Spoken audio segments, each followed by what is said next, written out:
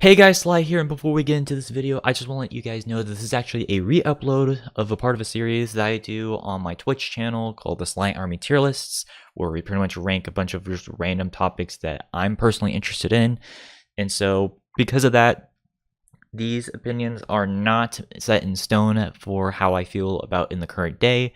And so if you guys want a more updated version of that, feel free to either check out the DeviantArt link down below or tune in on my Twitch that will also be in the description, or check out my Discord where I occasionally post some more updated versions of how I feel about certain topics. And so do keep that in mind. And also make sure to check out the description of the video itself for the timestamps for the particular topic that is presented here. But in any event, I hope you guys do at least enjoy. I recommend you guys listen to this as either like a podcast form or as just something to play in the background. But in any event, hope you guys at least enjoy. Show your bling and let me shine you.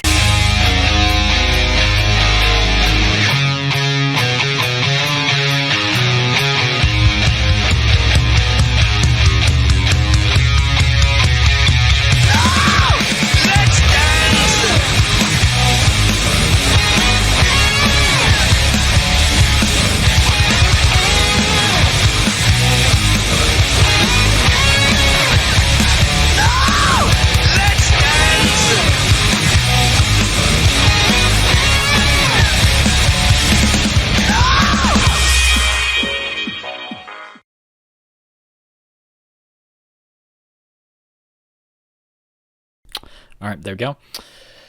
Hey guys, Sly here, and welcome back to the stream, and welcome back to take 2 for this particular tier list, because I know we tried doing this yesterday, but because of complications, ended up being a bit iffy. But either way, I'm here with Izzy again, so... Hello. Oh shoot, sorry, I keep forgetting to not click that. All right, but anyways, so yes, this is once again our return to the ultra awesome tier list series that we've been doing, or we were doing. We kind of stopped since April, which sucks, but it is what it is. But once again, I'm really excited to pretty much do this one.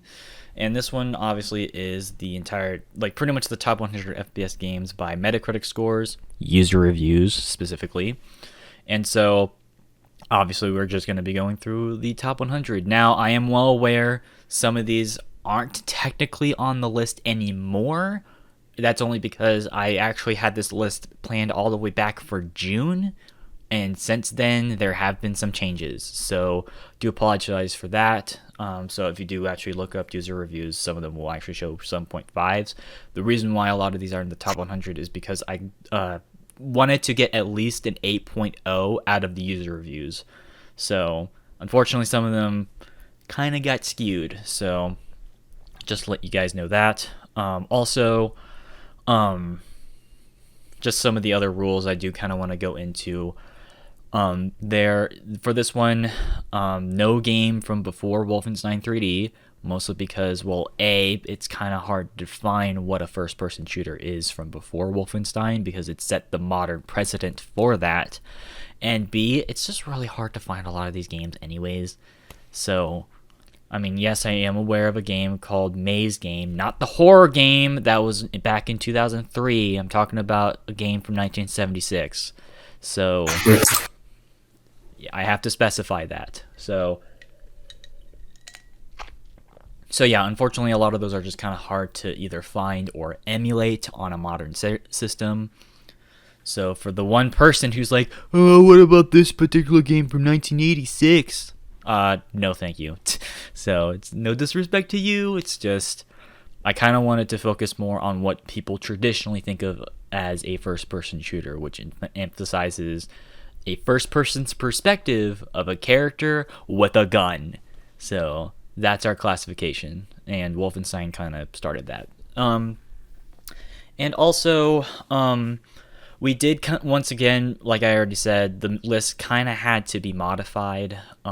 So we originally didn't want to have any licensed games on here, but there were just some that were way too influential for us to avoid, and so we're only gonna really limit this to like Dark Forces, Star Wars Dark Forces, GoldenEye 007, and Republic Commando, and Alien vs. Predator 1999. That's pretty much it in terms of like the licensed games. So it's to avoid like the 1,000 James Bond games that were made throughout the 2000s that we've never even heard of. And that's another thing.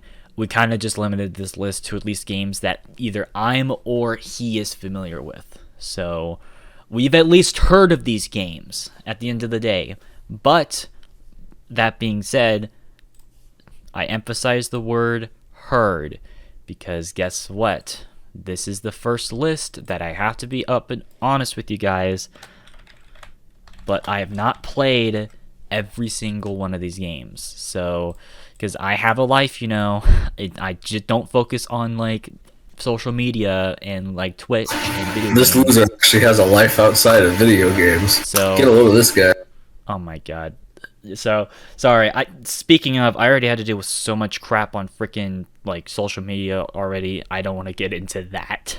That's a whole other thing. But like, man, I don't know. I'm just glad to get back into this because I like discussing stuff because it opens up conversation and expresses opinions that, you know, I certainly have. Some people may not agree with, but at the end of the day, we are who we are. We should not be little drones believing in every single little thing. Do we agree on that one at least? Oh yeah. So, but yeah, no. I guess just one of the last things that I will say before we get into this is that we do need to distinguish the differences between projectile and hit scan weapons, because I do feel like that does go into relevance later on when we talk about this, because it's a very important term. Long story short, hit scan weapons, if you look at the guy, you actually hit them. If you use a projectile weapon, it pretty much just brings up an object into the world, and you have to basically arc it to hit the enemy or whatever. So, because that's a very important distinction when it comes to talking about the mechanics of these types of games. Mm-hmm. So I just wanted to clarify that. So yeah, I think that's pretty much it in terms of the rules. Can you remember any others, or? No, I think you got them all. Okay, because sometimes I keep forgetting these. Usually, I will say this though. I usually do have it to where we get to choose which one we want to talk about first, but I want to do this in chronological order when the games were released, because it does play effect to my opinions on certain games. So I just want to specify that. But I think that's pretty much it. In any event, hopefully you guys do enjoy this. If you guys do, make sure to hit that follow button down below and turn on the bell icon so that you'll be notified exactly when I'm streaming. You can also check out the links down below as well, specifically the Discord and our SoundCloud. If you also want to on Twitch, you can hit that subscribe button. If you can't do that, that is fine. I'm just glad they took time to watch this. But if you do want an incentive, if we can reach up to 10 subscribers at some point, I'll be playing some Super Nintendo games. I'm really excited to showcase this. Please hit that subscribe button. But whatever. I know the economy sucks right now, so it's fine if people don't. But I think that's all I wanted to say before we get into this list. Is there anything else you want to say? Or no, let's get to it. Okay, so let's get right into the news.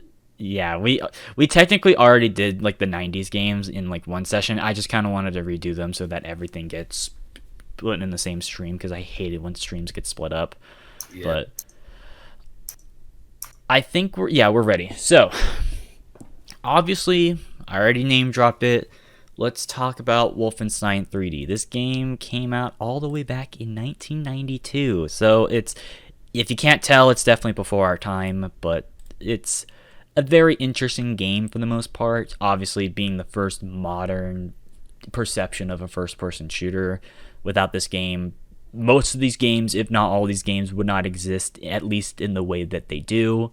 So you got to give credit where credit is due on that. Also, being one of the first games in the first-person shooter genre to actually have fluid animations and just a general feel for, being in an environment, and also being one of the earliest World War II games. That's something that gets kind of overlooked in general, even if the weapons are not World War II at all.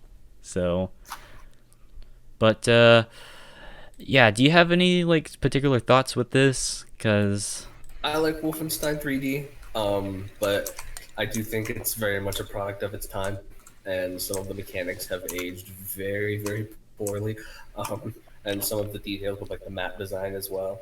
But I still respect it as kind of the OG of this whole genre. Without it, we wouldn't even be making this list. So. Mm-hmm.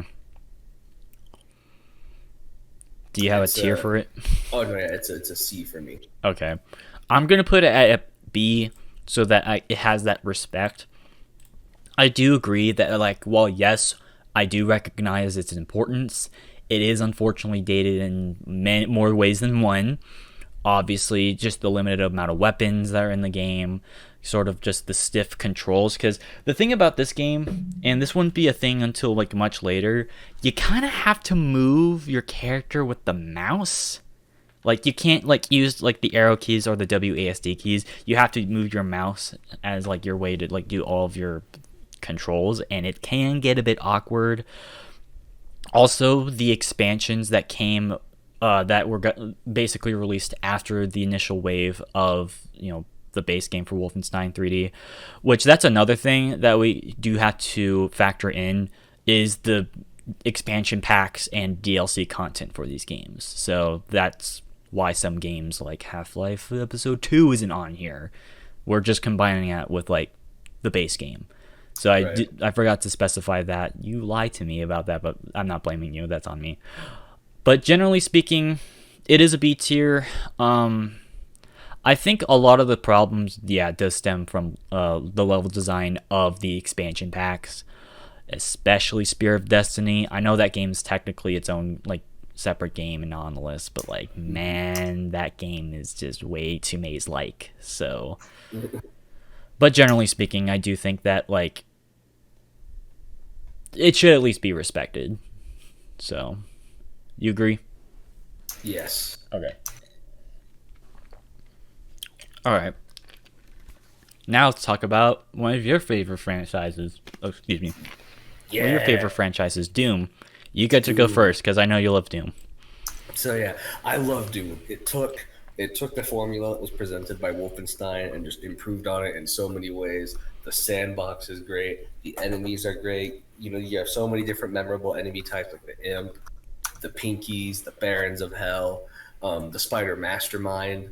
The level design is top notch. It's really fun, especially with a lot of the secret areas. Some of them are very cleverly placed, and I'm still only just recently finding out about some of them. But no, yeah, this one's gonna be my first S. Yeah, I agree. This one's definitely S tier. Oh shoot, I clicked on the thing. This is definitely S tier as well. Honestly, I was originally gonna do exactly what the score is for each game, but that's just gonna take too long, first of all, and second of all, with Metacritic is the website's being a bit trash right now, so unfortunately that's a bit iffy. But yes, I do agree. Doom deserves the 9.0 that it does have on Metacritic. I do remember that, and because it improved on what Wolfenstein was setting up on, and that was being able to not only just utilize the 3D environment, but also making sure that you've got more than just a stereotypical SS guard or whatever. You have your imps and your zombie soldiers, and you've got your pinkies, which they were just called demons in this game.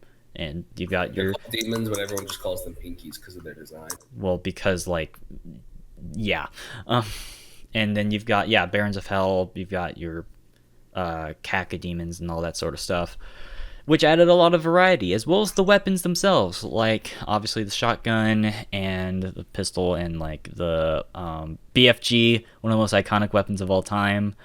And also being one of the earliest examples of online multiplayer. Yes, it's very primitive, but deathmatch multiplayer did originate with Doom, which is something that a lot of people don't talk about. So it's hard to set up, but you can technically play Doom online.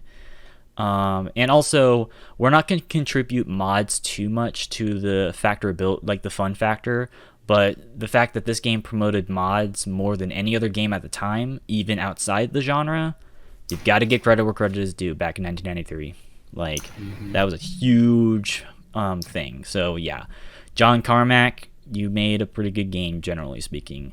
That being said, I will admit this though, it kind of spawned in the Doom clone genre that would last for another decade, but you know, that's fine because there's a lot of Doom clones that are still pretty fun to play. I think we can both agree on that one. So, and once again, in terms of like Doom style of games that are in this sort of 2D sprite style, I think Doom is still the one that holds up the best, ironically enough, like Doom 1. So, but yeah, do you have anything else to say? I know we're sort of like going through this one a little bit faster. It's just, we already talked about this a little bit. It's just, yeah. Yeah. But no, I've pretty much said my piece. All right. So yeah, obviously Doom helped set the standard for FPS games even higher than Wolfenstein. And we would see another game that tried to challenge it, and in some areas it did succeed, but I don't think it necessarily succeeded in every single way. And this game is known as System Shock. So, do you have any opinions on this? I have never actually played System Shock. Oh, that's right. You told me that. Yeah. So, I've played it.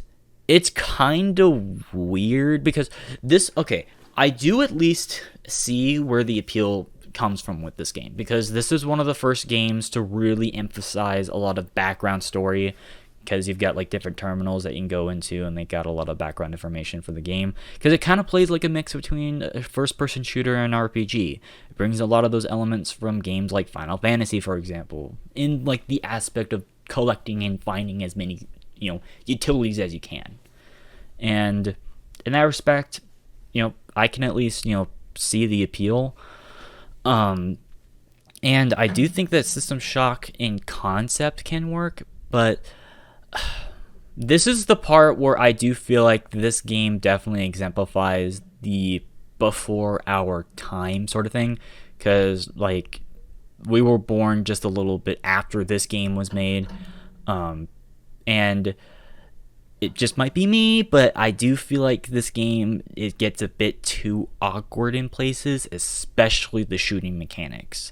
I already mentioned to you this, you know, before, but the shooting mechanic is based off of a random chance system that we would see later on in some of the early Elder Scrolls games. And because of that, I really don't like that, especially when it comes to fighting a lot of the zombie-based enemies. It still ironically does play very similarly to like Doom, but just in a bit slower pace. But it's just, it adds that random chance of being able to hit someone, and I don't necessarily like that. So for me, I'm gonna put this in like a mid to high C, only just because of just the fact that it just may not be for me personally, if I'm just going to be completely honest. I will admit, though, the Enhanced Edition does fix some of those issues. So, which we're not contributing remasters or remakes into this. That's another thing I forgot to specify even before. I'm not contributing remasters, because that's not fair to the original product. The original product is kind of, So, alright, so yeah, no, this was back in 1994, still establishing the genre as we know it. But Doom quickly got a sequel later on that year, and it's Doom 2 Hell on Earth. So, Yeah. you want to talk about this first? Yeah. So Doom 2, I still love this game to death. However, I do think there are aspects of it that make it kind of an inferior game to the first one. Mhm. We'll start with the positives. There were some really cool new enemy types that were added, like the Archvile, the Icon of Sin, who has objectively the coolest name for a final boss ever. You can't argue with me on that. And Hell Knights. And Hell Knights. You got the super shotgun, and then as far as the negatives go, the level design is very questionable in a lot of areas, and I don't know. It really just kind of felt. It didn't really feel like it expanded very much on the original game, aside from the new weapons and the new enemy types. Mhm. It really just felt like a kind of like a glitzier version of the original game, or not even just glitzier. I don't even know what the word I'm searching for is, but you get what I'm saying. Just, I get what you're saying. It took I think this is an example of a game that took 2 steps forward, 2 steps back, because there's some really good ideas in this. Obviously, the super shotgun, granted, it is kind of a weird way to solve a problem with, the new enemy types, because they introduced the super shotgun as a way to have, increased damage. But the thing is that you already had power ups like invulnerability and increased damage, because that's what was in the original Doom, and they've obviously just expanded on that in Doom 2. I'm not saying the super shotgun is bad by any means. It's still an awesome weapon. I just feel like it's like just an artificial way to kind of like it's a temporary fix at the end of the day. It doesn't fully fix a lot of the problems, especially when it comes to like the level design, because I do agree the level design, especially on the city missions, oh my god, that gets way too confusing. Like, even for like in comparison to the first Doom, because the first Doom, it's completely fine. I think I only needed to use like a guide once, which, by the way, we forgot to mention this. Doom did have a mini map, and it worked in that game. Didn't really work with Doom 2 because of just the skyscrapers and stuff. I felt like it just got confusing there. And I do feel like it didn't really expand enough. It does feel more like just a separate expansion pack to what Doom 1 was already offering. It's not necessarily a bad thing, though, because it does offer that same sort of combat. I just think that it is inferior. For me, however, and this is a hot take, I think that this is probably the worst mainline Doom game, mostly because it didn't really do anything new, and even the things that did do things new in a good way, it's just not enough. Even the Icon of Sin is kind of a lame boss fight, even for 90s standards, and trust me, like 90s bosses there were some cool ones, but in terms of the Icon of Sin, it's just a face on a wall, even though John Carmack's head is behind it, which is a cool Easter egg. But yeah, spoilers, by the way, for a lot of these games. But yeah, no, for me, sorry if I'm rambling, it's just, for me, this one's a B. It's the same feeling I have when playing Wolfenstein. So Same for me, definitely a B. So,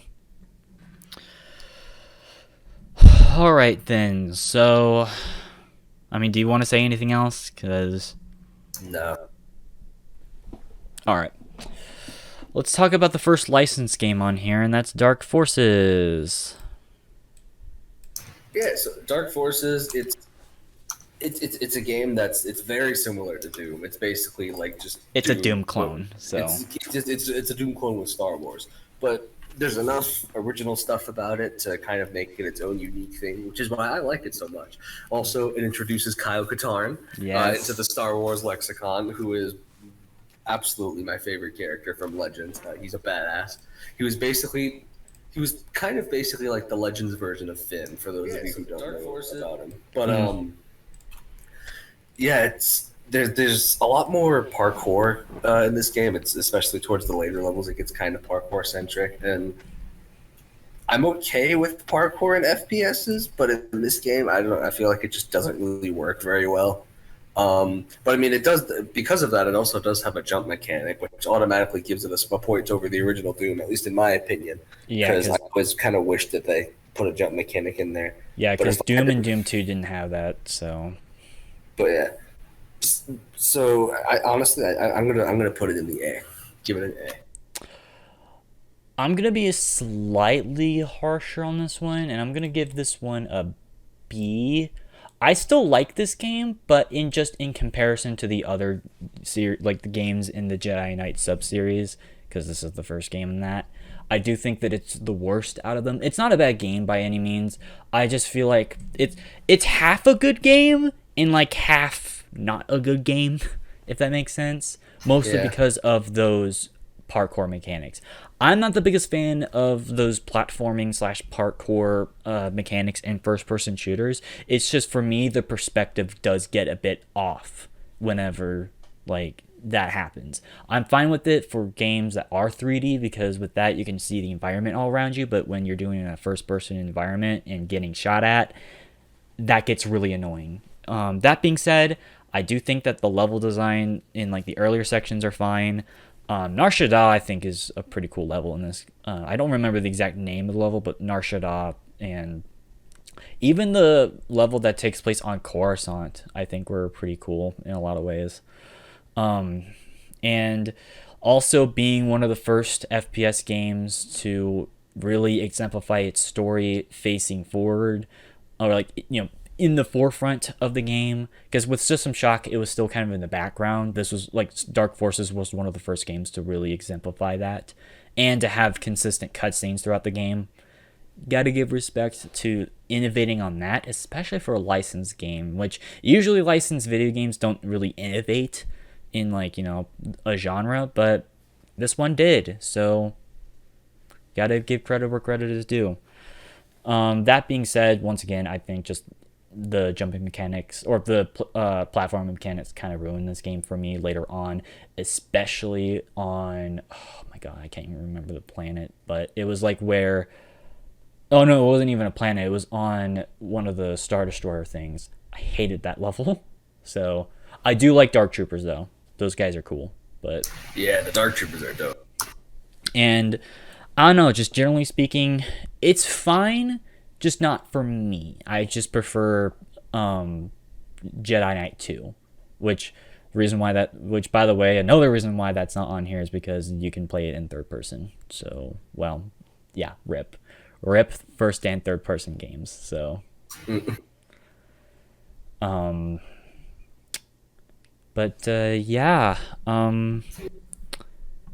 want to talk about Marathon 2? Wish Marathon 1 was on here, but I haven't actually played marathons. Yeah. So yeah, this, I don't know if you've heard of this little indie company. They're called Bungie. They made this pretty obscure game called Halo. For those who, I know it's not a big game, but it's a pretty interesting little sci-fi adventure.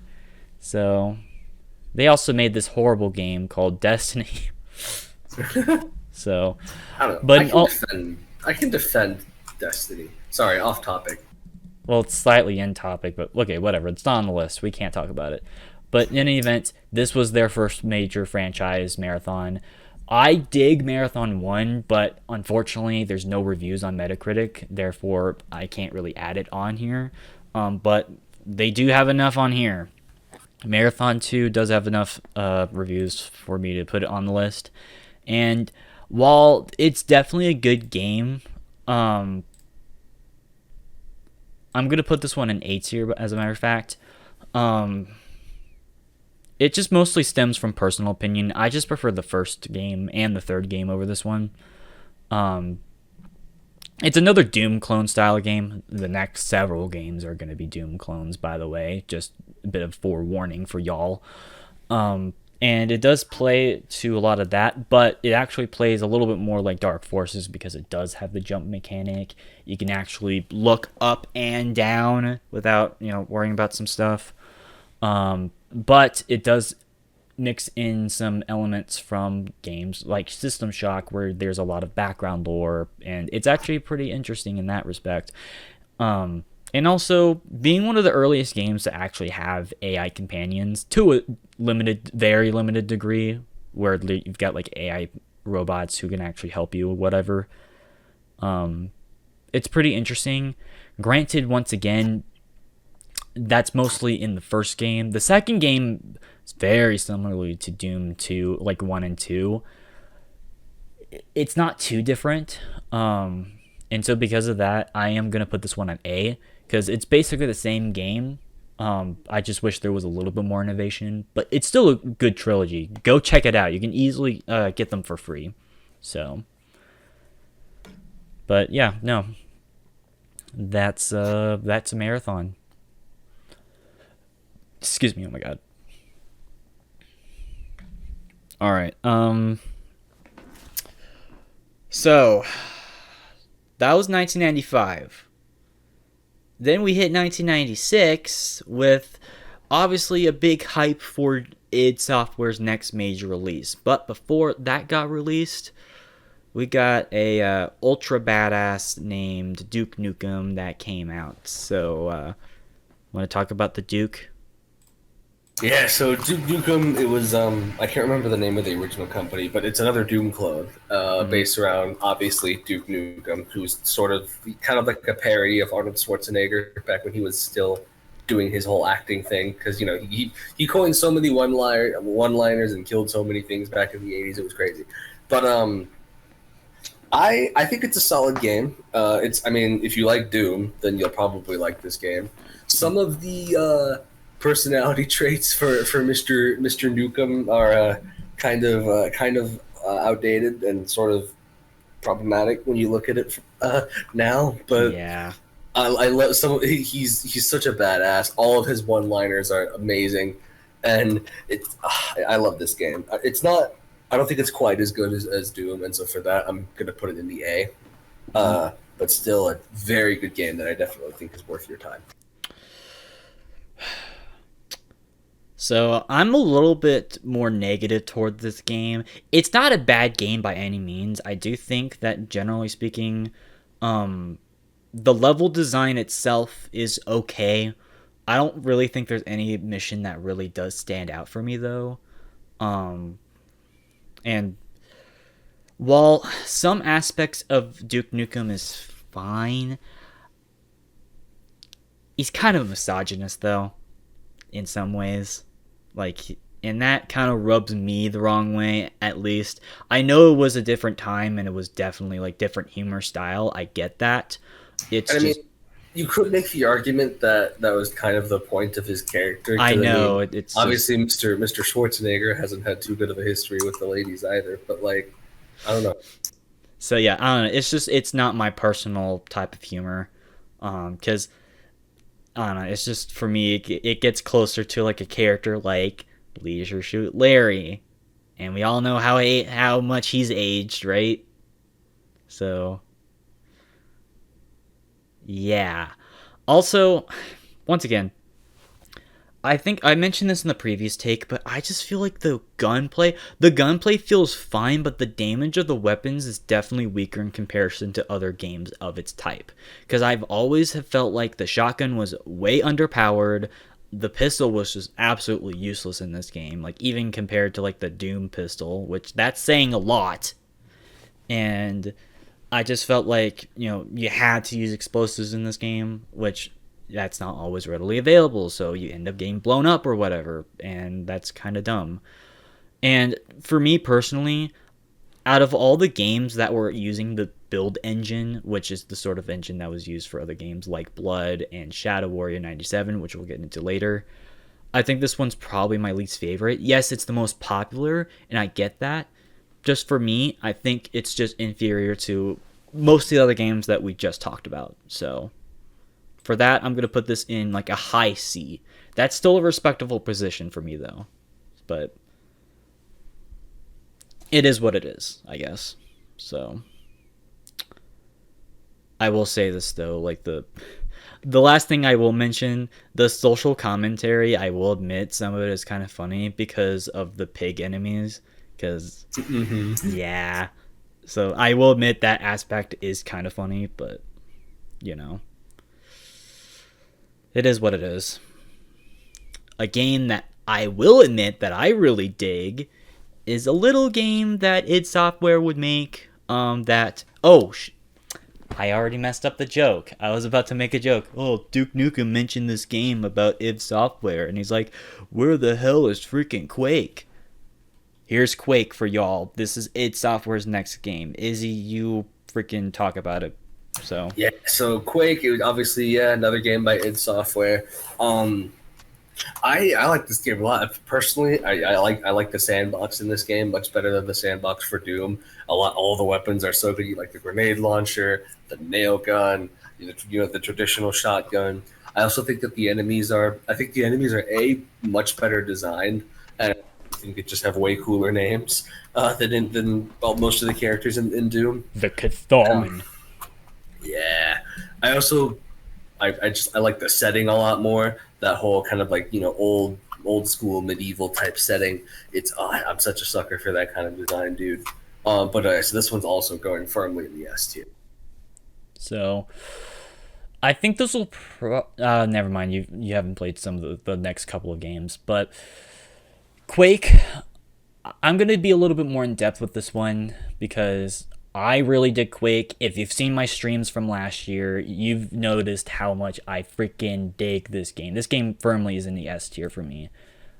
This is an explicit stream, so I can do this. I fucking love the controls in this game. And I just love, like you said, guns like the nail gun and the super nail gun, and the grenade launcher, rocket launcher. Like, it's basically just Doom, but not only in 3D, but even exceeding in a lot of the things that I even complained about Doom being, kind of stuck to the ground or like, not being able to jump. This improves and all that sort of stuff. And even the enemy designs and the enemy behavior heavily improved in this game. Let's just be real here, because a lot of the even though I like Doom, a lot of the enemies are kind of static in the game. Like they don't really change like tactics all that much. Whereas in Quake, they will change their tactics on a dime. And you got to give credit for whoever improved the AI with this game for Quake, going from Doom to Quake. I mean, and honestly, just like you said, the setting is really cool because it has like that medieval Cthulhu Warhammer 40k style of setting that I dig. Maybe not that last example, but it does kind of bring some of those themes to the table. And just generally speaking, I think the whole idea of taking down an ancient demonic god at the end, Shub, I don't want to say the last name because I don't want to get stricken down because whatever.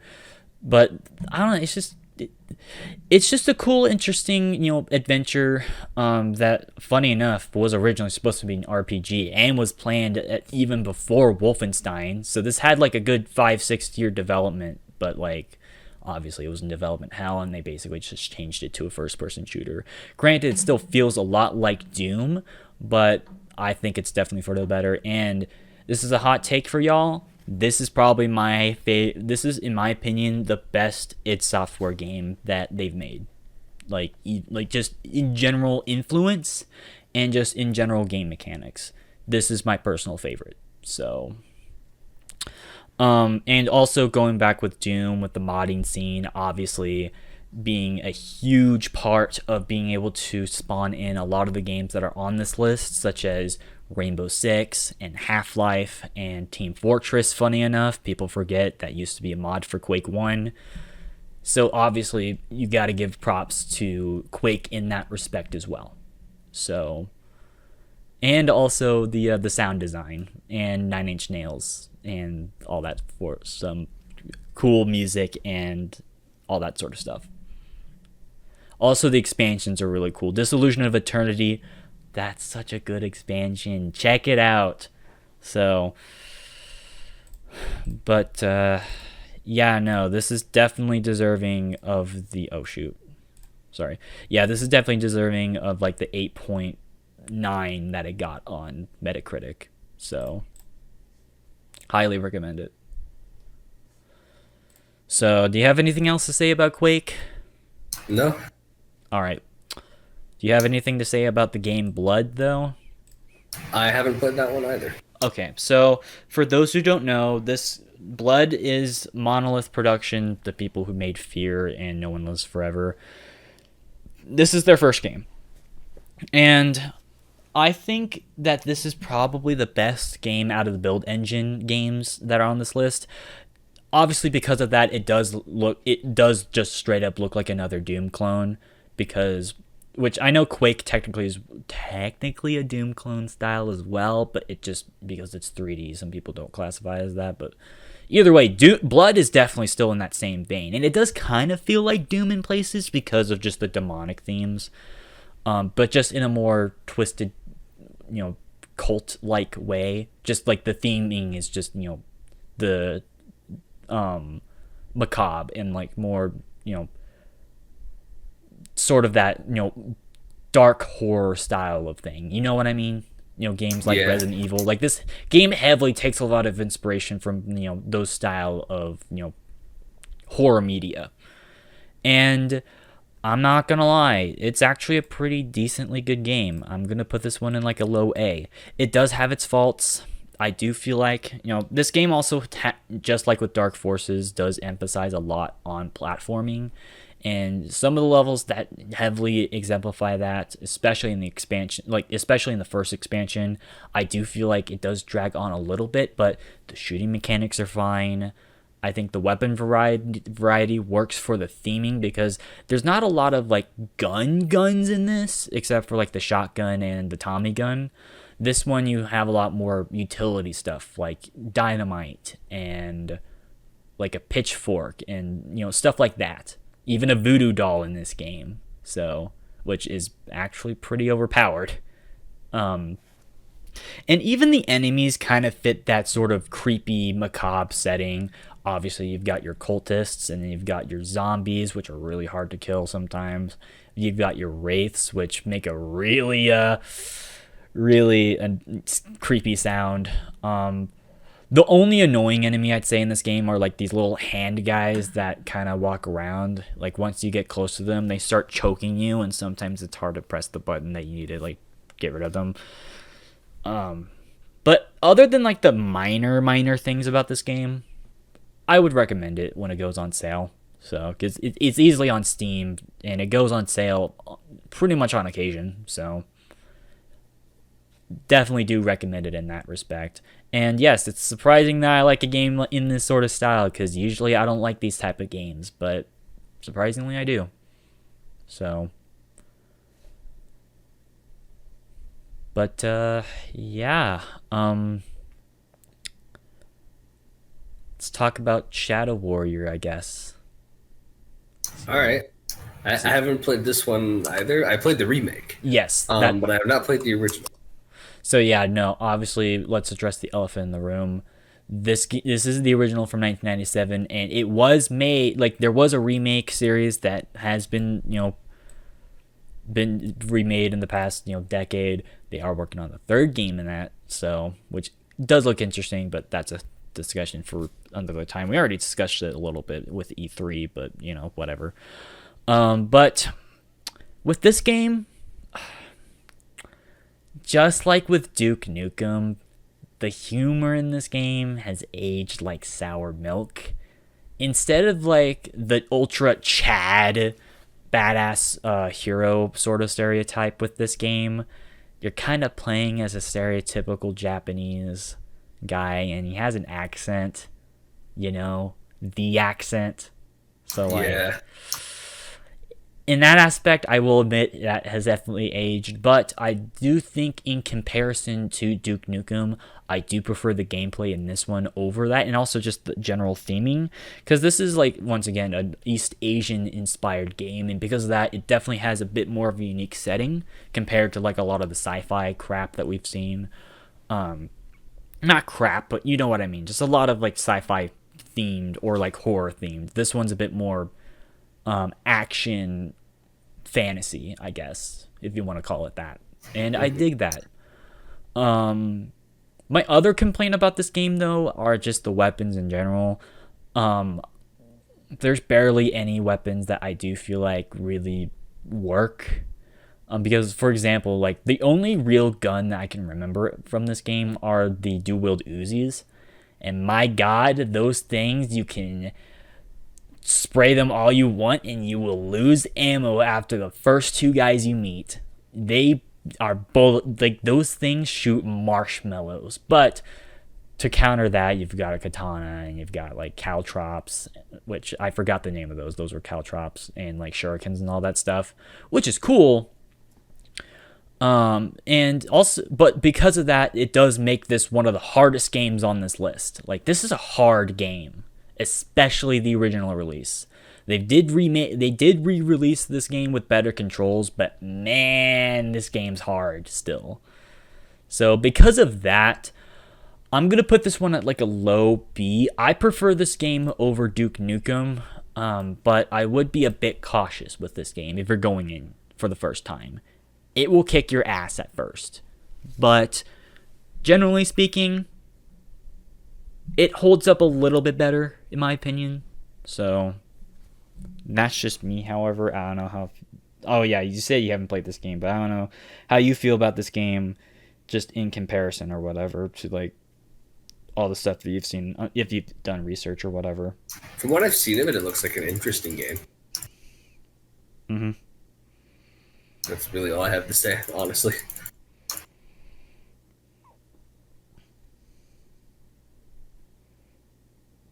Sorry, I'm just getting messages. Sorry, I've been getting messages all day, so like. Yeah, it's all good. All right. All right. Well, here comes our first truly controversial opinion. GoldenEye 007 on the N64. Yeah, so I think this game, I think parts of it are still hold up decently well, and I respect it for also just being a hugely influential game in the genre. But overall, I don't think it's great, or like nearly as great as a lot of people really say it is. This one's going in C for me. Did you say C? Yeah. Should I put it on the tier before I explain why? Yeah, do it. All right. This is going to be my first F tier cuz like I'm not going to lie, I'm not the biggest fan of the N64. Just like cuz that's what the system that this game's original system was. It was on the N64. I don't like the N64, mostly because of the controller. Because imagine, like, for those who have not seen the N64 controller, imagine the PlayStation 1. We'll just say this is a PlayStation 1 controller, just for the sake of an example. Imagine an original PlayStation 1 controller without the analogs, except this stupid stupid plastic piece that sticks out like a sore thumb with the analog on there. And then rearrange the buttons to be either bigger or smaller, and you have to have it and you have to use the controller depending on whatever game you need, in like either this fashion or this fashion or this fashion, with the stupid thing in the middle so your freaking thumb gets caught in that. That's an annoying thing for me personally. Obviously, that's not necessarily just about the this game, because that's not that's not like the full factor. But basically what I'm saying is that because the controller, in my opinion, is just not as good as people make it out to be, this game controls like ass. I hate the way that this game controls, especially just going from PC to console, which I know that may not be the fairest comparison because PC controls are completely different from console in a lot of ways. But like the Super Nintendo controller was way better. And this came out in 1990. Obviously not the Super Nintendo Classic, but the controller itself came out that year. And it felt way better. And it didn't even have an analog stick on it. N64 controller kind of sucks in that regard. And not only that, but also, here's the thing. I get that at the time, there weren't a lot of console shooters. Because, this was the age before Halo and Call of Duty were reigning in the market. I get that. But even Doom and Quake had ports on other systems at the time that were just frankly better. A lot of people praise the PlayStation 1 version of Doom for being the closest to the original release. Obviously without sound, but generally speaking, people say that that game's pretty good, or that version of Doom is pretty good. And I can't necessarily say anything involving like that, but like, I don't know, I just hate the controls in this game. And also the AI is dumb as hell, and just I don't know. It's kind of hard for me to describe without really just showcasing it. I unfortunately don't have an N64. I played this back whenever I was at my cousin's house like years ago, and my god, this was just not this ain't it, Chief. This was not it for me personally. And once again, I don't want to hate this because a lot of people like this game. There's still a huge dedicated fan base who still defends this game.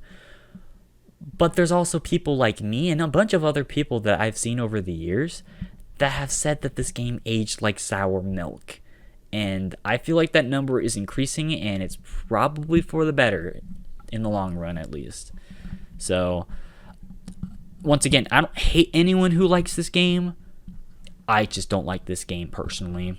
But unfortunately, I think the main reason why this was popular was because it was made by Rare before the reputation got ruined. So that's partially why this even got the attention that it did. But generally speaking, I don't think this game holds up, especially in comparison to other games made by Rareware. I think we can at least agree on that front, that this is just one of Rareware's worst outputs back in the 90s. So, can we at least agree on that? Oh, yeah. So, oh, well, this is like before your time or whatever. Bitch, I played the PlayStation fucking 1. And the PlayStation, I played the fucking PlayStation 1. I grew up in that generation. Obviously, I don't have it anymore because it broke. But, come on, man. There's better games from the late 90s. But whatever. I'm not getting into that debate. Let's move on to the next game, which is Quake 2. So, this game kind of has the opposite feelings that I have about, in comparison to GoldenEye. This game gets a lot of crap from a ton of people. I don't think it's necessarily warranted, though.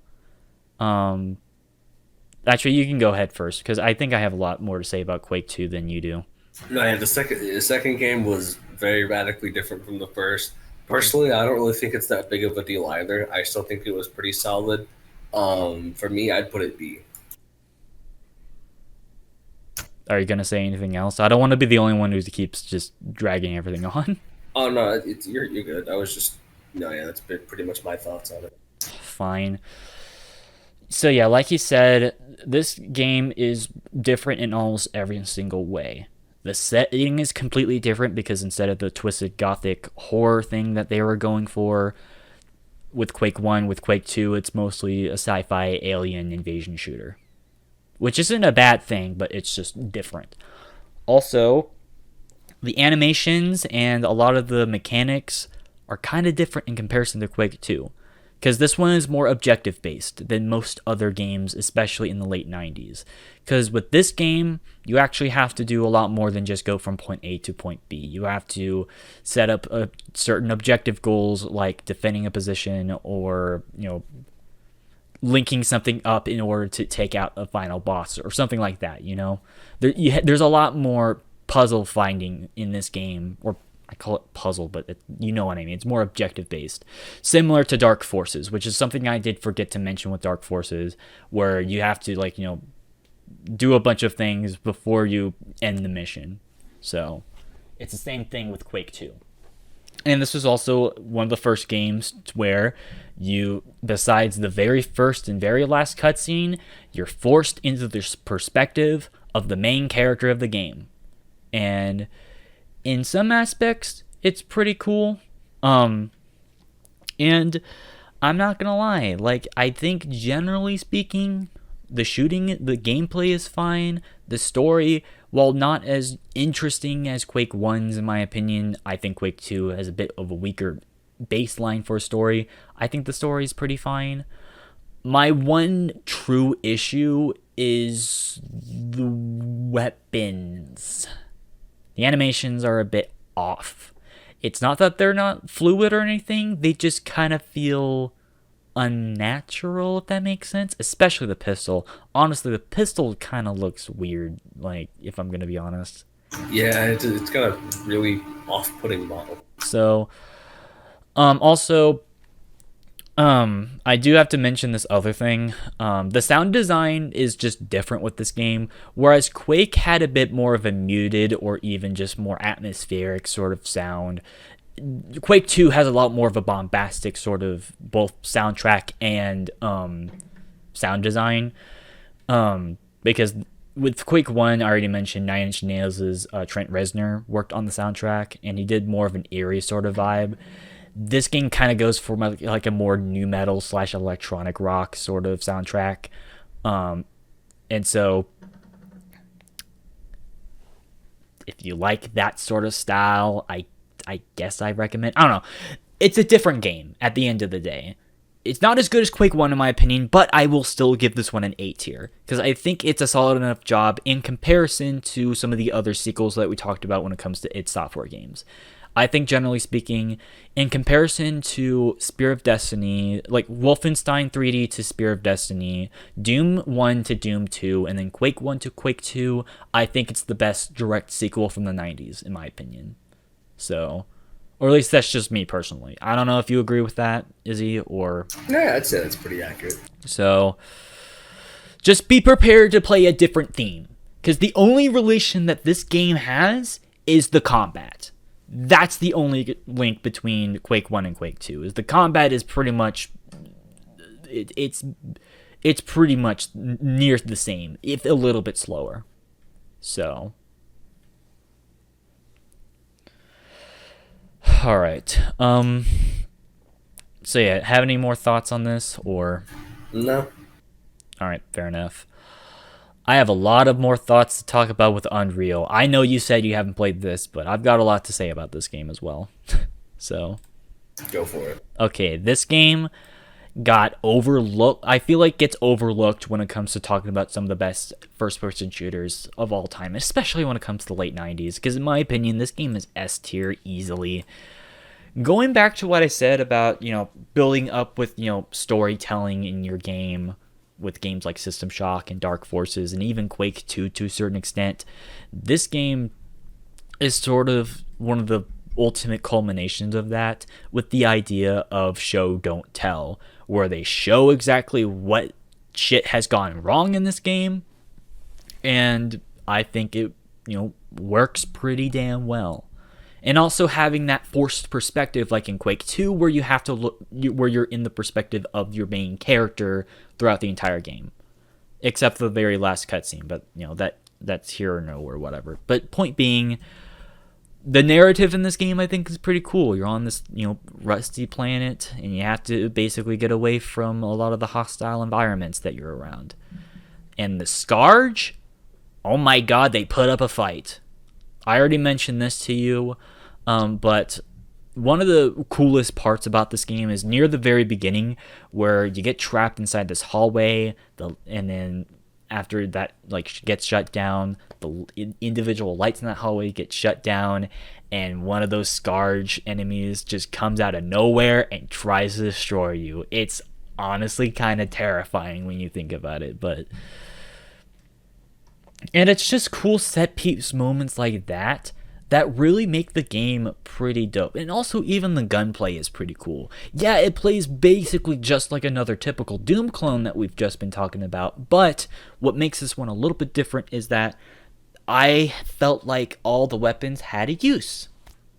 So even like the little pistol, I felt like there were more uses compared to other Doom clones. And because of that, it's cool. Also, I forgot to mention this in the previous take, but the way that you get health in this game is actually pretty creative. because we basically have to find a bunch of seeds that are around the entire planet, and you actually have to plant those seeds and wait for the seeds to grow in order to basically get like these like health plants. And the more that you let it grow, the more health that you're able to get from the fruit. I think that's a pretty creative way to get health, personally. So, but I don't know. I can go on and on about this game with like, how the graphics look like it's from like the mid to late PS2 era, which is pretty, cool, especially in comparison to Quake 1 and 2. That's pretty impressive. I can talk about how the environments and just how open the game is in terms of like walking around is pretty dope. I can also just mention, the useful interactions between the different NPCs that you get to interact with so they can get more abilities and stuff like that. Like, I can go on and on. Not to mention spawning in the multiplayer scene, which obviously would set the seeds for the Unreal Tournament sub-franchise. But generally speaking, I think this game holds up even to this day, especially in comparison to many games from the late 90s, especially from 1998. So, and also the expansion is pretty good too. So, but yeah,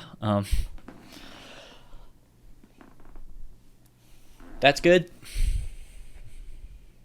Hey, that's pretty good. So, I feel like I've been doing all the talking though. Yeah, well, like, I'm not being mean about it. It's just, this pacer test is a multi-state. Oh my god. You're really doing that meme. Why are you obsessed with that meme? I don't get it. You said it the other day, too. I don't know. That's just become my default response to people saying that stuff. Whatever. Actually, I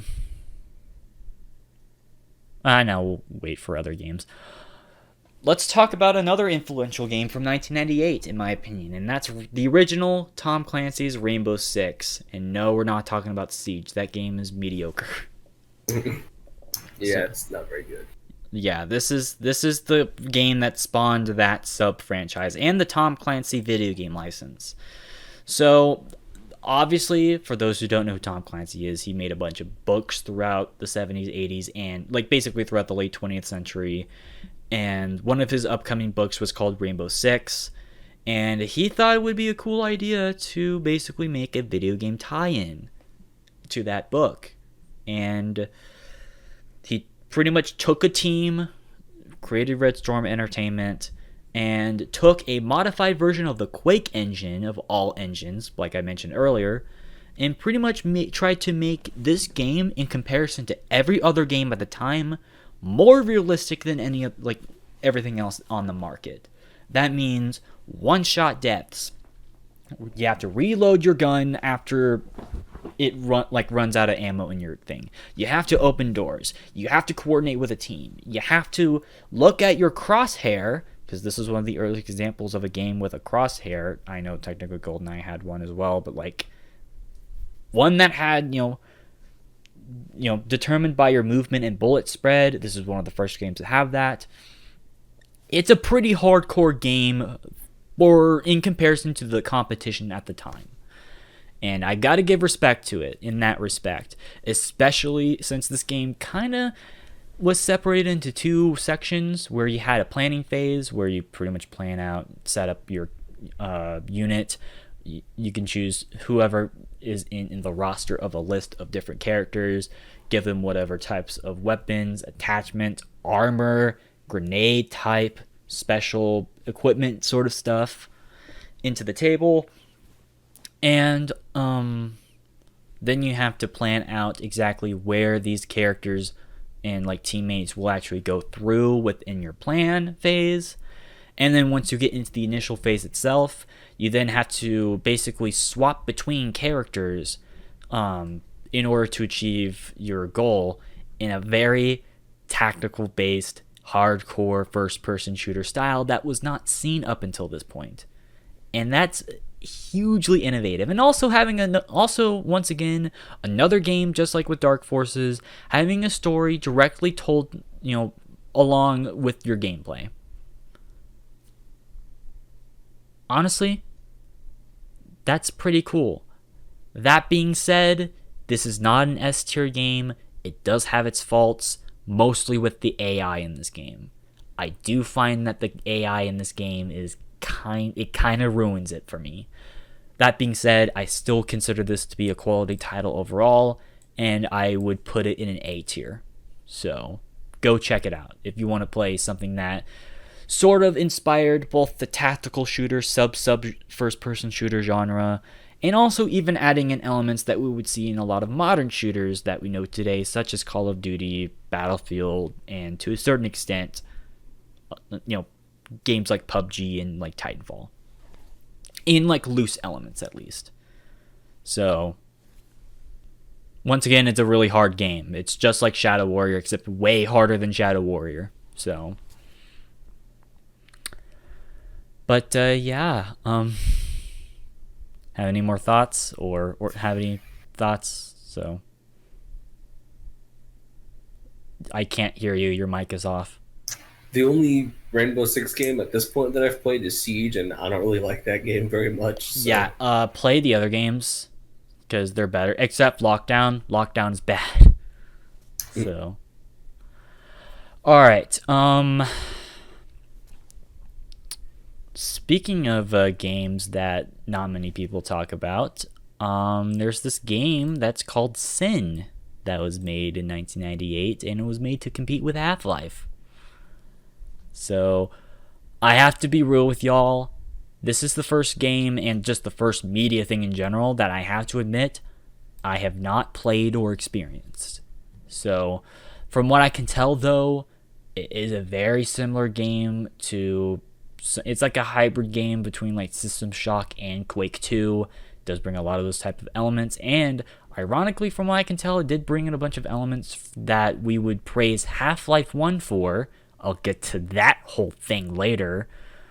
But once again, I can't give an opinion because I've not played the game. Although I do like the ending cutscene where I don't know, it's just really, it's unintentionally funny to me. Because the guy is like, showed that to someone who cares, witch. Like, it's pretty funny. I recommend, Izzy, if you have time, look up Sin ending cutscene. It's really funny. All right. So, and I'm pretty sure you haven't played this game either. So, no. Because this was a pretty decently popular game in the late 90s, like 1998. So, that's why this is on the list. It's just we haven't played it, so... I'm sorry. I'm sorry we failed as human beings for not playing obviously the best game from that year. So. Alright. Next game. Delta Force. This is another tactical shooter. Yeah. This game I actually have played. Mm-hmm. And shocked. And I'm not the hugest fan. I am kind of biased because I'm not a huge fan of tactical shooters just in general. But I mean, I don't know. I have some problems with the shooting mechanics in this game. The weapon skins are kind of questionable. Some of them are. In fact, I'd say that they're probably objectively the ugliest fucking things I've ever seen. That's hyperbole, obviously, but for me, this one's going in C. Yeah, I'm not gonna lie. Like, the guns in this game literally look like they're just photoshopped cutouts. Yeah, that were taken from the best description I think of for it. Yeah, like they're literally like that. I will admit is pretty bad. That being said, I don't want to hate this game because the gameplay itself for me actually plays fine. You know, like, and here's the thing that's really cool about this game. I already mentioned how Unreal tried to expand itself in terms of its open environments, right? Like, right? This game takes it even further by making the entire levels that you need to tackle an objective pretty much an open playing field. So you can go from, like, you know, let's say half a mile from, like, one point to the other on a map. Which I will admit, it's pretty impressive, especially for a game from this time period. And, just like with Rainbow Six, The weapons are a bit more accurate and a bit more realistic in comparison to other shooters at the time, because you have to reload and you got to make sure that your shots actually count. You even have to like zoom into like a crosshair thing, which admittedly it does kind of look weird on snipers, but so generally speaking, because this game sort of predates games like Arma and Operation Flashpoint, hell, even Battlefield to a certain extent, I don't want to hate it. That being said, you can tell this is definitely made by a smaller team, especially when you compare it to other games at the time that did have a budget. This one just doesn't feel like it really had too much of a budget. But generally speaking, I don't want to hate this game, and because of that, I'm going to give this one like a B.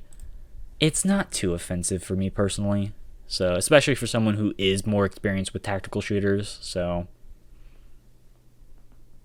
it is what it is. So but oh god, I already ranted about this in the first take. You want to talk about this game first?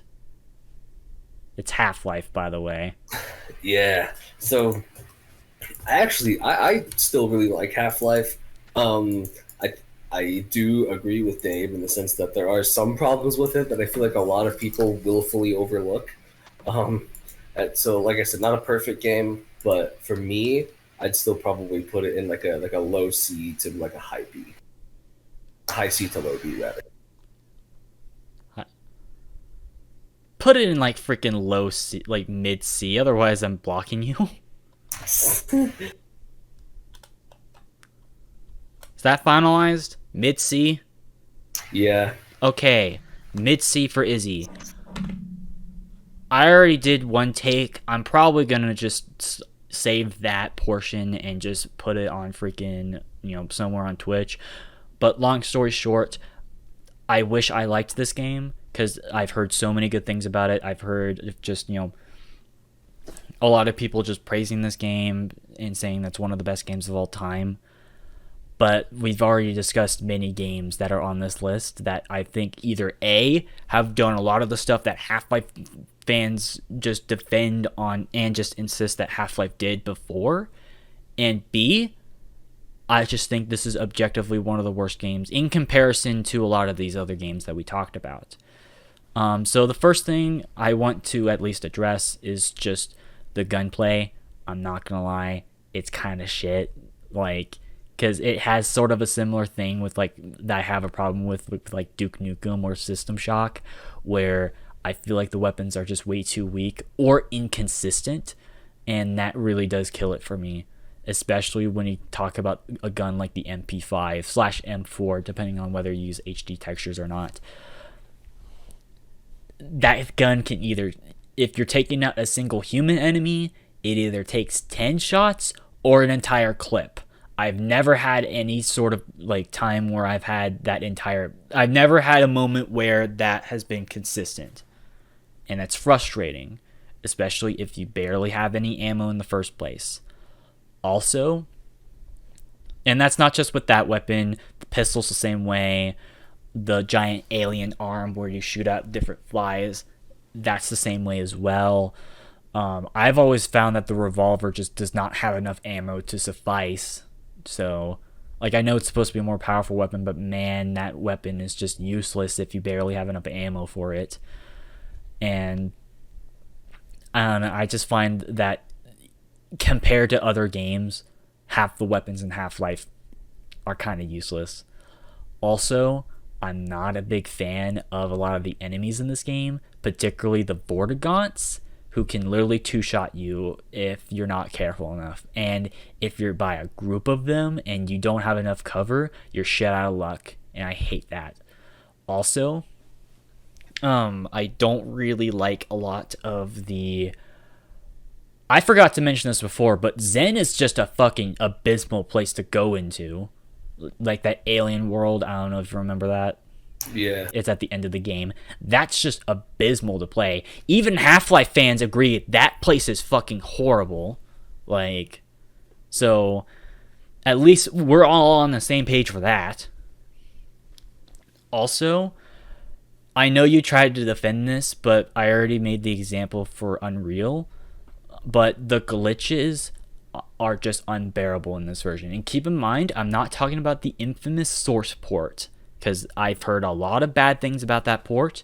I did not play that port. I played the original 1998 release that was released on Steam, and it still had way too many glitches for its own good, including crashes where I've picked up the wall mines.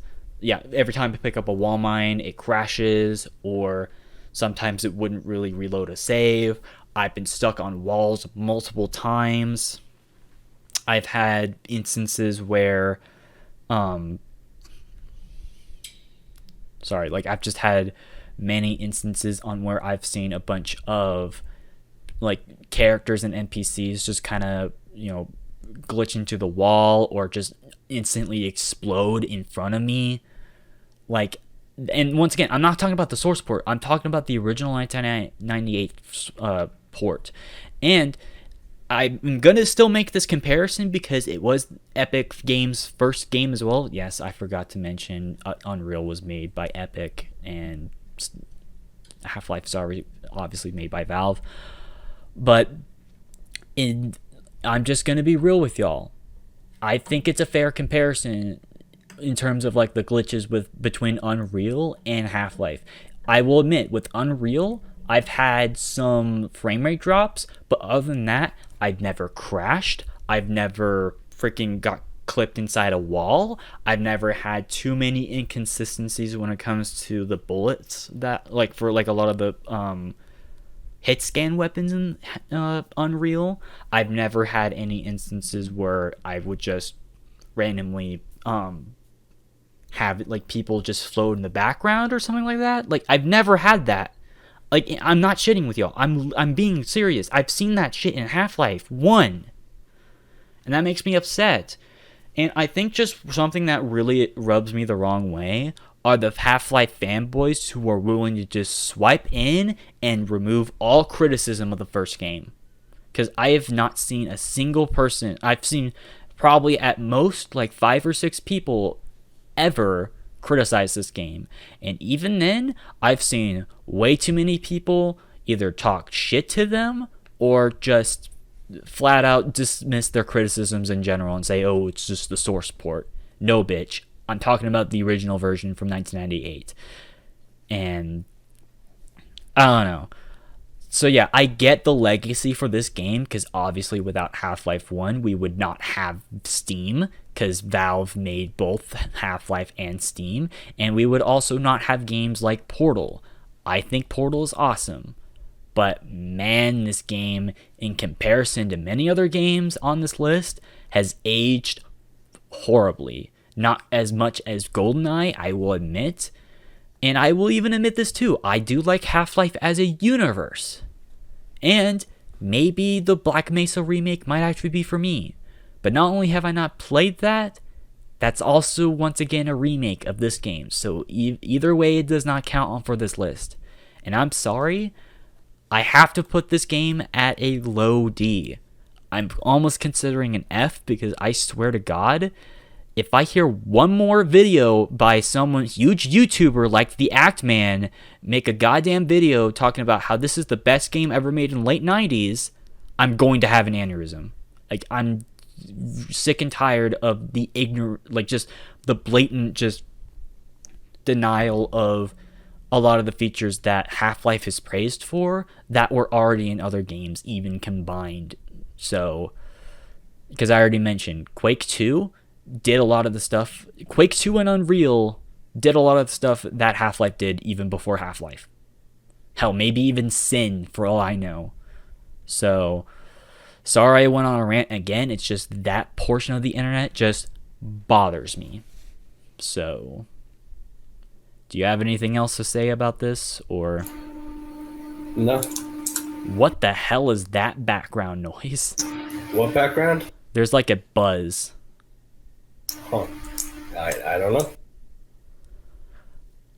Whatever. I need to get a drink, so I'll be right back. If you want to talk about dumb shit, I don't care. I just need to freaking, like... Oh, yeah.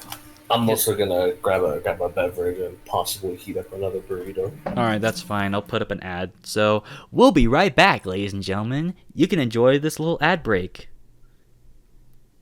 If I can get it to work. But yeah, no, I'm sorry. If you like Half-Life, that's fine. It's just for me, I've already played through the game 3 times. How many times do I have to play it before I see what's good about it? So, and also at the end of the day, it's just my opinion. At the end of the day, it doesn't matter to people who absolutely love the game. So, alright, either way, I'll be right back. I just need to get a drink because my throat is freaking hurting. So, be right back. Alright, here we go.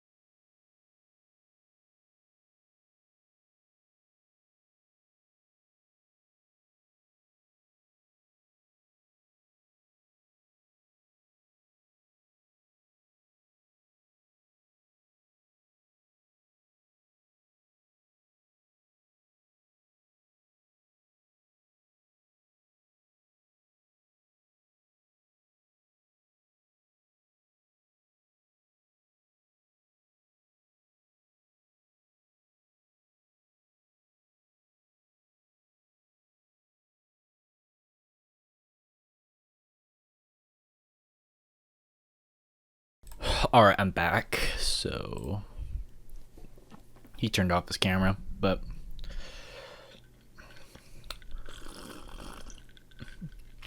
Welcome back. oh, sweet. Alright, yeah, I just needed to get a drink because once again, I've been the one who's been doing like 80% of the talking. So, it's not your fault because you haven't played all these, but I know.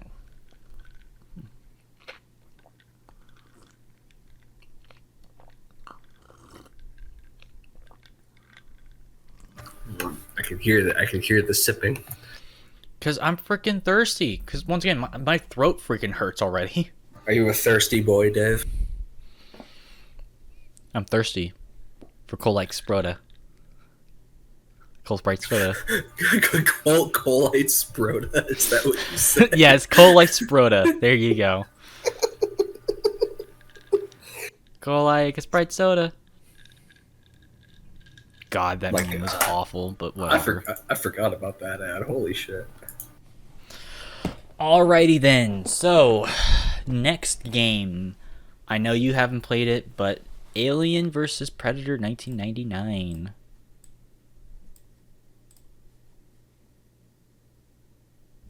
You're not going to say anything? Oh, I mean, I haven't played it, so I figured you were just going to talk about it. Alright, fair enough.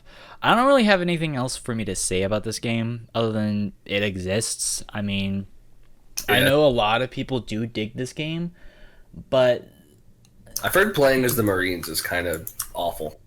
Yeah, that's the portion that is kind of... Okay, playing as, like, the aliens, or the xenomorphs or whatever, they're fine. Like, as a matter of fact, there's some cool things that you can do, like going on this alien and stuff like that. That's cool, but we're not really ranking that because that's not... I don't know.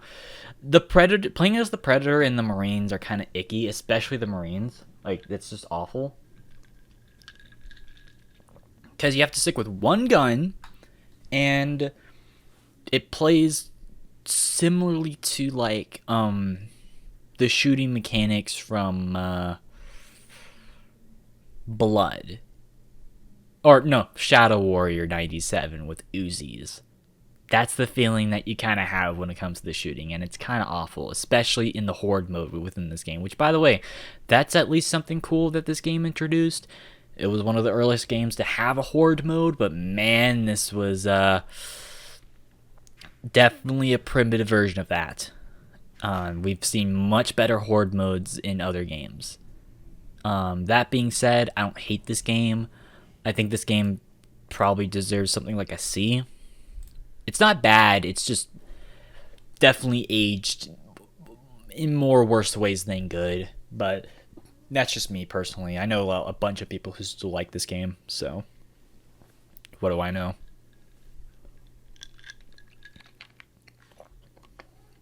All right. Oh, shoot. All right. Next game. Team Fortress Classic, the standalone re-release of the mod as a game. Yeah. So I have played this game, but it was like a really long time ago, so I don't remember too much about it. But I mean, I remember having a lot of fun in the few matches that I did play.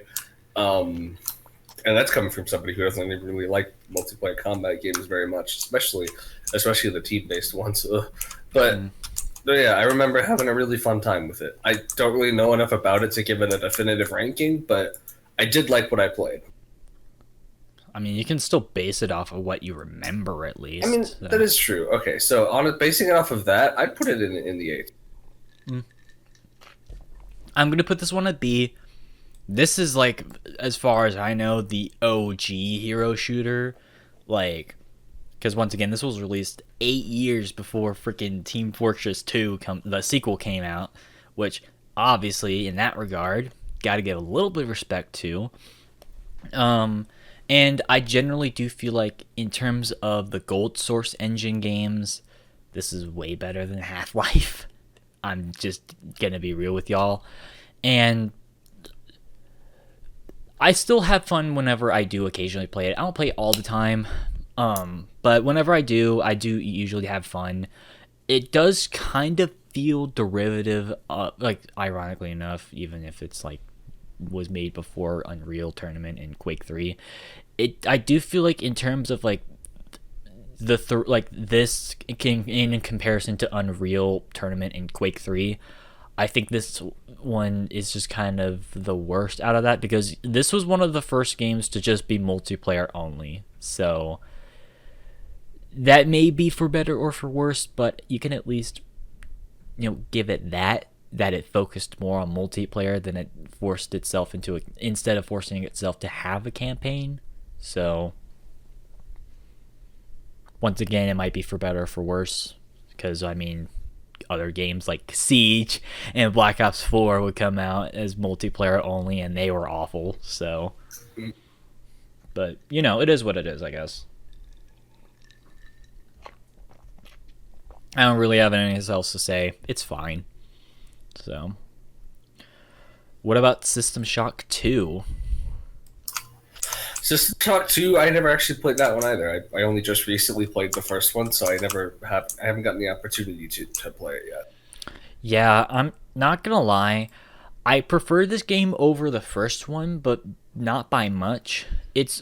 Once again, it's gonna be a C for me, but it's still like a high C, whereas System Shock 1's like a mid C. This one's definitely a high C. It's just not for me personally, because I just find it to be just a little bit too complicated in some areas, but not for the right reasons.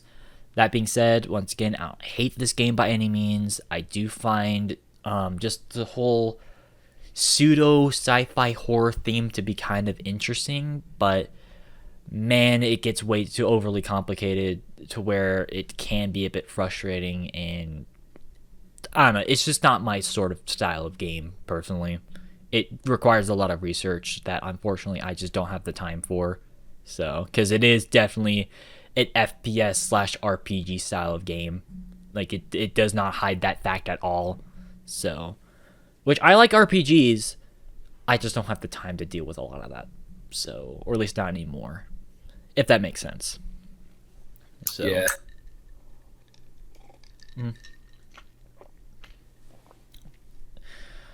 All right, going back to overly complicated games, Rainbow Six Rogue Spear. This is the sequel to the original Rainbow Six. So, and yeah, you haven't played it, so I'll just continue talking about it. This game's not bad. I do I actually do like the ability that this game. I do like how this has actually 3 separate expansions that you can play through, plus the ability to create your own custom content for this game, because the first game didn't allow for that to happen. It only had 1 expansion, and that was it. That being said, I don't think enough has really been changed, other than improving the AI and the UI and being able to plan your phases while looking at 3D model during the planning phase so that you can actually do your action phase. I don't think that's enough improvement, and because of that, I'm going to give this game a high B, mid to high B. I think the story is a little bit more interesting in this one because you get to deal with the Russian mafia and all that stuff. Talk about some espionage in a post-Soviet Russia, which I find interesting. But once again, I just think they could have done way better in terms of the innovation department. So, but that's just me personally. It's a good game, but not as... Ironically, I think the sequel to this is better, but we'll get to that later. But it is what it is. Alright, Medal of Honor, the original. So, apparently you played this, which that kind of surprises me if I'm going to be honest. No, I went and I played it because originally the only Medal of Honor game I had played was European Assault. But then we had started talking about them on the streams, and so I was like, okay, I got to go back and at least play one of these. So I played the first one, and I mean, it's okay. It really is just kind of a Diet Duty. There are some good aspects. Did you just to call it a Diet Call of Duty? I mean, that's kind of what it is. No, it's not. Respect your elders. Medal of Honor spawned Call of Duty. I'll spawn you. How are you gonna spawn me? I'm already existing. You don't question it. But no, yeah, for me, I'd probably put it in like a high C. That's fair, because this game has some weird controls, admittedly, and that can be a turnoff. But the difference between GoldenEye and this game is at least the controls with this do not strain my hands because it's on the PlayStation 1, and in my opinion, I think this is just the perfect controller, in my opinion. Just the way that the buttons are laid out, not to mention it's basically just a Super Nintendo. It's funny enough, it's a Super. Side note, I find the DualShock to be a perfect controller because it's just a derivative of the Super Nintendo controller, but with the expanded ability of like being able to rest your hands a bit more natural. So, but the reason why I mention that is because this is a PlayStation 1 exclusive game, and because of that, it sort of just uses a lot of the same things. Like, it uses like a lot of the same control mechanics that you would see in later games on the PS2.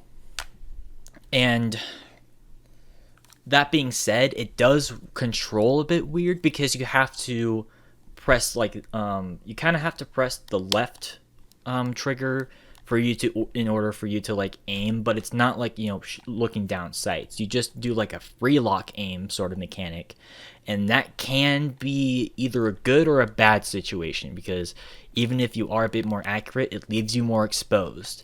So it's a double-edged sword in that respect, and it can be finicky to get used to, but generally speaking, I like the story. I like just the way that the enemies are integrated into the controls that you have to get used to. I do like a lot of the settings with this game, and a part of that has to do with the fact that this is actually a game that the famous Steven Spielberg of, you know, Jaws and just movie fame, actually he directly participated in working on this game, because this game was made by a studio called DreamWorks Interactive, because DreamWorks helped make Saving Private Ryan. So this was a game that sort of was trying to be a video game version of that, and in some ways it did work. I don't think it's aged the best in terms of the Medal of Honor series, and because of that, I am going to put this one at a B as well. I know I've been putting a lot of Bs, you know, recently, like in this tier list, but it's mostly just because of just the age of a lot of these games. I think a lot of games in the upcoming decade, the 2000s aged a little bit better than the 90s in terms of controls. I think we can at least agree on that. So Yeah. that's just me though. But which, speaking of turning to the next decade, let's talk about both Unreal Tournament and Quake 3. These are the last games from the 90s. I'm going to talk about them both because they're basically just the same game, except Yeah. just a little bit different shooting mechanics. That's literally, let's just be real here, that's basically the only difference. So I think both of these games are easy A's. I do prefer Quake 3 slightly over Unreal, but I will admit that it's just because I'm slightly biased towards Quake. But I think the shooting mechanics work a lot better in Quake 3. I think the other arena designs were much more aesthetically pleasing for me personally than they were in Unreal. But yeah, that being said, both of these games still both go in 18. all right, before I bring up my opinions, hey, Gibbs Sniper, welcome back to the stream. Don't worry, you didn't really miss too much. We were just redoing what we did yesterday. So if you saw yesterday's stream, you're basically caught up. But I'm going to make this one a little bit quick. Yes, I do agree. Both these are easily A tier. I actually prefer Unreal Tournament a little bit more over Quake because I like the shooting mechanics a little bit more. And I do like how there's more game modes in this. And also just more iconic maps, like the Two Towers map, where you've got, I don't know if you remember Izzy, but like the map that you're in space and you got like these giant towers. Yeah, that map is dope. So for me, that one is just a bit more iconic because I don't really know too many Quake 3 maps personally. Before we continue talking, I just want to say I'm going to quickly step outside so I can take my medicine. I'll keep talking about. We'll be back. Yeah, I'll keep talking about both these games. So I'm gonna mention this with Quake 3. It's still awesome.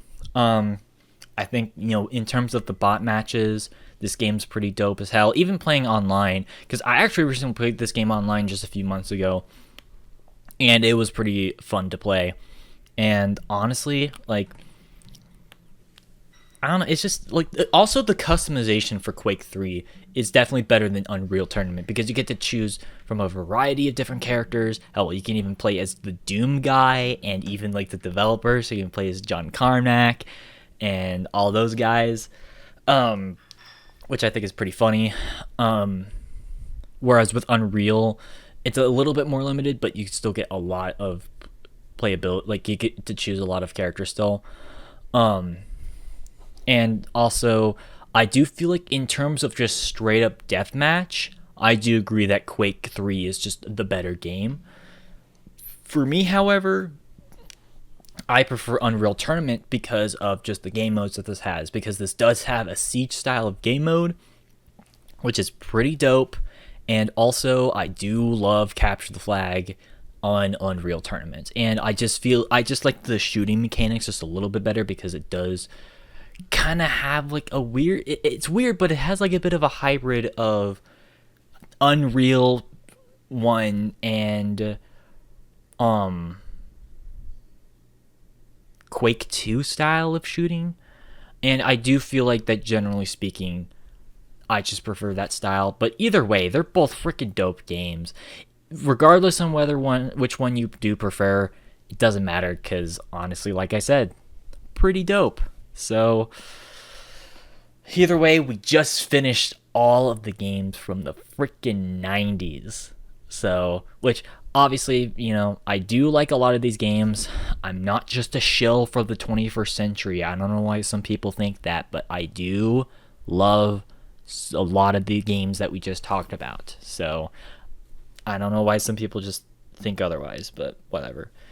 It is what it is, I guess. But I guess while I wait for Izzy, how is chat doing? So, because I get to be able to read chat for once in one of these streams. And I can be explicit, so you can hear me say the word, you can hear me say the S word and the F word. Which is funny.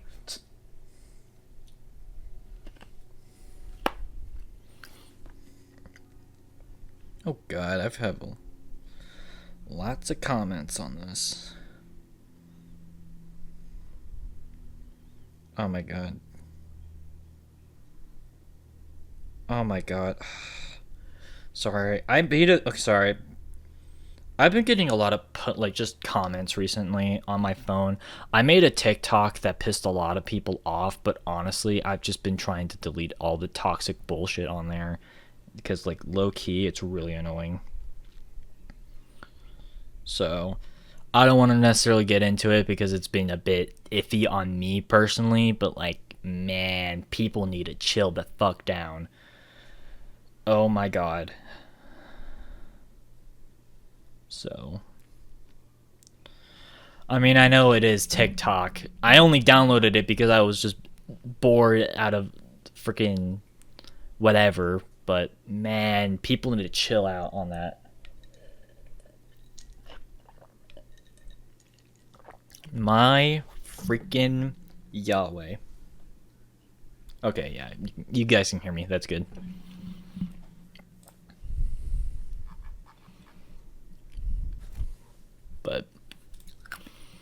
But yeah, no, how's chat doing? I see some people in the chat. Because, like, y'all are cool. Usually we don't have, like, douchers in here. That's the one good thing about Twitch. I usually don't have the toxicity go here, so. Because y'all are freaking awesome. So. So. I guess I will say this though, just generally speaking about Quake, which I forgot to mention this about Quake 1. I love the freaking grunt sounds that like the sounds that like the human grunts do. Like I don't even know how to do it, but it's pretty funny. That's one thing that Quake does really well is sound design. I love it. Even in Quake 3. Oh, but Unreal has some really good ones though too. Like I said, the Scarge are freaking. They have some of the cool sounds too. Also, let's not forget the quad kills sort of stuff, like the monster kill sort of stuff like that. You know. Sorry, I'm just trying to wait for my friend Izzy to join back. For those who are joining in, because he's in my tier list with me. He's taking his medicine, so.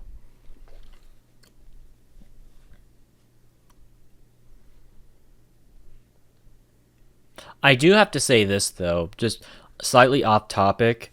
I hate how my Call of Duty stream that I did the other day, the first like few minutes got muted because of that stupid song that I thought was not copyrighted, but apparently some asshole already copyrighted it, which is just dumb as hell.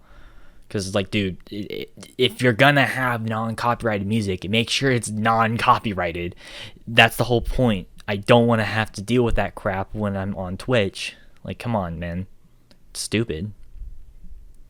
Because, like, dude, it makes me scared to use any other song. And, ironically enough, the song that I usually do, like, for the setup of my streams, it's made by Rage Against the Machine, and somehow that's not copyrighted. Or okay, it's not made by Rage Against the Machine, it's made by Tom Morello, but like, come on, dude, that's somehow not copyrighted, but a random song made just a few months ago already is. Get out of here. I hate that.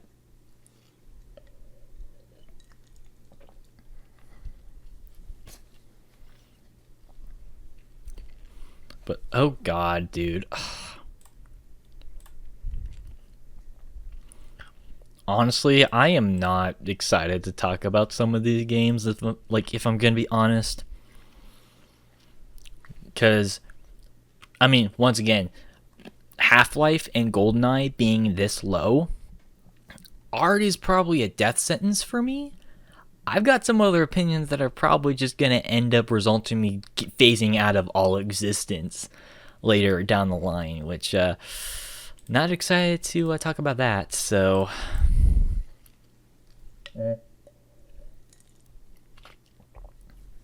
Alright. Actually, I'm going to message Izzy to see what he's doing, because it's taking him a hot minute.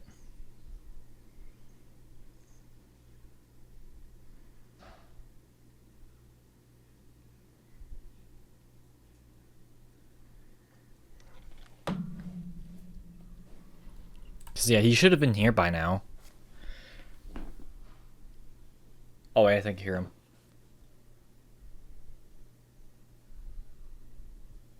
Actually, I'm gonna turn on the light back here. There we go. If I have to, I will turn on the overhead light as well. Just because it is getting a little bit dark.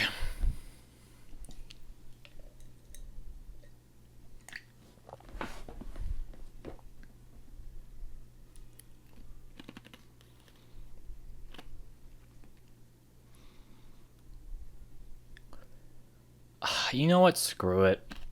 I guess I'll do another game on here.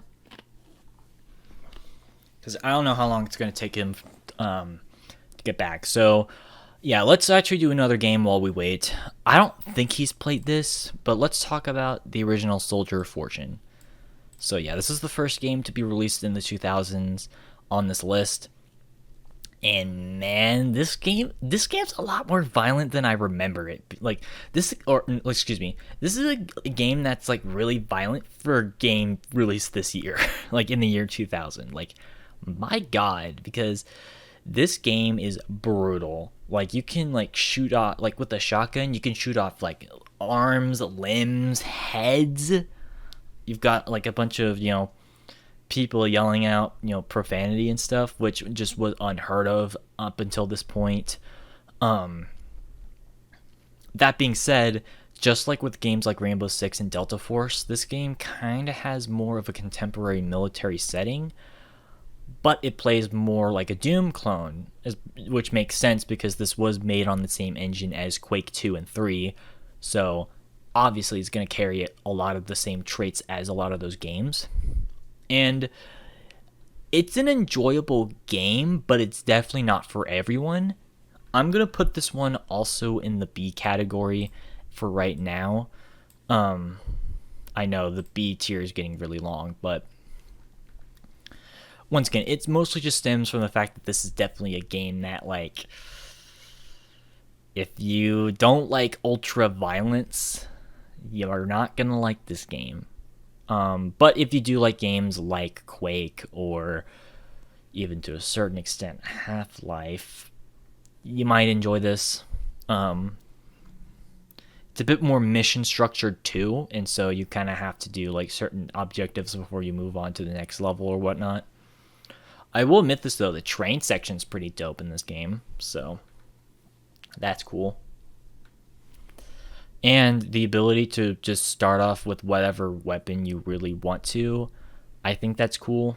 Because I think this was one of the first games where you kind of were limited to 2 weapons. I forgot to mention that with Rainbow Six, where that was like the first game where you couldn't really have more than, like, you couldn't have more than 2 weapons. Same thing with Medal of Honor, actually. You couldn't have any more than like 3 weapons in that game. And that sort of, I don't remember if that's the same. No, never mind. It's not the same logic with Soldier of Fortune. Never mind. I'm stupid. But fun fact about Soldier of Fortune is actually based off a bunch of like military comics that were made back in the 70s and 80s, which is still going around today. Or no, never mind. It stopped in 2014. I forgot about that. So, but yeah, if you think that's interesting, especially since this is made by the same Raven Software who would eventually work on a lot of the side Call of Duty projects nowadays. So, yeah. I don't think we're seeing another game like this after Call of Duty's success, because once again, this is a game pre-Call of Duty. So, even though it kind of has a similar vibe, but is way more violent than most of the stuff in Call of Duty. So, it is what it is, I guess. Once again, a very violent game, even for the time. So,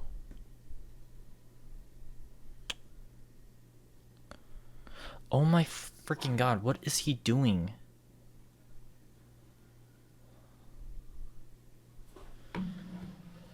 Come on, I need to know his opinion before I move on.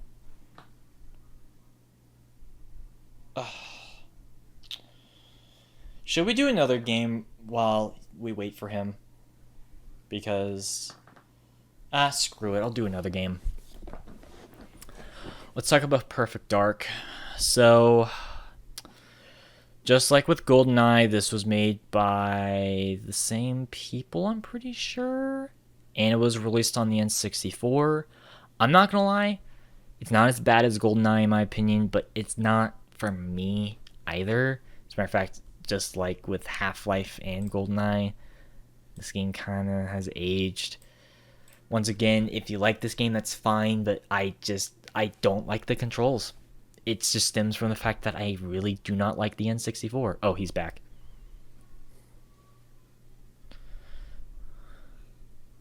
Hello. It took you long enough. I was drinking some funny tea. Drinking some funny tea. That's a very descriptive way of saying the substance. All right. What's your opinion on Soldier of Fortune? Never played it. Okay, all I'm gonna say to you is that it's an ultra-violent military first-person shooter that still somehow plays like Quake. So Sounds awesome. it's a very violent game. You can blow off limbs and shit. This is one of the first games to do that. Damn, alright. I gotta look this up. It's only on GOG, if I'm not mistaken. So if you like that website, there you go. Anyways, I was about to move on to Perfect Dark. And oh no, does that mean we're gonna have a conflict of interest? Oh, no, do you not like Perfect Dark? Dude, I'm sorry, it's the same problems I have with GoldenEye. I just hate the controls because I don't like that N64 controller. Like, I can't even look at you right now. you don't like Perfect Dark, Slander? I love Perfect Dark. Oh my god. Why? No. Okay. You're right. It is a lot like GoldenEye, but like that's my thing. It took a lot of the issues that I had with GoldenEye, and in my opinion, made them better. I will admit it is better than GoldenEye. I will give you that. But also, I just really like spy stuff. That being said, I'm still putting this in like high D. Oh, you wound me, Dave. I got wounded. Someone else. I would rather see someone else get wounded. Oh, no, never mind. That's mean. I'm sorry. Wow. All right. I'm sorry. But no, It's been a long day for me. So like, for me, this one's going in A. All right. Let's talk about a game that like, I don't know if you've played it. I've definitely played it, and my God, it's the meme. We all know it. Deus Ex.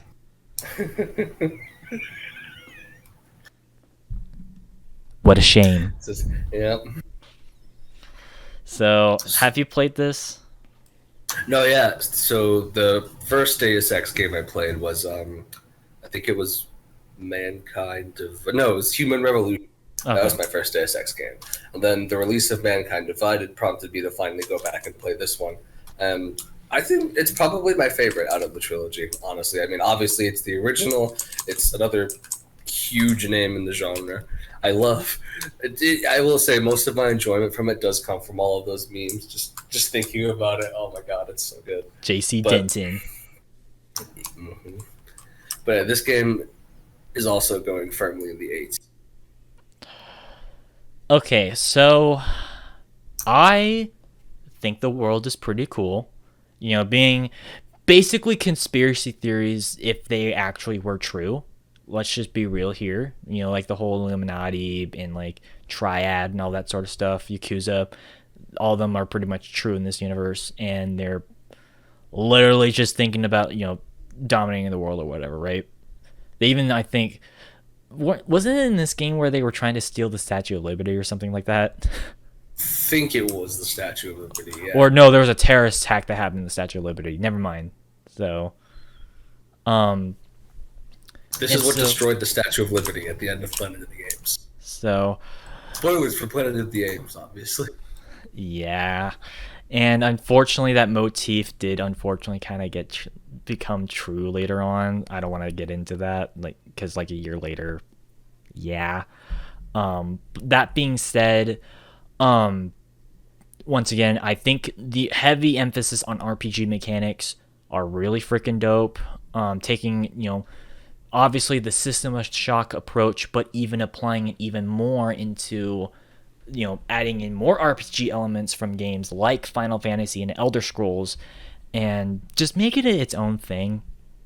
That being said, just like with System Shock, the one thing that this game does not get right, in my opinion, is the combat.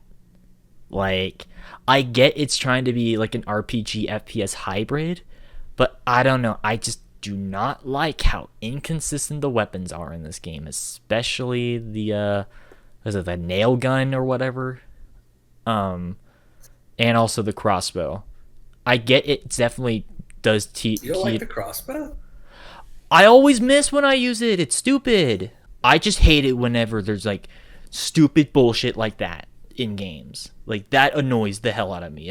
Well, specifically with first-person shooters. Like full-on RPG games I'm fine with, but Deus Ex is an FPS first and an RPG second. It's not like Elder Scrolls, and it's not like any other game like that. That's why it annoys the hell out of me even more. That being said, this one's a bit difficult for me because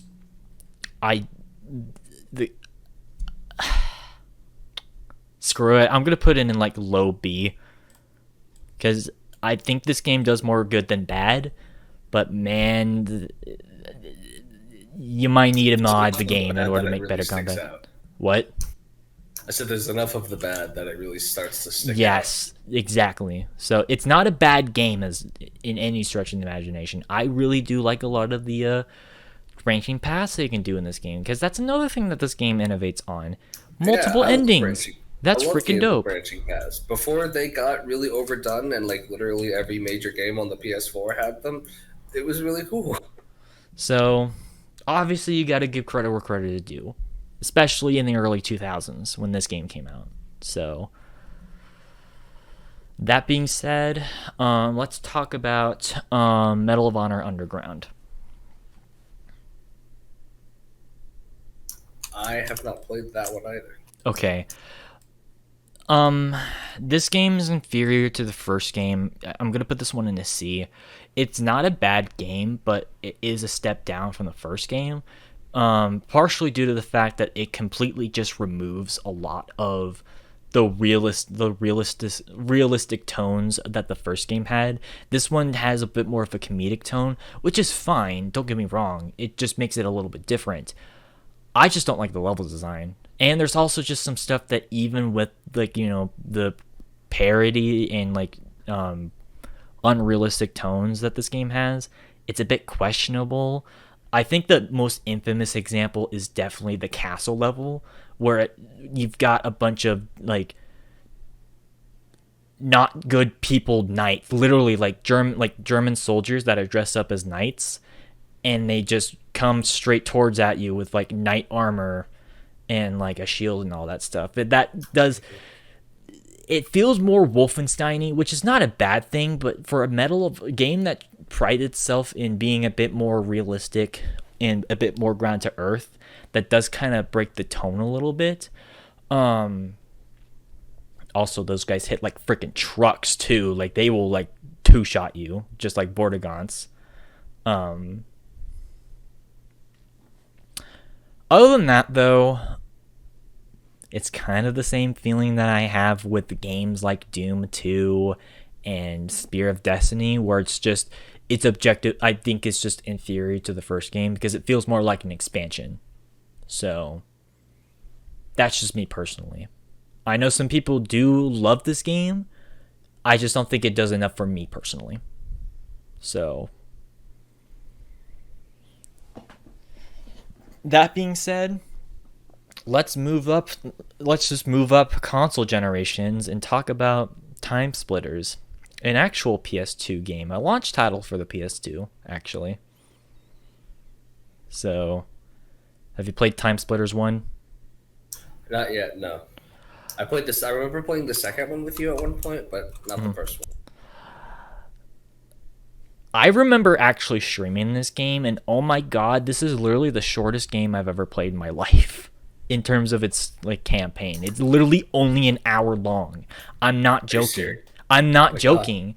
Like, I went through the entire game on stream last year in one goddamn stream, and I got it done with it in like what, 59 minutes in like 14 seconds or something like that. It's a really short campaign, which is kind of pitiful, especially since which it sucks even more because it's made by the same people who made Perfect Dark, which I think this game is better than Perfect Dark because I'm not gonna lie, the multiplayer is where this game shines, because the amount of customization that this game offers in terms of its multiplayer, even allowing you to basically create your own maps and upload them into a rotation of other maps on the internet, that's innovation right there that I wish a lot more games would have nowadays. Because, like I said, you can create your own maps with the within the built-in engine system, and that's pretty freaking dope. Like, I'm not gonna lie.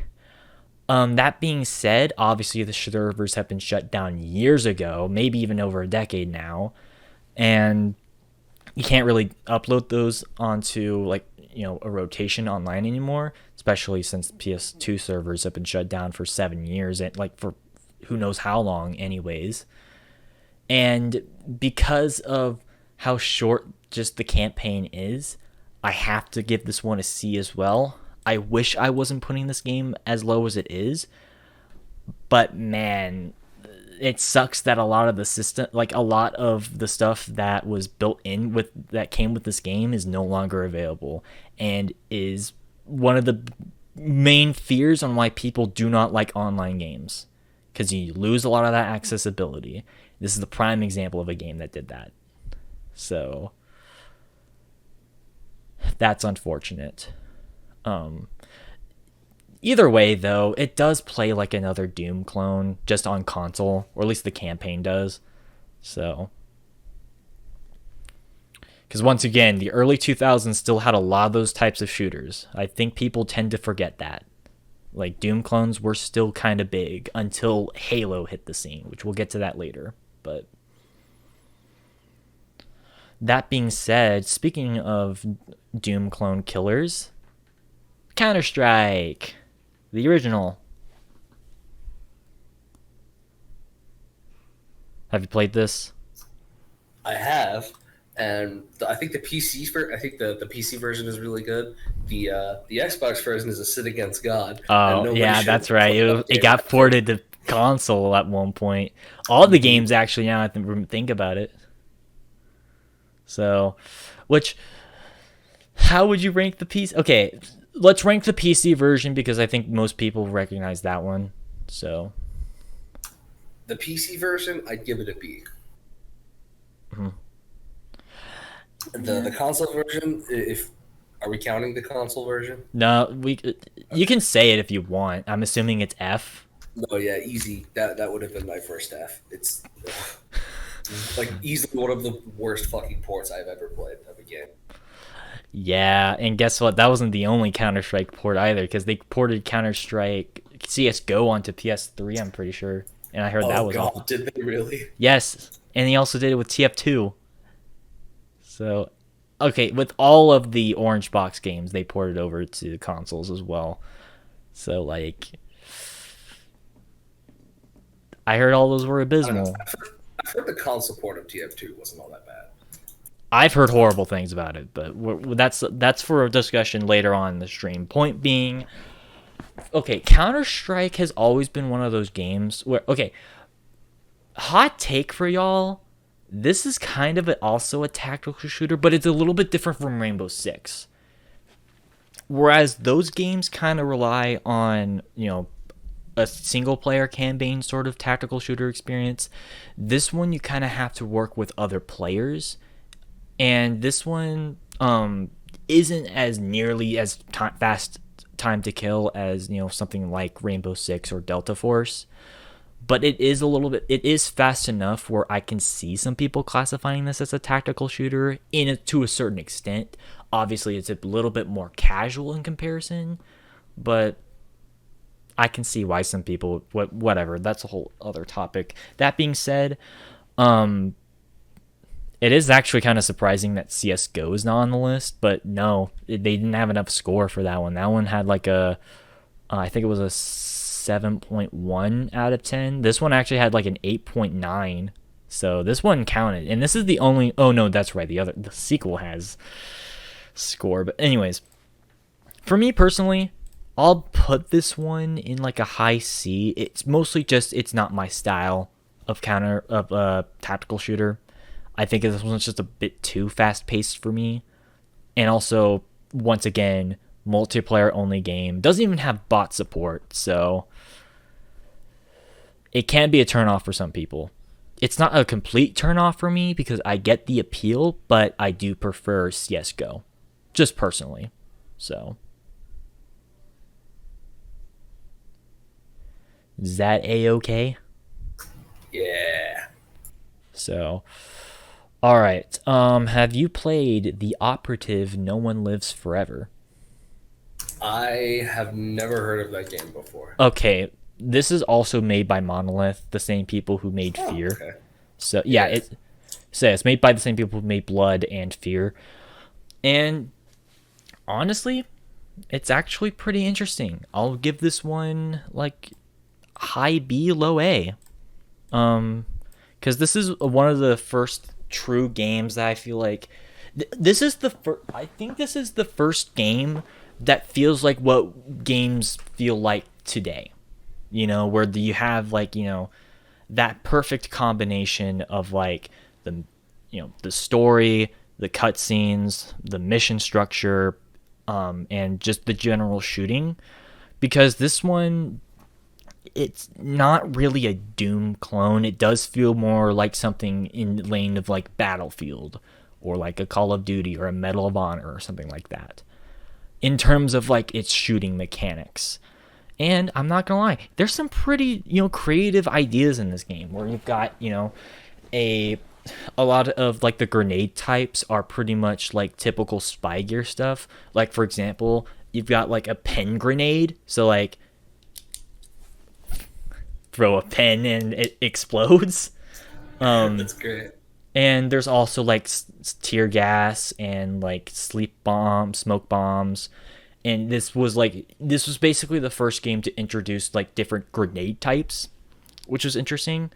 You've also got a few more stealth mechanics that were introduced, which Deus Ex obviously started a lot of those mechanics for first-person shooters.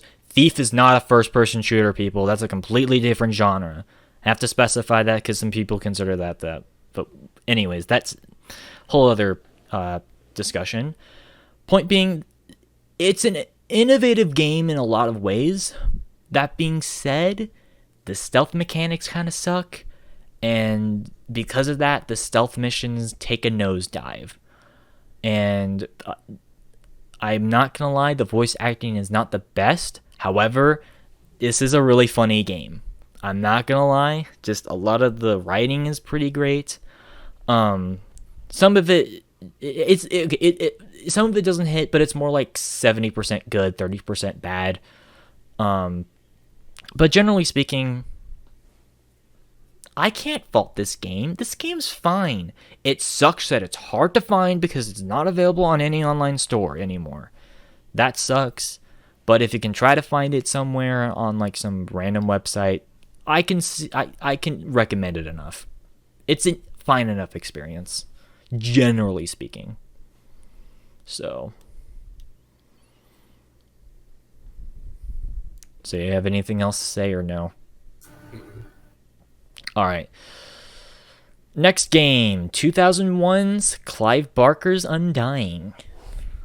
So, you know anything about this? I know who Clive Barker is, and I've seen people play this game.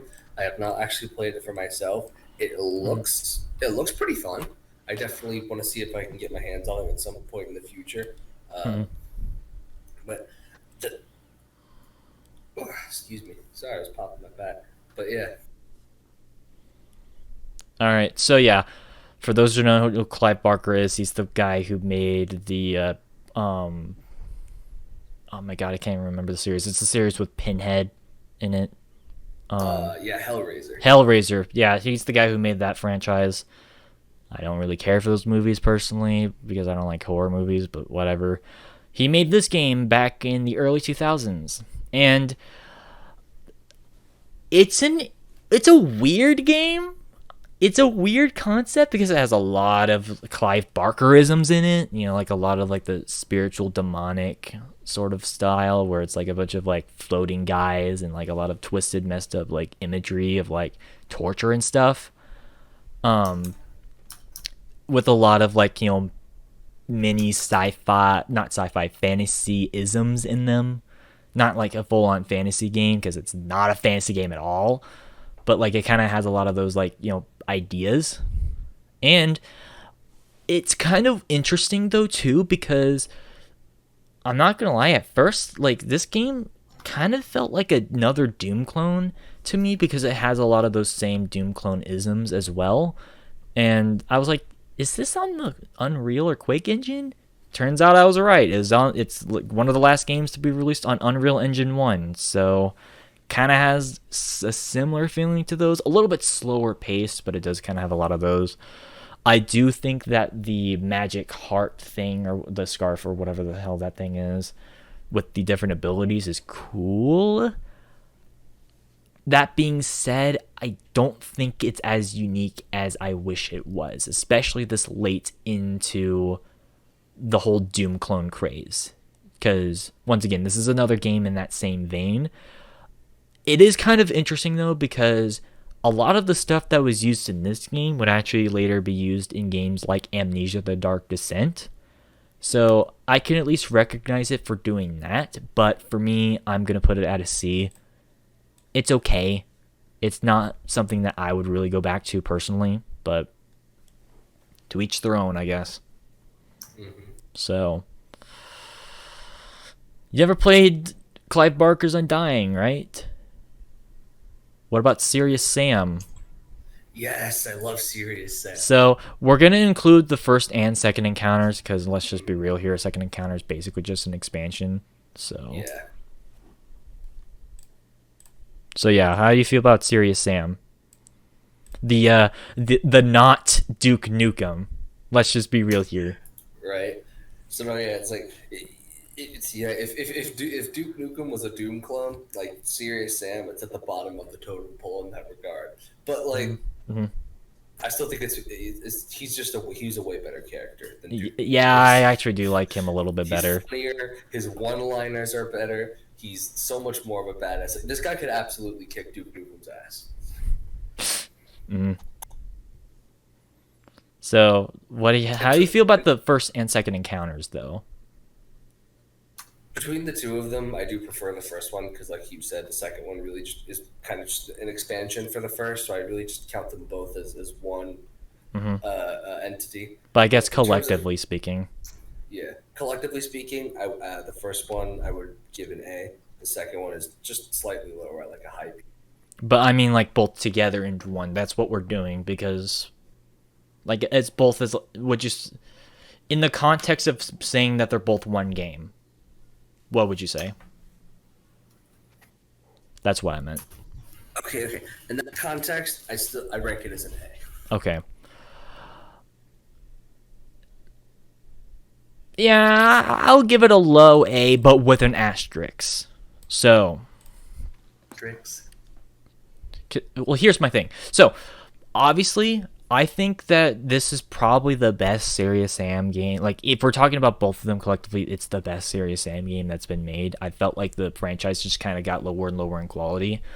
But with this first entry, it's a weird game. I'm just not gonna beat the bush around it. It's like a really, really weird game because it's just like a mix of like different hodgepodge assets, where like you've got like this alien entity that invades Earth that like 100 years from now, and then you have to go back in time to gather like an artifact, like back to ancient Egypt and gather like an artifact, and you've got like the alien faction, and you've got weird ancient like entities coming to life or whatever. It's really weird. And also, this game is it's definitely on the harder side, which it's a fair challenge, except for the second to last area where you have to go inside that arena. Fuck that level. The one where you have to like dodge a bunch of like those wereballs or whatever. That mission sucked for me, but because that one is more based off of luck. But other than that, it's a solid game for the most part. The second encounter gets really weird with its enemy types, especially with like those serial killer jack-o'-lantern head guys. Those guys look weird. And also just the beginning cutscene. Like, it's a really weird game. But I do generally think that the shooting mechanics work fine. The level design, it's a very expansive game. This was one of the first games to just have a mass army of just people rushing in and fighting people, like other people. That's pretty dope in that aspect. And also the boss fights, I do prefer the separated boss fights in the second encounter. I don't know. Generally speaking, I think the second encounter I slightly prefer over the first encounter, but I don't know. I guess it's just slightly too difficult in some areas, and you can get overwhelmed just a little bit. But generally speaking, I do think the game itself is fine. So, but whatever. I might change my mind, which at the end of the stream, if I change my mind, I'll probably do that. But whatever. It's fine. So yeah. We've got the absurd Serious Sam, who comes out just balls blazing, just guns blazing. Then we got a game called Red Faction. So, you've heard of this game? Well, okay, you definitely heard of Red Faction, but have you played the first game? Or no, I've only played Guerrilla. Okay, so Red Faction started off as a first-person shooter franchise. Then they became a third-person action game. And I'm not gonna lie. Okay, to me, and this is a hot take, but this game in my opinion, this is what you think. Okay, excuse me. Let me phrase that. I feel like Red Faction is the game that people remember Half-Life for.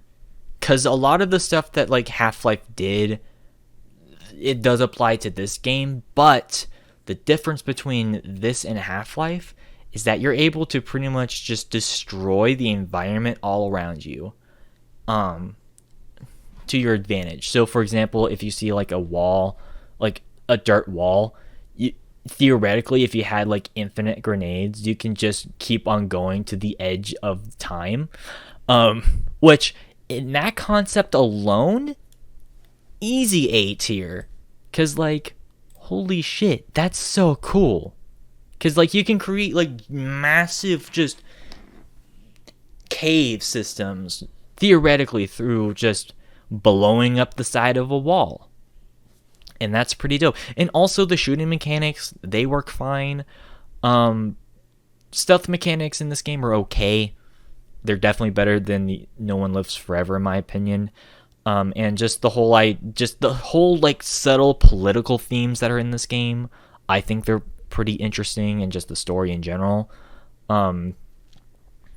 So, and just being able to build up an entire revolution, I think is pretty cool in a lot of aspects. So, granted, you can argue if Guerrilla did it better, but since we're not counting that, Red Faction Original definitely does a good job for the most part in being able to do something like that, especially for the early 2000s. So, but that being said, it does play a little bit more towards something like The Operative as opposed to Half-Life. So, just a bit of a heads up, even if I made that comparison. So, because I don't know, I just prefer this game over Half-Life. This game blows a lot of stuff that Half-Life does, personally, but to each their own, I guess. But let's go back to the world of tactical shooters. Oh boy. Operation Flashpoint. This is another one that I actually have played. Oh, really? I didn't know Yeah, that. yeah. I was introduced to this game through old friend of mine, but I don't like this game quite as much as I like the original Counter Strike. But Mm. I don't know. As far as tactical shooters go, I feel like it's kind of just a typical run of the mill game of that genre. There's nothing super special about it. So I mean, if you like tactical shooters, you'll probably like it. So for me, I probably put it in the like a mid C. Yeah, I'm not gonna disagree with you there. I do feel like this first entry is a bit because it mostly stems from the controls. Trust me, if there's a common pattern with this stream, I get it. But for me, what makes or break a game for me is how a game controls. And my Like, God, this game controls way too complicated. in order for a game to be fun, you kind of have to be able to play it. So, because it's actually just it's not that the controls don't work. It's actually the opposite problem. They're just overly complicated because you've got to be able to aim, and then yeah, you have to zoom in and aim down sights. Two completely different actions, by the way, two separate buttons, and then you've got to have a sprint button. I don't know. It basically has a lot of the same issues that early Arma has, as in like Arma 1 and even to a certain extent Arma 2, where the controls are just way too complicated than they need to be. I mean, to be fair, this was like the first major game that both Codemasters and the other company who made Arma, I don't remember their names, but pretty much this was their first major breakout title. I get that. Or shit, the freaking name just Bohemian Interactive. Sorry, that was the name. This was their first breakout title, and I get that. And this would lead to better things, to be fair, such as games like Battlefield and Arma and the sequels to this game. And while I can at least respect it for that, I just prefer those games over this. So, although I do like the premise, it's somewhat of an alternate timeline in the Cold War where Russia and the US get intervened in this little island nation in the Pacific. And in that sort of political aspect, I think that's pretty interesting. Just not gameplay, though. That's what it boils down to. So, you agree? Yeah. So, all right, next game. Alien vs. Predator 2. I've not played this game, unfortunately, because this one's not available on Steam for whatever reason, which is dumb. Yeah. I've been wanting to play it for the longest time, but it just hasn't been put on Steam, and I'm really mad about it. So, although this game looks better than the first Alien vs. Predator from 1999, it's the same series, sub-series, so Yeah. it looks cool. I just can't find a copy that isn't like $80, which, once again, I'm not paying that much for a game from 2001. Yeah, $80 for a game that old. That's, I mean, I don't know. It just seems outrageous to me. It's the same problem with Sin. Yes, Sin is $10, but for a game from the 90s, that's a bit too much. $80 for a game from 2001, however? No. Hell no. So, Yeah, I think I'll pass. Thanks. however, a game that I will not pass over is Halo Combat Evolved, which obviously, damn it, I wish I had my shirt on that I was wearing yesterday, but it's S tier. I mean, yeah, that's not even a debate. so Combat Evolved, it's still my personal favorite in the original trilogy of Halo games. The level Hey, same. design is there. The level design is really good. Like, it's technically it wasn't like a fully open world game, but there weren't any like invisible borders or anything. The only invisible border in the game is it was on Assault on the Control Room. If you drive in the water far enough for like 10 minutes, I think you'll hit one. But like other than that, you could with enough effort, you could go literally anywhere in any of these maps, and it's so funny to just watch all the different ways you could break the game that way.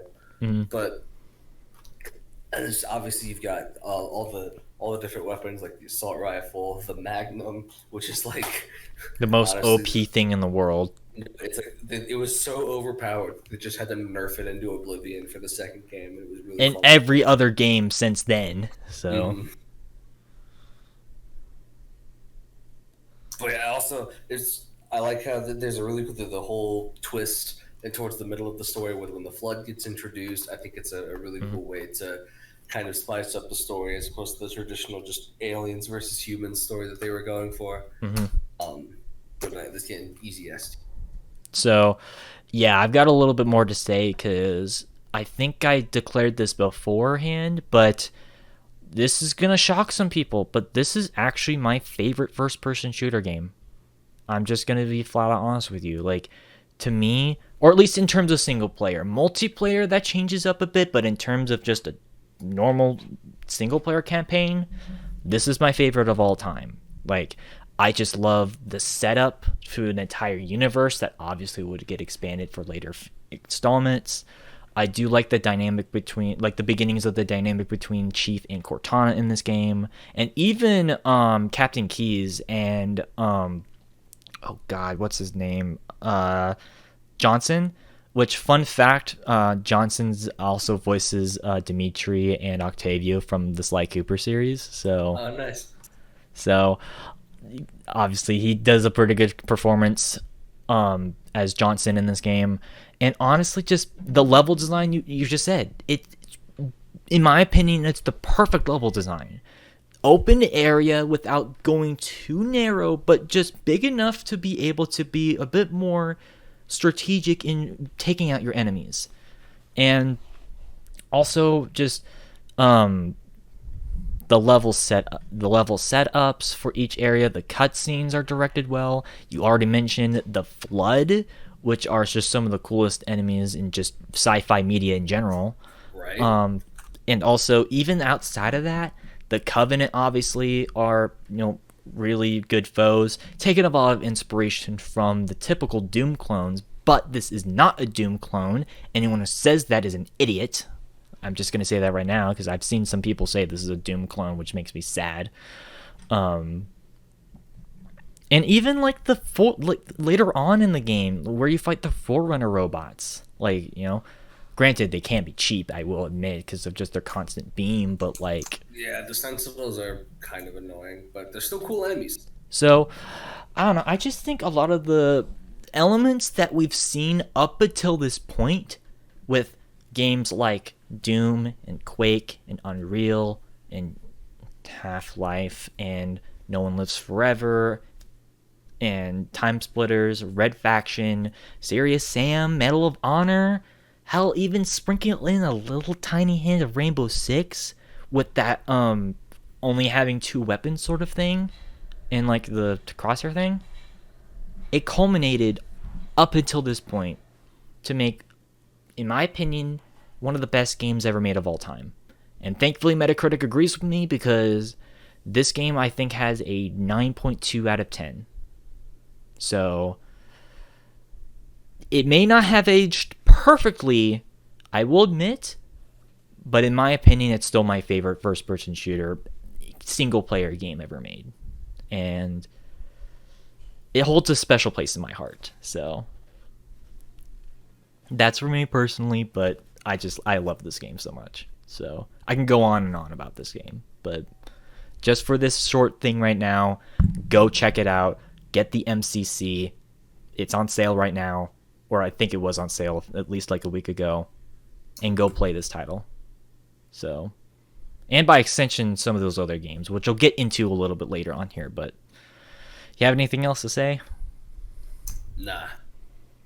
So, I will say this though, one more thing.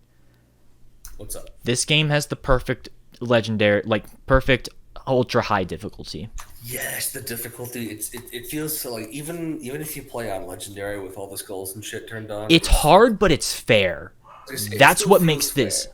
It That's does have its fair share of bullshit, like the rocket launcher flood, for example. yeah, that's the But only part. But other than that, the difficulty for even at like the high difficulty, they nailed it.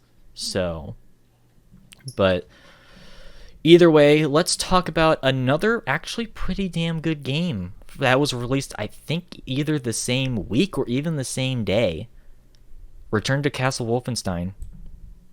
yeah, I think that this game is so much better than the original Wolfenstein 3D. Yes, Like I agree. It improved on pretty much all of the aspects of Wolfenstein 3D. Like the gameplay is better. The level design isn't just as atrocious as it was in the original.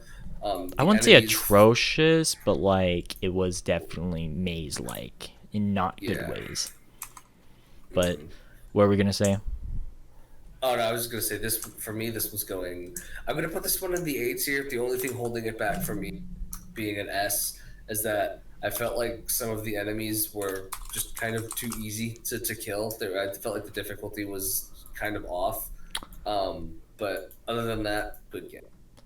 Actually, I actually have the reverse problem with you. I think that some of the enemies are kind of bullshit. Specifically the ones inside of the Norway lab, like those giant Yeah, okay, monster guys. those ones are pretty annoying. So, but like he said, I'm actually gonna put this in A tier as well. I think. Ooh, is this the best Wolfenstein game? That's debatable because I was gonna like say I have to think about that. because New Order was Because really good too. I was gonna say New Order is really good. So okay, we'll talk about that later. That's also on the tier list. But for now, I'm gonna give this one an A tier. Obviously, going back to this was not made by. I don't think this was made by id Software, but it was at least endorsed by them, if I'm not Yeah, mistaken. I can't remember if this was before or after they got bought out by. I think this was. Wait, I think. Hold on. I'm gonna do some just a mini research because I have a feeling this was made by Raven Software.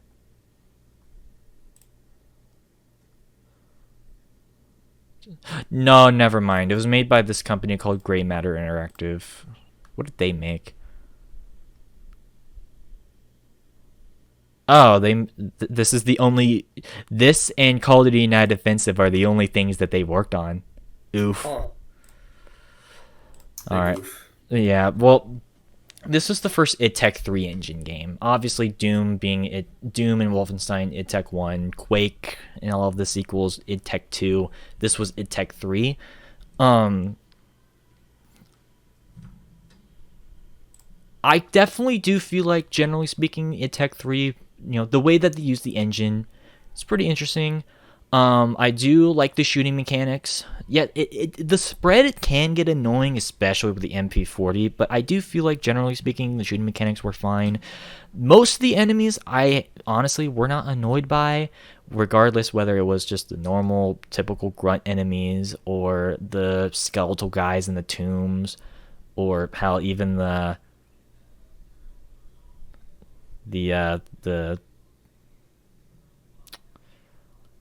I don't know how to word this, but like I guess sexual, that was kind of iffy with me personally, because it's like but I get it was supposed to be a joke, but like kind of weird. Once again, my only issue was the Norway missions with this game, because I don't like those I don't even know what they're called, like the super soldiers. Those guys get annoying because I just don't like how beefy they get. Also, the final boss fight, really hard. But outside of like those things, it's a fine shooter. I don't think it's as good as some of the other games that we just talked about. But for what it was trying to go for, it was fine enough. I don't really have anything else to say. It's a good game. I would be a bit cautious when going into it, though, because it is definitely more of a specific taste, generally speaking. So, it plays more like Red Faction than like Quake or Doom. Let's just put it that way. So, but like in a weird sort of way. I don't know. It's hard to describe. You just go play it. It's a good game either way. Speaking of actually pretty good games, Medal of Honor Allied Assault. Also on the id Tech 3 engine, surprisingly enough. Huh. So, do you have any thoughts on this or no? No, I haven't played this one. Okay. I'm also going to put this one in A tier. Honestly, I think this is probably the best Medal of Honor game that's ever been made. I think that the shooting mechanics work pretty good. I think the way that the mission layout, I think is near perfect, except for the sniper mission. That one sucked. Like, where basically there's a mission where you're in like a village and there's a bunch of snipers who kind of act like sniper jackals from Halo 2. Not as annoying, but like they're kind of in that same category of bullshit. I hate that. But other than that, once again, I do think that the shooting mechanics are fine. The gunplay is pretty good. And while the story is kind of meh, it makes sense because it's basically the same story as Medal of Honor 1. Like, I'm just going to be flat out real with y'all. It's just kind of that same setup where you kind of just go from like point A to point B throughout Europe. But, you know, for a World War II shooter, I will say this though, and this is something that made me mad too. While I really do dig the D-Day mission in this game, because I will admit that was pretty dope about this game, it was ruined with me because for some reason the fog would not roll in and I can see the very edges of the map, and that unfortunately ruined it for me. And because there was no fog turned on, I kept dying at the very beginning. And that made me sad. But for something as ambitious as that, because nothing else like that has been done up until this point, I can at least appreciate just the set pieces. And I will say this, for better or for worse, this game did spawn in the Call of Duty franchise. How? Because the same guys who were in Infinity Ward worked on this game. So if you have played early Call of Duty games, it does kind of feel like that. More in vain than like the Medal of Honor games we just talked about. So bit of a forewarning, or for, you know, positive, I guess, depending on your point of view. So, but that being said, let's move on to pretty much the console port of this game, but it's a completely different feeling game, Medal of Honor Frontline. So, surprisingly enough, this was supposed to be the console counterpart, but it plays completely different enough, therefore it counts. So, because it's a completely different story and just setup in general. So, have you played this or no? Mm-mm. Okay. I'm going to put this one at B. High B. I don't think it's as good as Allied Assault, but I do generally think that it's a pretty solid game, and in my opinion, the best console Medal of Honor game. It does kind of borrow some similar shooting mechanics from the earlier titles we already talked about, but they improved them to the point where it's not as finicky. And so this one I definitely would recommend over the original Medal of Honor in that regard. Plus, I'm not gonna lie, they've made a better infiltration stealth mission. Actually, technically two, I remember now, in comparison to the first game. And because of that, I can definitely recommend this over the first. The only reason why I don't put this in A is because the very last mission can be a bit trial and error based, because you basically have to hunt down this one German officer and kill him and then turn off like a rocket thing or whatever, like a V2 rocket, and he's surrounded by a ton of guards. So that can be a bit tricky to figure out, but other than that, it's a solid game for the most part. So I'm half tempted to also like to raise this, but we'll see as time goes on through the stream. So, all right. Here's another World War II shooter. Battlefield 1942, the first Battlefield game. So, have you played this or no? I have. I think for being the first in the series, I think it's all right. Compared to later Battlefield games, I do think it kind of falls short. I don't know if I'd call it the worst in the series. Oh, No, it's definitely not. But for this one, I'd put it in strong B. all right. I've already done this game in one of my other tier lists, in my Battlefield tier list. I put this game in A tier on that one. I'm not gonna go on to this one too much. I'm gonna make this one quick. Long story short, I still think this game is pretty dope to this day, even offline. And this was my first Battlefield game because I wanted to experience all the games before Battlefield 1 or whatever. And generally speaking, I will admit the shooting mechanics can be a bit finicky, specifically with snipers, but I do dig how big the maps are, because this is as big as Battlefield maps have and ever will be, probably. And I just like a lot of the I love a lot of the levels in this game, like not levels, maps in this game, especially oh my god, Wake Island. Sorry, I can remember it. And Moscow, Stalingrad. Sorry, and Iwo Jima is pretty cool. Like a lot of the Japanese maps are pretty cool, if I'm gonna be honest, as well as like the Eastern maps. And so generally speaking, I like this game. Go check it out. Make sure you actually have, like, if you're going to get a physical copy like I did, make sure it has all the discs in it. Otherwise, it's not going to work. So, also, fuck you, EA, for removing it off of Origin. That's stupid. Fuck you. So, but yeah, no. I don't know. It's a good game. Check it out. That being said, let's move on to the next game. No One Lives Forever 2. I'm not gonna lie, this is another game that I did not get the time to play through this, because this game is just not easy to find.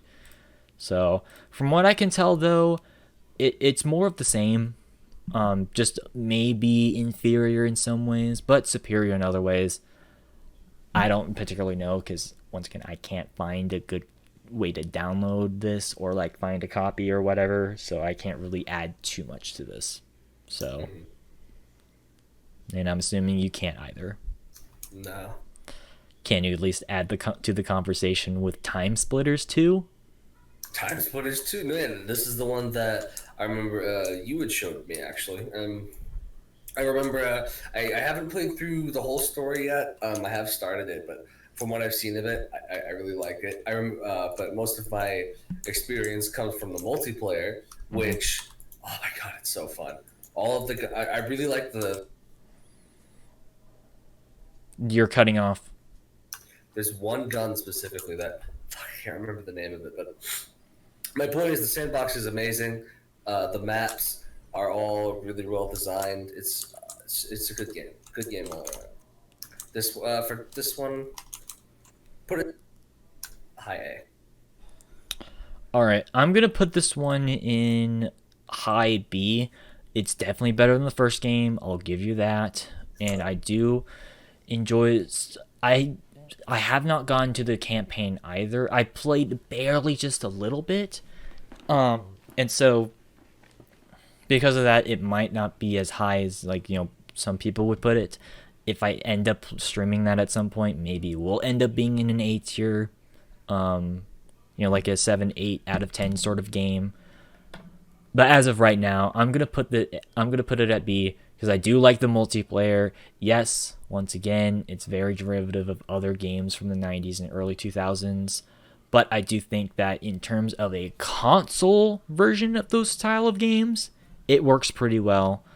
I think it's really funny that I was able to kick Uki's ass, even though that was literally the first time I ever played that game.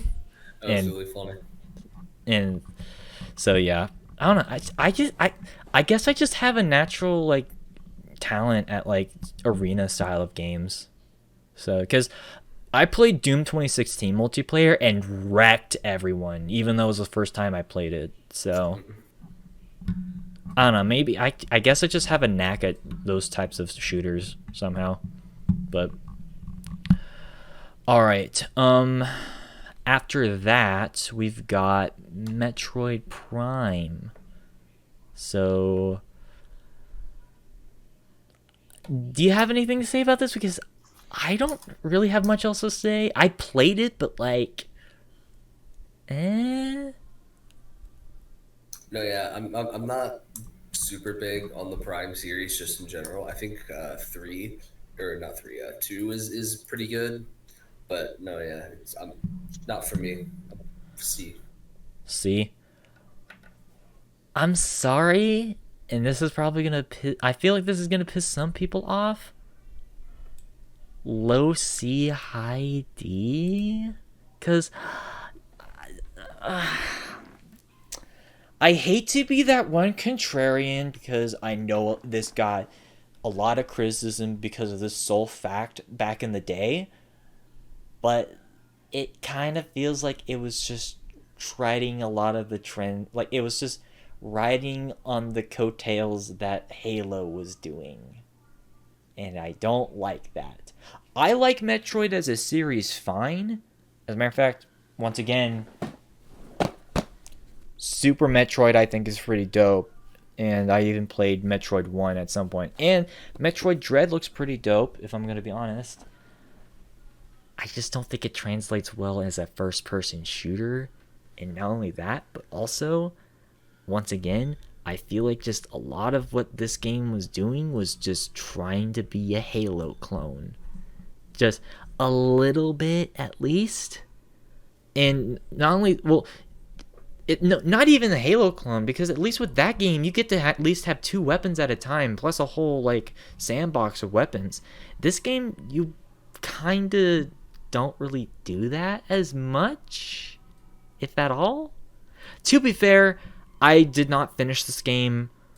I've only played for like, 2 or 3 hours, but I don't know. And also, I will admit, I like this game in Control more than like the N64, because this is a game on the GameCube. I think the GameCube is fine as a console. Stupid that the CDs are small as hell, but like, I don't hate the GameCube and all.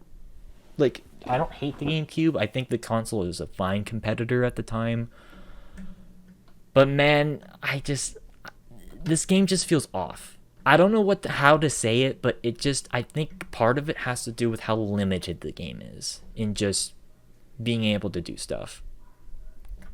Once again, this might just be me because I'm just biased against modern Nintendo, but man, it's not for me. That's all I gotta say. Like, I'm sorry. Like, I don't know how else to describe it. So, do you have anything else to say, or no? Nah. Okay. Alright, since that game's not for me, let's talk about a game that honestly is for me. Rainbow Six 3. Honestly, I'd put this game in S tier. Like, a lot of the stuff that I liked about the original Rainbow Six and Rogue Spear not only has been improved, but even exceeds in a lot of the levels that I wish more games would have nowadays. Obviously, it had the same amount of customization, as some of the other games, but improving the sandbox by adding in more weapons, adding in more utility, adding in more command abilities for your squad mates, so that you can actually command them to, do like, open frag and clear stuff. Basically just adding a lot more tactical options, having them actually snipe better, because that was an issue with some of the earlier games. Sniping freaking sucked, but they fixed that with this. The AI works pretty well. The stealth in this game works like pretty damn good, because that's another issue that people had, because there were 2 required stealth missions in the first game that were just awful. And not only did they reduce that down to just one in this game, but it works fine in this game. And the story I think is pretty interesting. Being all about the rise of neo-fascism sounds familiar, and I don't know. It's definitely a game that in terms of like the tactical shooters that are on this list, this is the one I think I would recommend the most, especially for that sort of SWAT open and clear close quarters combat style of tactical shooters, especially since those are a rarity nowadays, which is sad. But either way, I highly recommend this. So, have you played this or no? No. You need to. It's great. All right. So, it goes on sale all the time too. So there's no excuse not to get it. Yeah, like Okay, yeah. yeah, So like it's on Steam then? it's on Steam. If you Cool. can't get it on there for some reason, you can get it on Uplay, but whatever. But who cares about you play? Well, people who don't like using the Epic Store, those are the people who care. So, which I do have to specify, this is for the PC version, because there is a console version that exists. I've not played it, but from what I can tell, it's a completely different game. So, I mean, I got it a couple months back, actually, because I went over to like a flea market store or whatever, and they had a bunch of like old games. I just ended up getting, the PS2 version, and I might play it on stream, but hopefully it's not as bad as Lockdown. So please do not be as bad as Lockdown. That game's awful. So, but for PC, Rainbow Six 3, I do recommend. So, all right. Delta Force Black Hawk Down. That's the next game. Oh boy. So, actually, funny enough, I've known about this game because I knew about the Delta Force series, but it was like a few years ago where Dylan actually got the game for the console because he's never heard of the series, and it's just a standard it's just a standard military first person shooter, if we're just gonna be honest. Like, this is probably the most just basic game on this entire list. That's not a bad thing. It's just, it is a very by the numbers style of game that is a military shooter. Ironically enough, it predates Call of Duty in a lot of ways, in just kind of the level structure and the how you like ADS and just basically just go from point A to point B. There is a cool unique mission where you do have to avoid like a landmine field. That's a bit interesting, and I do feel like for the type of game that it was, there is just enough variety in the game where you've got like a few turret sections, and being able to tackle your objective through multiple different directions I think is fine. That being said, it's definitely more archaic as opposed to being a tactical shooter. So I do recommend Delta Force 1 over this game, because once again, this one's kind of just, it exists. It's okay. So it's not bad. It just is a bit more on the generic side. So don't think it really recommend being on the top 100 FPS games personally. So, a game that I definitely don't think should be on this list either, though. I think you're gonna disagree with me on this. Do you know what this is, or? It's Postal 2. Oh god. Yeah, I know. So, yes, Postal 1's not on this list, so we don't have to even focus on that. But Postal 2... The game is really bad, but like, okay, if in terms of like over like just straight quality, I would put it at like a D, like a really low D. but it's like one of those games where it's funny in its awfulness. I enjoy laughing at it because of how awful it is. I mean, fair enough, but honestly, I'm gonna still put this one in F. Because, like, okay. I think the biggest turnoff point for me with this game is just the type of humor that this is. Because this is, like, offensive humor for the most part. Like, wait, what are you saying? Where it just entirely relies on just offensive edgelord humor just for the sake of it, and it really just gets old after a while. Yeah, like, it gets really annoying, and you know me, I hate that type of humor. And it's not even just that, it's just the controls are just not that good at all. Like, it kind of it's weird because I don't want to call it system shock controls, but like it's kind of in that vein, except they work horribly. At least with System Shock, that game was released back in 1994. This game has no excuse by 2003 to feel that janky. And like it's just the cutscenes are horrible.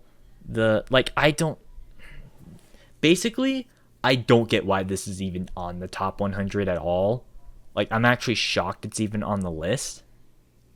Like, maybe it was just because of, like, the humor of the time. But even then, this game was sort of, had mixed reception at the time. Because I'm pretty sure this game had, like, for, like, the critical reviews, it was, like, a 57 or something. Somehow this got bumped up to 8.1 out of 10. Like, unless if it's something like The Room where it's just so bad that it's good, fine, I get it. But man, this is not so bad that it's good for me personally. Like, this is just bad. Because trust me, like, this is just one of those examples of a game that's like bad that unfortunately for me, it's just bad. It's not laughably bad. It does not age well at all. But to each their own, I guess, because apparently there's a cult following for this franchise somehow. Well, okay, it's because it's edgelord stuff, but whatever. So, do you have anything else to say? Because, like, No. I feel like I've been saying, like, most of the stuff, though. I kind of want you to say something. I mean, no, I haven't really had much else to say. Fine. Alright, well, let's move on. Let's talk about Day of Defeat. And by extension, we'll talk about Day of Defeat's source. I forgot to mention that with Counter-Strike. So, Yeah, this got a source port as well, I'm pretty sure. yes, it got it. I actually preferred the source port, but Yeah, me too. the original, I'm going to put this one at C. I mean, I can see the appeal with this game, but man, these controls are a bit janky. And I just do not have fun with this one personally, because once again, it's the controls. The weapon models look like trash in the original, even the character models. And I think it has to do with the fact that the Gold Source engine was starting to show its age by this point, because it would have been a 5-year-old engine at this point, maybe even 6-year-old. Oh, yeah, it was pretty old at this point. So it was starting to show its age by this game.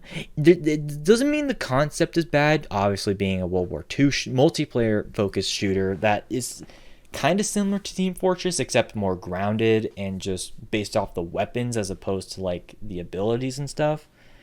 I get that, but this is a game that definitely is another example of a game that does have an acquired taste, and it's just not my style of game.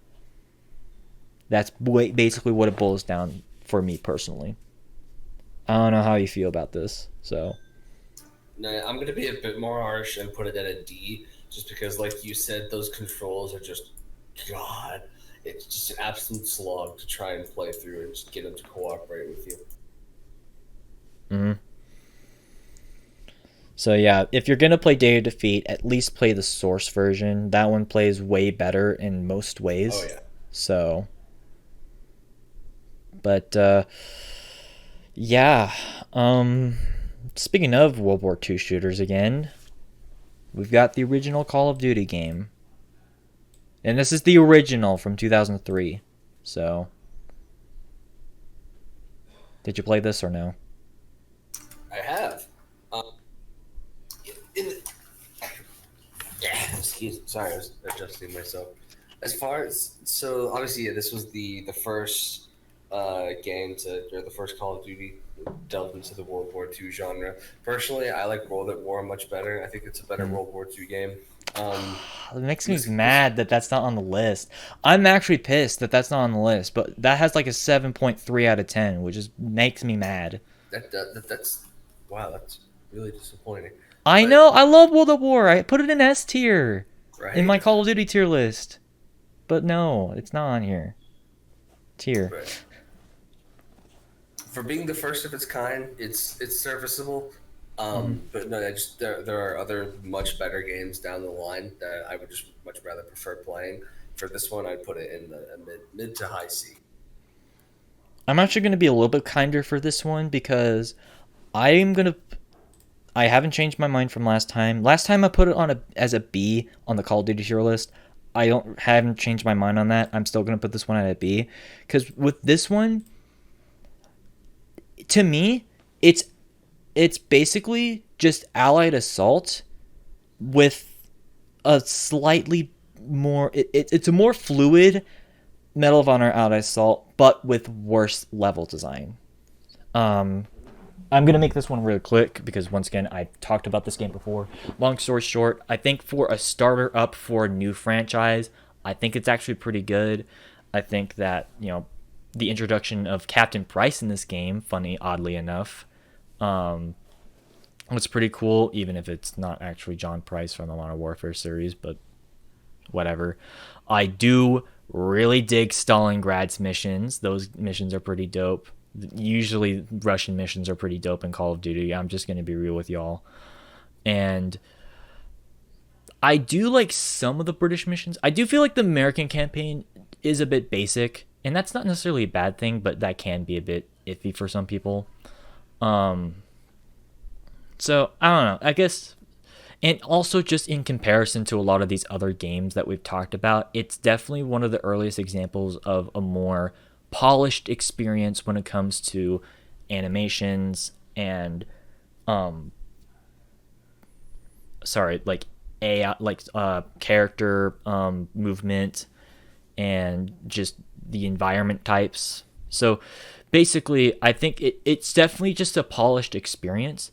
I do think Allied Assault is slightly better though, and that's why I'm going to put it at B. Also, the health pack system can really turn some people off, but as someone who grew up in that era, I don't really care. But if you like Call of Duty and want to check out its roots, I would still recommend it either way.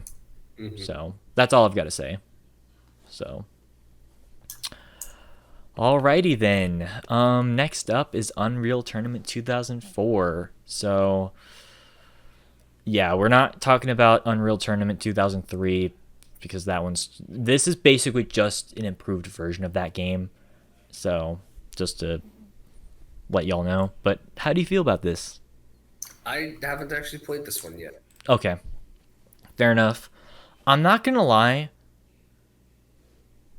I kind of find this game slightly overrated. It's not bad by any means, but I just prefer Unreal Tournament 99.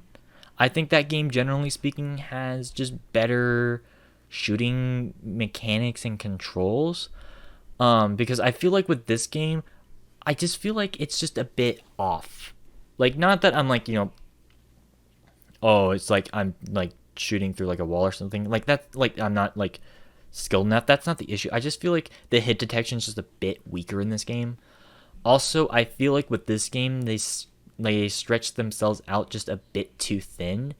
Because they introduced so many new game modes into this. They have like the typical capture the flag, deathmatch, and yada yada yada. They also had like a horde mode in this game. They had a space assault capital ship battle map, or game mode, which I'm not gonna lie, that is a pretty dope game mode. They also have basically a conquest game mode a 2 Battlefield in this game. They've also got a bunch of other, esports style of game modes. I can't really think of them off the top of my head. And so basically this game has a lot of content, but I don't think it has a lot of substance in it. In terms of just, the weapon variety, because a lot of the weapons, I feel like the sandbox just feels a bit more limited in this game. It's not that it's like there's not a lot of weapons in the game, because there are. It's just I feel like a lot of some weapons just feel more useful than others in this. Like the shotgun and the bio rifle or the bio rifle, don't even bother with. Like they're kind of useless in this game as opposed to the SMG and the sniper rifle. So I just feel like because of that, I do feel like this game is a bit more limited in that respect. So that being said, it's still a quality title. I still have some fun playing this, and because of that, I'm still going to put this at a B. So there you go. That's all she wrote. What? I said that's all she wrote. Who wrote? Oh no, it's a reference to a TV show. Okay, fair enough. All right. I'm going to talk about more bad games. Yeah. Yeah, let's talk about let's get to the stinkers, the real awful ones. We haven't talked about enough of those yet. Counter-Strike Condition Zero. Oh god. Have you played this? Yeah. You didn't tell me you were just gonna go straight off the deep end, Dave. I wasn't prepared for that. So, how is this game? This game's really bad. This one's going straight to the F tier. Wanted to describe this? No, I was going to. It took everything that was good about the original Counter-Strike, at least on PC. They took it and they beheaded it and they put it on a pike in the streets as a warning for everybody else to see. It's so much worse in just pretty much every other aspect of it. It's just, You want to talk about the single-player campaign as well? oh, do I have to? I don't want to. I've been talking a lot. You should talk more. So yeah, this one actually had a campaign that they added in. It's really bad. The main character he's just such a cliche. I cannot relate with him at all. Or them, because there's more than one. Or them, yeah. The villain isn't really super intimidating either, and his motivations they make no sense to me. I don't understand it.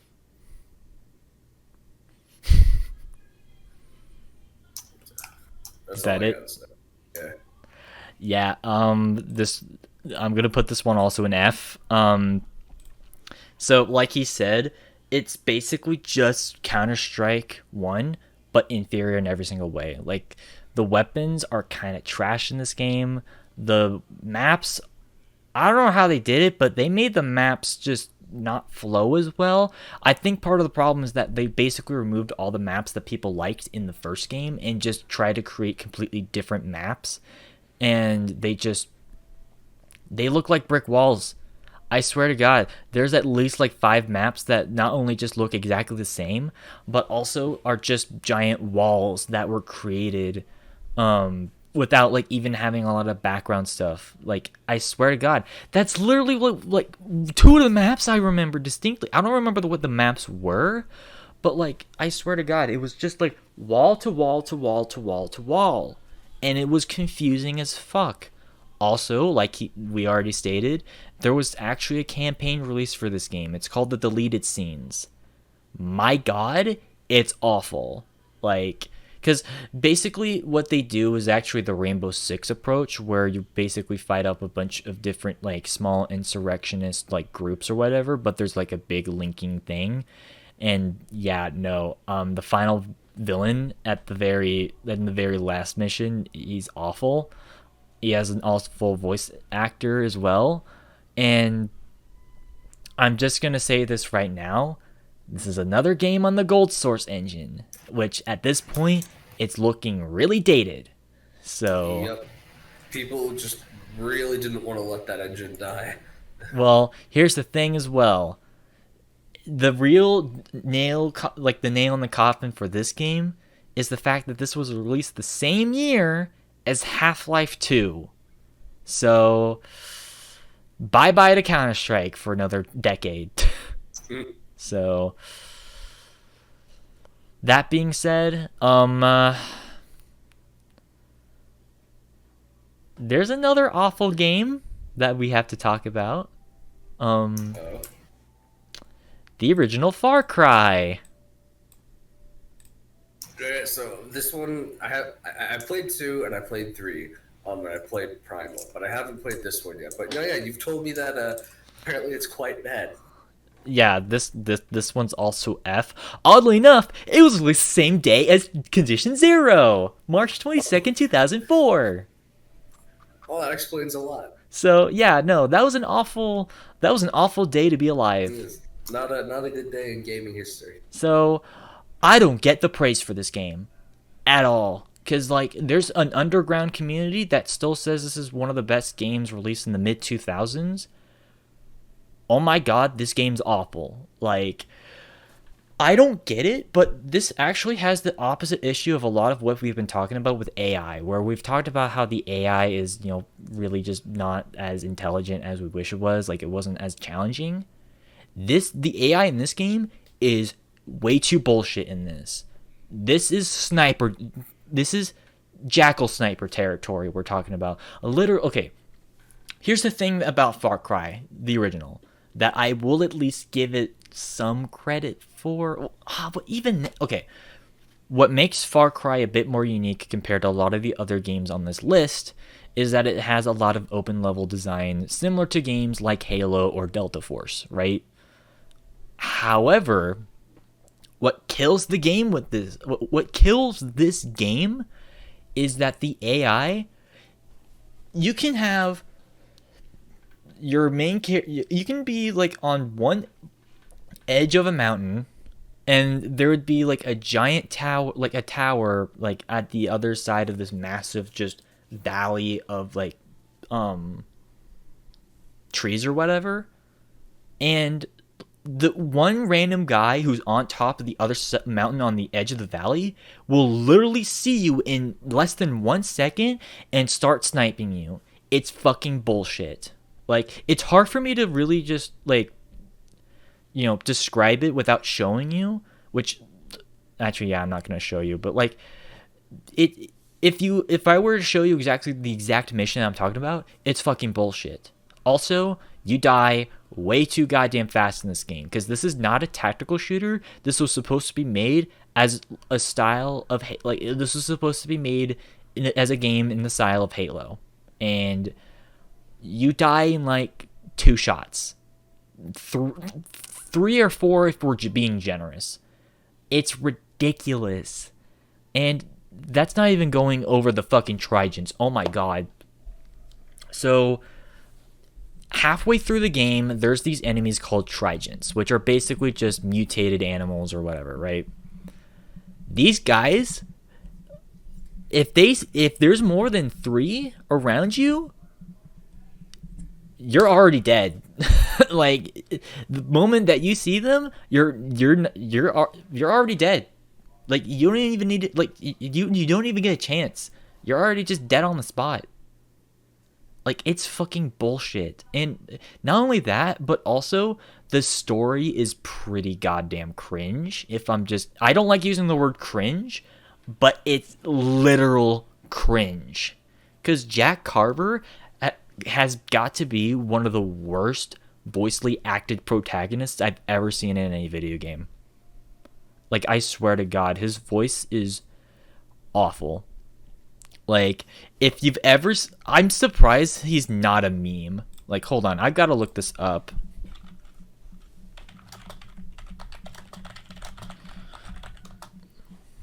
Izzy, if you're gonna, like, watch...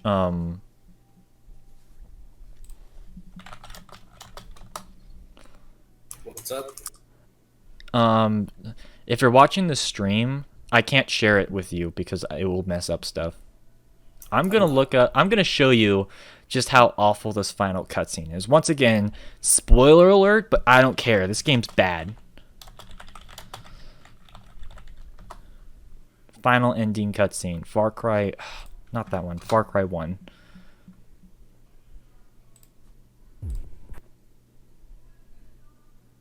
Where is it? Oh, that's the freaking.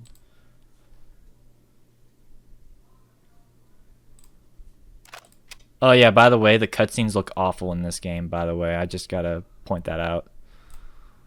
Understand. They sent me. They're always watching. You can't change this. Can you hear it? Yeah.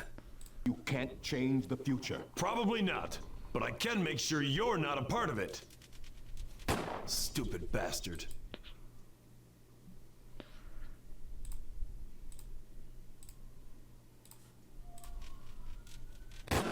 Stupid bastard. I hate that. It's awful.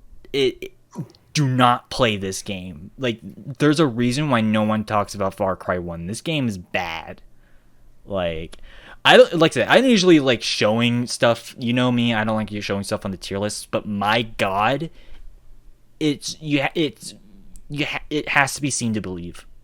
This game's awful in like every single way. It tried to, once again, at least it did spawn in the Far Cry series as well as Crysis, which we'll talk about a little bit later. But holy shit, this game's bad. It has aged like sour milk, just like GoldenEye.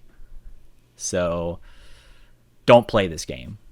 So, because you know what this game is, Izzy? What? Hold on. Oh, it's Halo 2. No. You know what? Because you know what Far Cry is? What is it? Stupid bastard. It's a stupid bastard. Halo 2! So, I'm just gonna be real with it all. I like Halo 2. As a matter of fact, like, I think, in terms of, like, the story, I think it's probably one of the most underrated story. Not underrated. I definitely do feel... I wouldn't say underrated. I definitely do think it's definitely one of the coolest stories, especially for a video game. Basically, the moral of it is basically just saying that forced religion is kind of bullshit. That you don't really see ever at all, except for Far Cry 5, ironically. But like even then, they kind of botched it. This is one of the examples where I feel like they definitely did it right. That being said, I think this game is not as good as Halo 1 in a lot of ways. I do feel like the shooting is a bit weaker in this game. The level design is not bad, but it's definitely more of a corridor shooter. And I do feel like this game, well, yes, the cutscenes are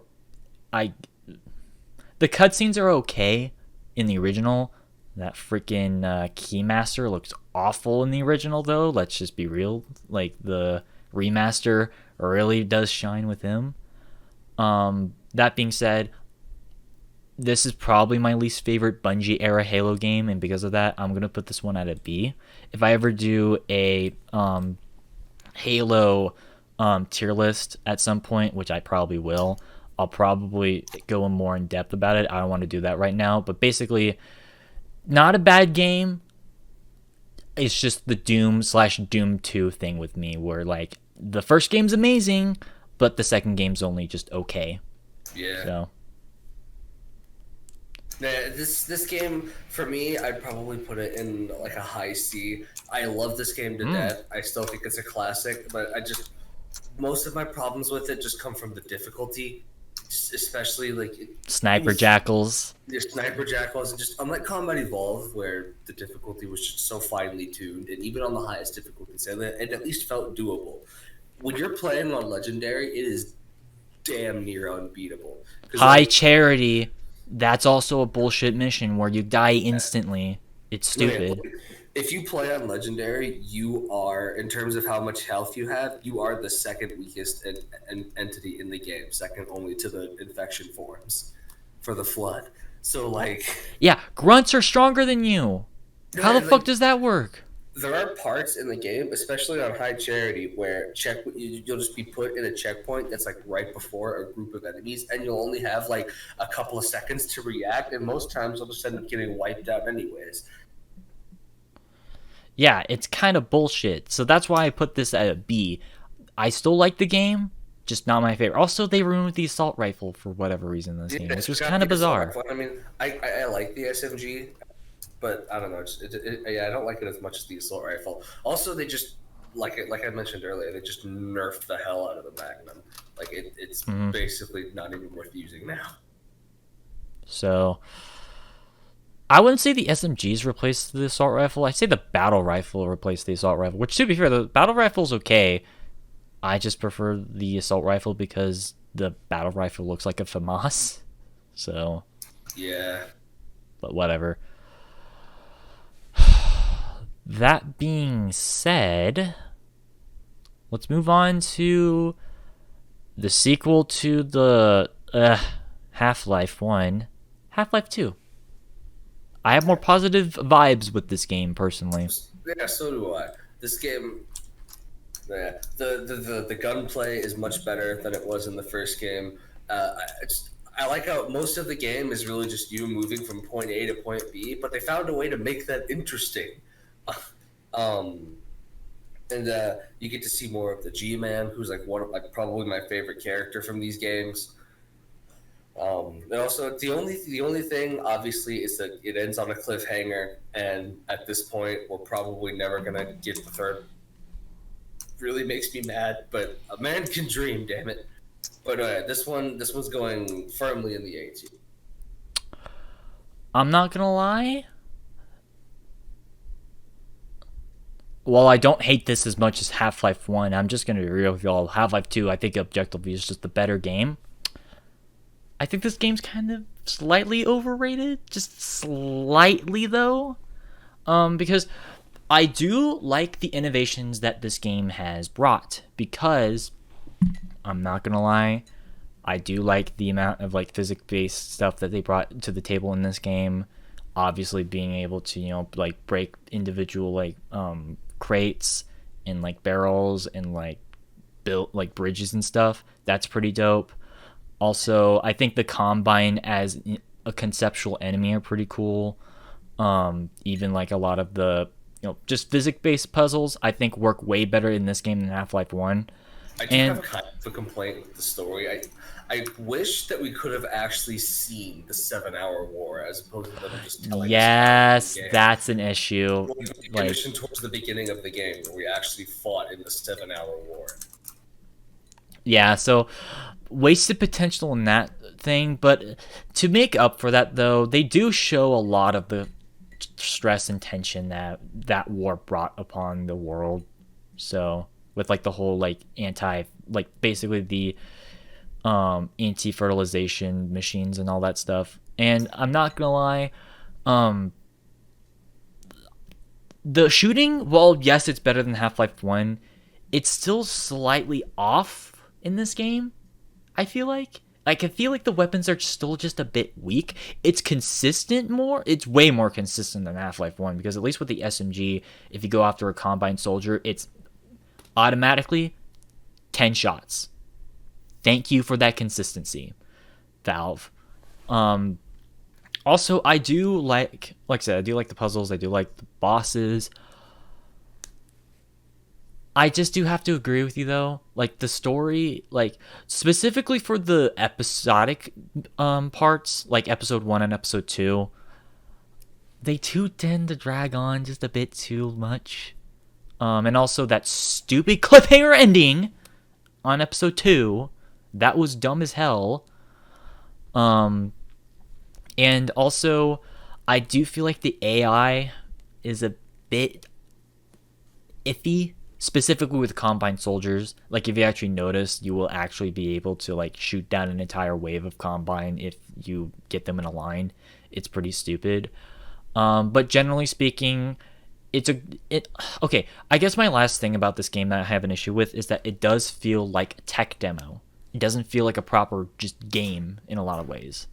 So that's probably my biggest issue with Half-Life 2. That being said, I much prefer this game. As a matter of fact, I think the Source engine is probably one of the best pieces of technology that we've seen in the past 20 years. Like, I think it's such a dope engine, especially since it brought us things like Gary's Mod, as well as all the other Valve games that would be released from this point onwards. And I have to give props to that. And because of that, I'm going to promptly put this into the B tier as well. I just think that generally speaking, it's a solid enough game to where I can still at least recommend this over the first god awful thing. But for me, personally, this game gets a recommendation, especially with expanding the lore of the first game. So, have anything else to add to that? So, okay, fair enough.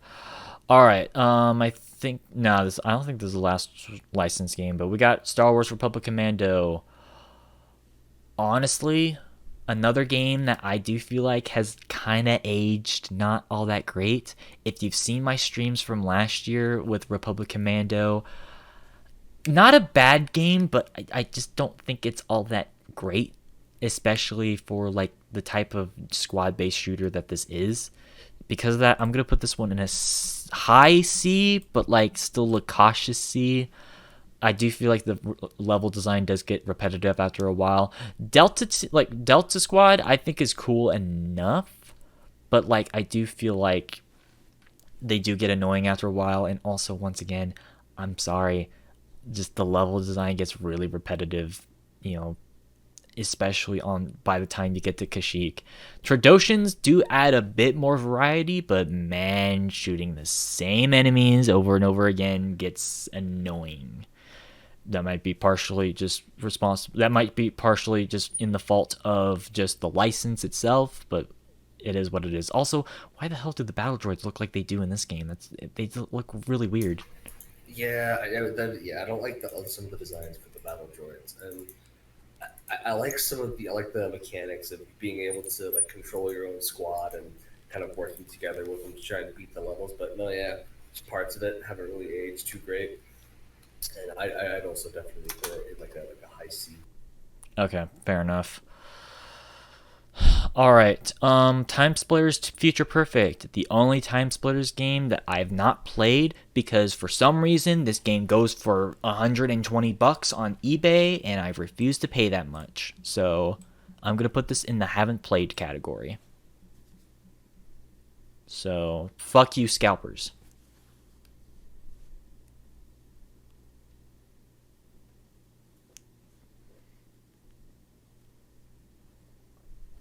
Do you have anything else to say?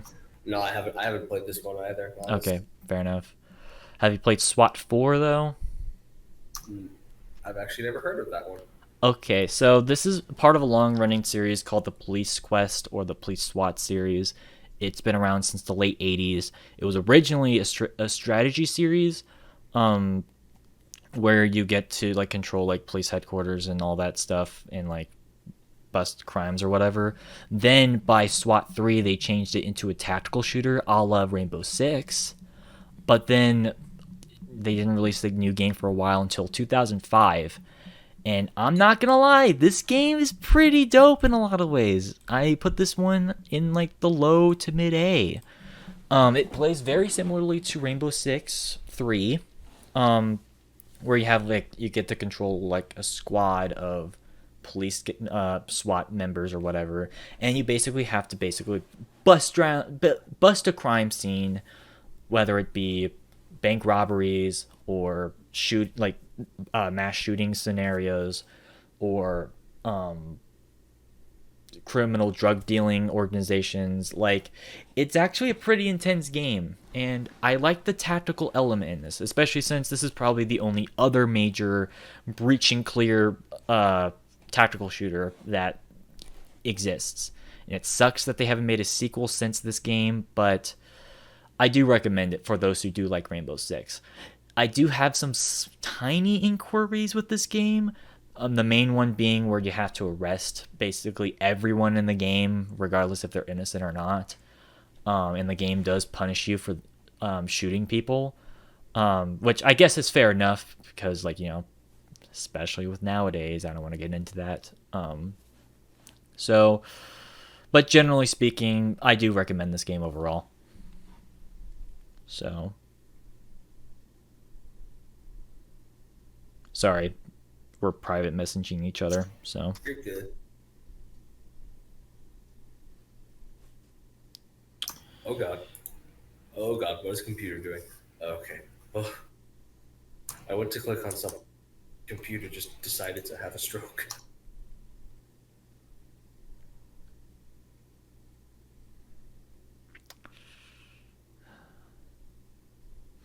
All right, let's move on.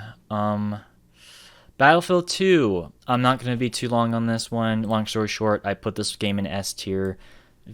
My reasons are just like with on the Battlefield tier list. I think this is the best out of the Refractor engine, and I think this one has the best setting, best gunplay, and just the best overall multiplayer action as opposed to some of the other Refractor engine games. So I'm assuming you haven't played this, or No, I actually have played this one. I liked it a lot. I do think it's much better than the first one. As much as I like Battlefield 1942, this one just I like the setting better. I like some of the guns. Just the skins are better. Some of them, a lot of them, just play a lot better. Some of the new ones as well were really good in my opinion. The maps felt a lot more open and like expansive. They're a lot more fun to kind of go around and explore. Overall, it's a good ass game. Solid A. all right. Fear. So you've definitely played this. So you have anything to say about this? Nah, it's not my favorite in the trilogy. That one would definitely probably be the second one. But it's still solid. I honestly, I'd probably put this in a low B. All right. Yeah, I'm gonna put this. Honestly, I'm gonna put this one in an A tier. I really freaking digged this game when I streamed this earlier this year. Yes, I know I didn't finish Perseus Mandate. I'm sorry. It's just a lot of stuff going on around that time. But generally speaking, I think this game is pretty dope. I know the speed, like the bullet time mechanic, is like not necessarily like the most unique because we've seen other games like Max Payne do that before. But I think in terms of a first-person shooter doing that, I think it adds a unique enough mechanic for this that it's thoroughly enjoyable in my opinion. Also, the really fucked up and creepy imagery in this game, like holy fucking shit! Like this game honestly terrified me in some areas. Okay, yeah, sorry, he's getting a. Yeah, we were probably messaging with stuff, but man, like. I don't know. I just really like a lot of the John Woo inspired stuff that was in this game. Like, it really is. It's one of those games where you got to experience it yourself in order to really appreciate the game. And honestly, like, this is such a dope experience. That being said, it's not a perfect game. I think my main issue with this game is that you kind of are in samey looking environments for most of the game. Because for like a good half, if not 2/3 of the game, you're inside this giant office building, and it does look a bit samey after a while. And also, this game doesn't have the most unique enemy variety. Yes, there are some like new robot guys that you encounter, and like those little shadow guys that you encounter later on. But honestly, I don't particularly mind that, especially when you've got Alma, who is one of the creepiest villains that I guess anti-villain now, but like one of the creepiest antagonists in any sort of game. Like that's it's creepy. Like, So like what? Oh, he's talking to someone. But like man, like just generally speaking though, I do recommend this game. Go check it out. It's easily high A for me. Maybe S tier. So that being said, I don't know the context of the sequels, so I don't know if they're good or bad. He claims that 2 is better, so I can't say anything about that, but I would still recommend the first one. Did you ever play the second one? No, I never got the chance. You So- should. I'll play it whenever either this upcoming Halloween comes or half Halloween comes back. So No, yeah. I honestly, I'd wait until Halloween because it's a good Halloween game. okay, fair enough. All right, Call of Duty 2. This is the sequel to Call of Duty 1, and I'm gonna make this one quick again. A tier. I think out of all the pre-Call of Duty 4 games that came out, this is probably my personal favorite. I think that not only just the graphics, but also just the level design has aged the best. I really do dig. Once again, the Russian missions are probably the best part of this campaign. I also really like the British missions in this game. Once again, the American missions do kind of fall flat, except for the D-Day mission, which actually kind of reminds me of the music video from My Chemical Romance with, oh my god, what's that? The Ghost of You. Kind of just have similar looking location. That's why I like that mission a lot. It kind of looks similar to that same location that they used. So, recommend that game either way. Multiplayer's kind of iffy though. That's why it's also at A. So, Izzy. Hold on. Sorry. I haven't played that one either. All right, fair enough. The game. Actually, no, I lied. I have played the campaign. I just haven't played any of the multiplayer. And I mean, the campaign, yeah, the D-Day mission was really good. I'm glad that I'm not the only person who got those vibes from that level because, no, yeah, as soon as I started playing the level, I was like, oh my god, did Gerard Way rip off of Call of Duty? No, it would be the other way around because Ghost of You, they both came out the same year. The music video for Ghost of You came out that same year. Did just stole the idea for their level. The fucking MCR music video. That's probably not what actually happened, but God, that'd be so perfect. In my head canon, that happened. So, all right. Anyways, the game Black. Have you ever heard of this game? Mm-mm. Okay, so this Interesting title. Okay, so this one, it's kind of hard to describe this game. It was released back in 2006 by EA. I don't remember who made the game, but basically, it's a really obscure to the general audience game that kind of, if you know Black Ops 1 for Call of Duty, it kind of took a lot of inspiration for this game because it's basically where you've got, it's now a stereotypical cliche in a lot of games now, but basically it's the whole, oh, this main character, he got framed for something that had nothing to do, like had no control over this situation or whatever, and he got rogue as a result. Sort of story that we see a lot nowadays. This was one of the first games that introduced that. And I'm not gonna lie, the shooting mechanics, they're pretty damn good, especially for a late PlayStation 2 / Xbox original game. I do feel like it does suffer from Black Hawk Down syndrome after a while, though, where it does kind of feel a bit too cliche at points. And so, I'm sorry. What did you just say? What? What was the name of that game? Black Hawk Down. That's what Delta. Okay, I thought you said something completely different for a second. So, because of that, I'm gonna put this one at a C. I guess you can check it out.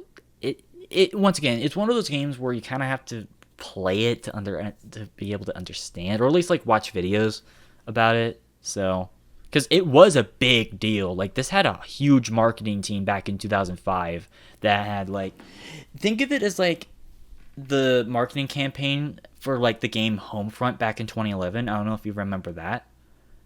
It was the same situation with Black. So, but unfortunately it didn't really sell enough copies. So at the end of the day, it doesn't really matter. All right. Red Orchestra Ostfront 1941 to 1945. So, you've heard of this? Mm-mm. Okay, so this was originally, just like Team Fortress with Quake, this was originally a mod for Unreal Tournament 2004, made by, don't think it was made by Tripwire, but it was endorsed by them. Those are the same guys who would eventually make Rising Storm 2 and Killing Floor. So it's sort of like the beginnings of sort of like that sort of whole thing. And honestly, it's an interesting title. I think the sequel is way better in a lot of ways, but, you know, for an experimental tactical shooter, you know, that ironically took a Doom clone style of game and its engine and tried to make it a tactical shooter similar to Rainbow Six, I think they did fine. It's not the best World War II shooter I've ever played. I'm going to put this one in like a low B. If you're interested in it, I guess you can check it out or whatever. It's definitely, you know, it's definitely more of a niche because it's more of a Battlefield style, I guess. Like, or let me phrase that, like more Arma style in terms of just open level design and being tactical shootery. So, there you go. So, once again, I'd recommend the sequel / Rising Storm. It's a confusing thing. It's just like how Dark Forces changed to Dead Knight. They completely changed the franchise, but that's a whole other thing. Next game, Resistance Fall of Man. So, I've not played this, if I'm just going to be real with y'all. I know it's made by Insomniac, the same people who made Spyro and Ratchet & Clank. I really do dig Ratchet & Clank, and Spyro is a pretty cool franchise, but I just can't find a consistent copy that's like not, you know, always sold out.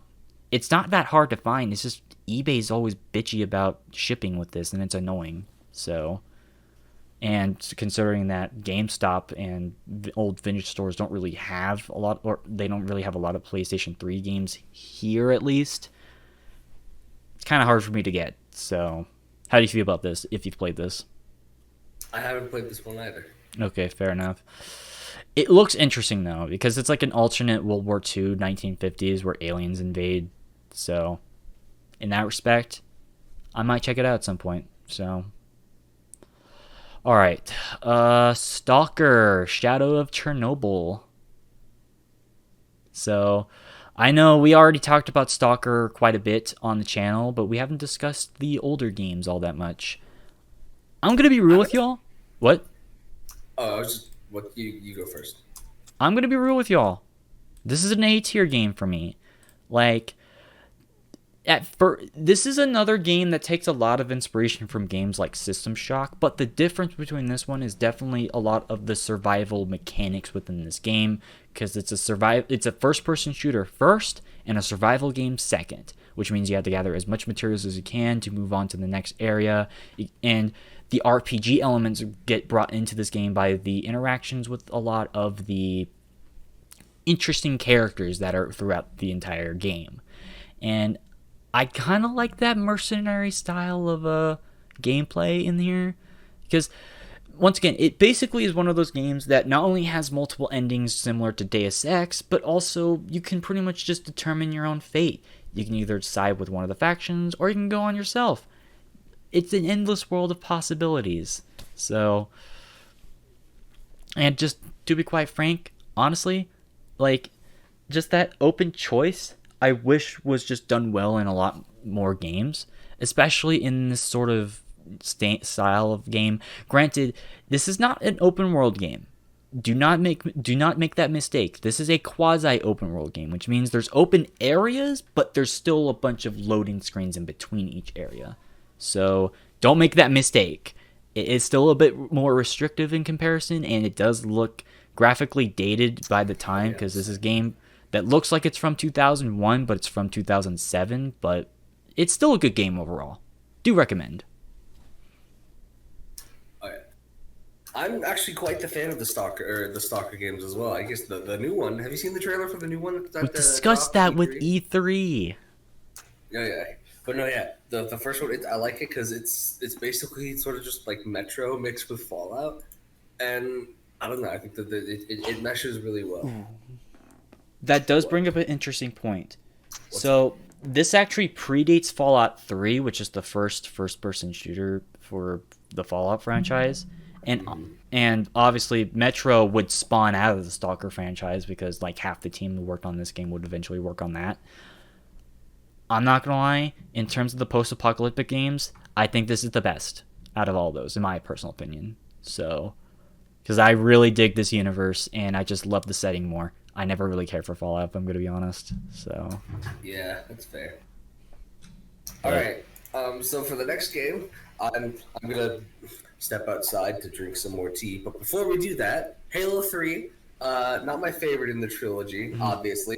I think it's better than Halo 2, not as good as Combat Evolved. The story, it actually has my favorite story out of the 3 games. It's mostly just because of the Arbiter. I love the Arbiter. He's one of my, probably my favorite side character from the original trilogy. I will say that the vehicles, some of the vehicle combat is kind of questionable. Like the vehicles, they feel like you're driving a big pile of Swiss cheese. Like they just get taken down so easily when you're driving them, at least. And like the difficulty spike with heroic and legendary isn't as terrible as it was in Halo 2, but it's still kind of lacking that really nicely balanced difficulty that Combat Evolved sort of perfected. And like there were power ups like the bubble shield, the drain. I think that was a really neat aspect. It really added to the multiplayer experience a lot as well. And then obviously you got a couple of new weapons. You got the spike grenade, which is my personal favorite type of grenade. You could finally use the lasers that the sentries had from the first game. That's a weapon now. But man, this game is easy S tier. Well, no, not S, because I do still have some problems with it. A, like high A. all right. Actually, if you're gonna go do something, I actually do want to get another drink. So we'll be right back again. I'll just put up another ad. So, all right. That's the lucky thing that a sponsor. Yeah, that's the good thing about me being a affiliate now, is that I can actually not worry about static stuff. But yeah, no, I'm gonna get a drink. So I'll be right back. I'll explain why I think it's S tier, but I just kind of want to get a drink right now because once again my throat is starting to hurt again.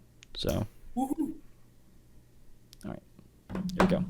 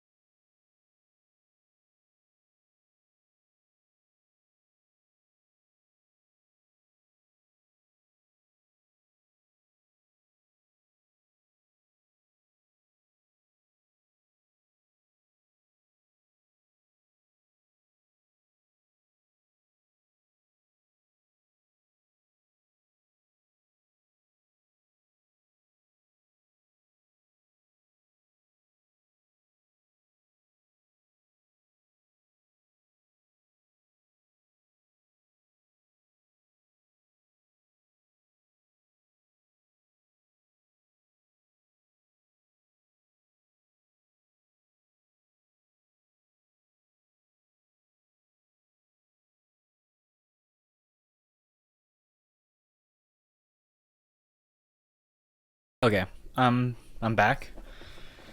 Spilled my drink. Oh no. All right. Okay, so actually I'm gonna turn up the overhead light because it's getting a bit dark in here too. God. Yeah, I keep forgetting how long these streams end up being. I'm sorry.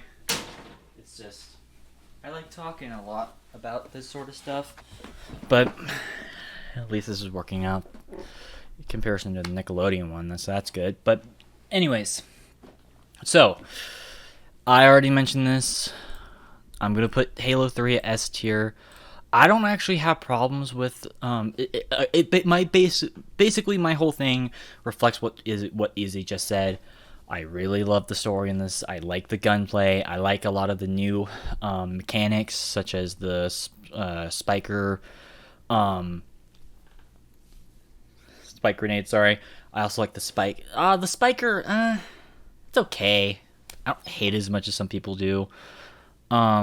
I do like the new vehicles, such as the Prowler and the Brute Chopper and all that sort of stuff. I also do really dig the Arbor in this game. I know he was in Halo 2. I know some people hated him in Halo 2. I didn't hate him in that, but I really dig him in Halo 3. Especially just his one-liners, because he has some really badass one-liners. Let's just be real here. But I actually don't really have an issue with I don't really have an issue with the vehicles and how they control in this game personally. Matter of fact, I don't really have a problem with most Halo games and how they control vehicles. But also, the difficulty, well, not as good as Halo 1. I actually don't have issues with the legendary difficulty on Halo 3. I will admit this, though. Like, the brutes, I guess they're a nice pace of change in comparison to fighting elites all the time. I actually think that the freaking brutes are fine in this game, but I don't know. Generally speaking, this game is awesome, and I'm just gonna be real with y'all. This game made me cry. There's very few games that make me tear up, and this is one of those. Like, oh my god, like, this game is just freaking awesome, and it's sad, but unfortunately, I wish this was the end in the timeline for Halo, because of just how awful Halo 4 and 5 are, but, like, man, this game's awesome. I recommend it wholeheartedly. Like, not even a contest. So,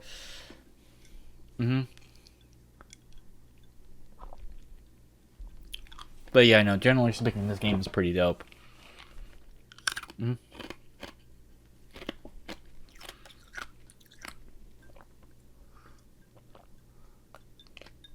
Sorry, I just want to get this drink up. Alright. So, I guess I'll give out my opinions on Team Fortress 2 while we wait for Izzy. Obviously, this is the sequel to Team Fortress, the long-awaited sequel. After 9 years of development, hopefully it would have been worth the wait. And Team Fortress is kind of difficult to talk about, if I'm going to be honest, because this is one of the earliest examples of a live service game. And at first, I'm not going to lie, this was one of the earliest examples of a live... Like, this is used to be one of the best examples of a live service game. Basically, for those who don't know, live service games are basically the games where you can pretty much update the game with free content consistently.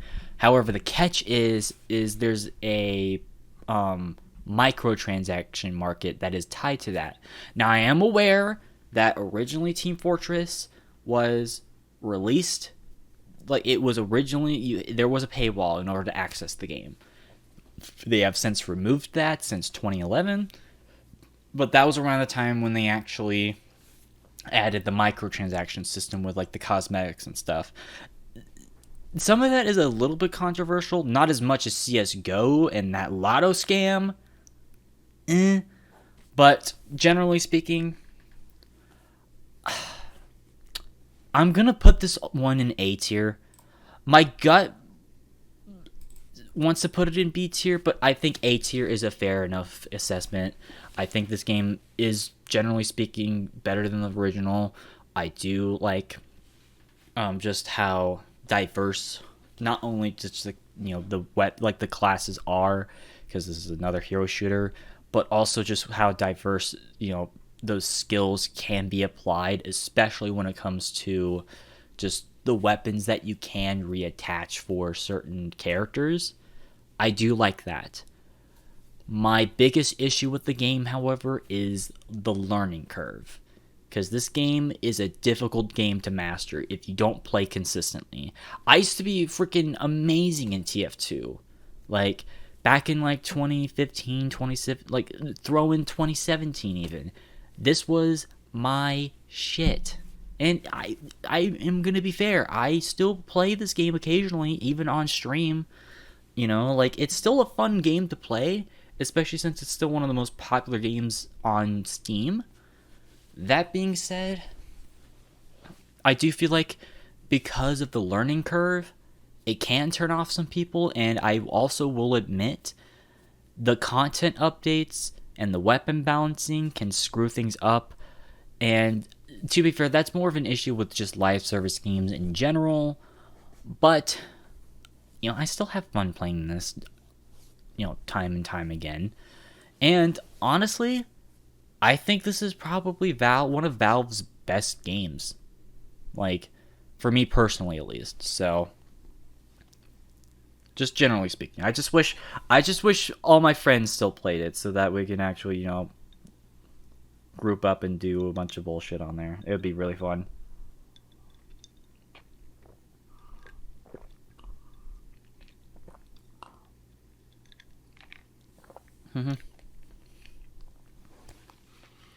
But I still recommend. But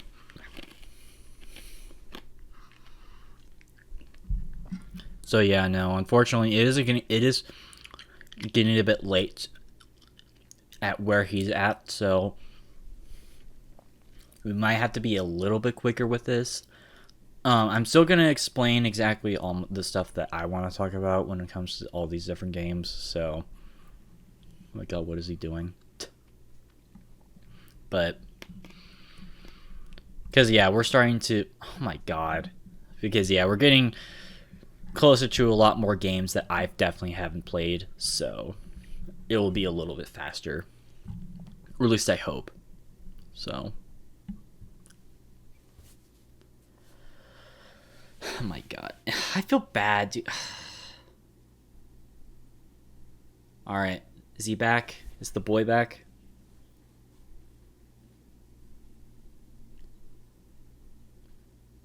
Oh my god. What is he doing?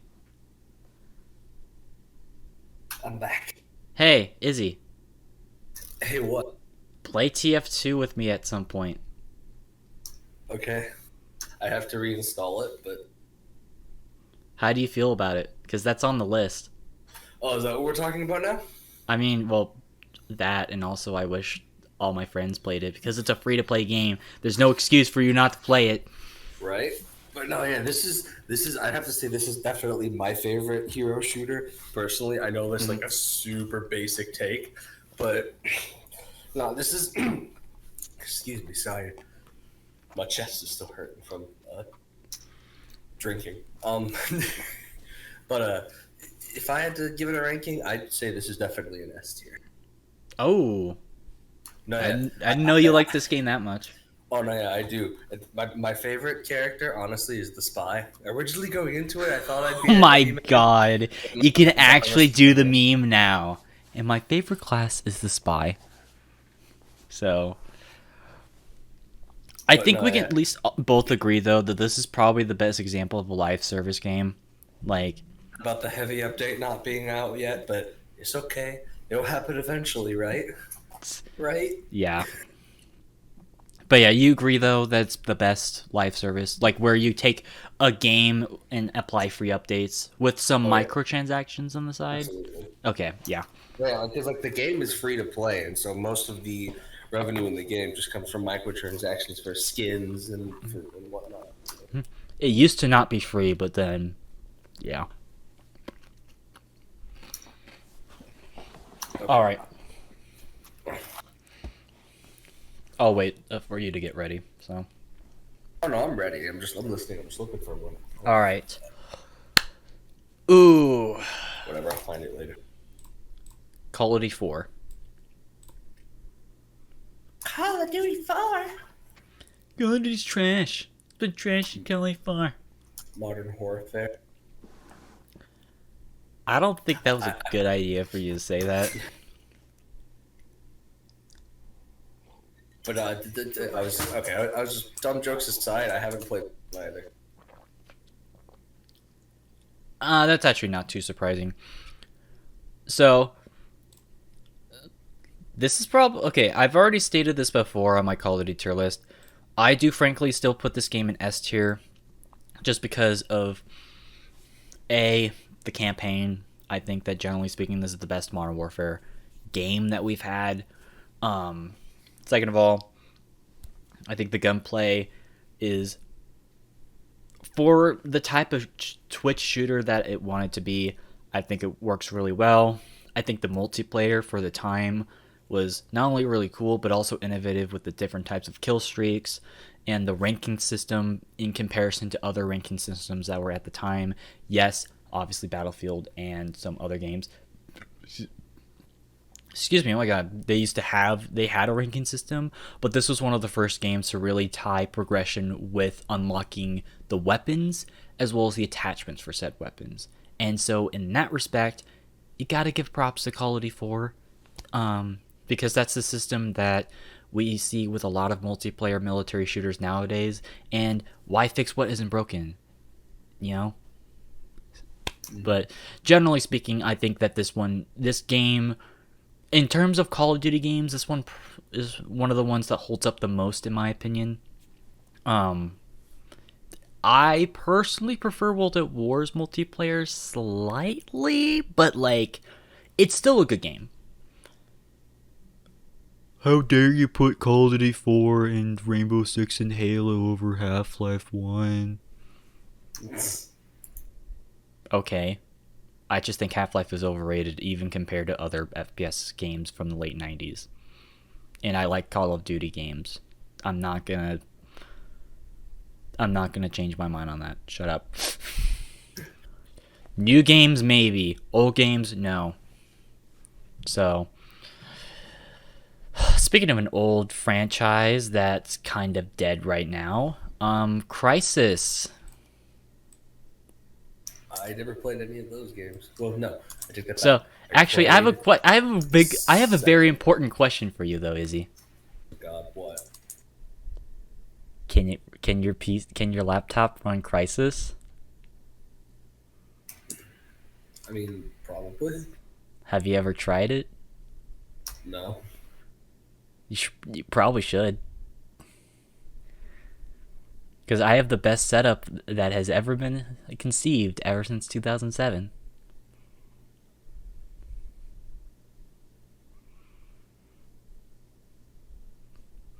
Can't see it without proof.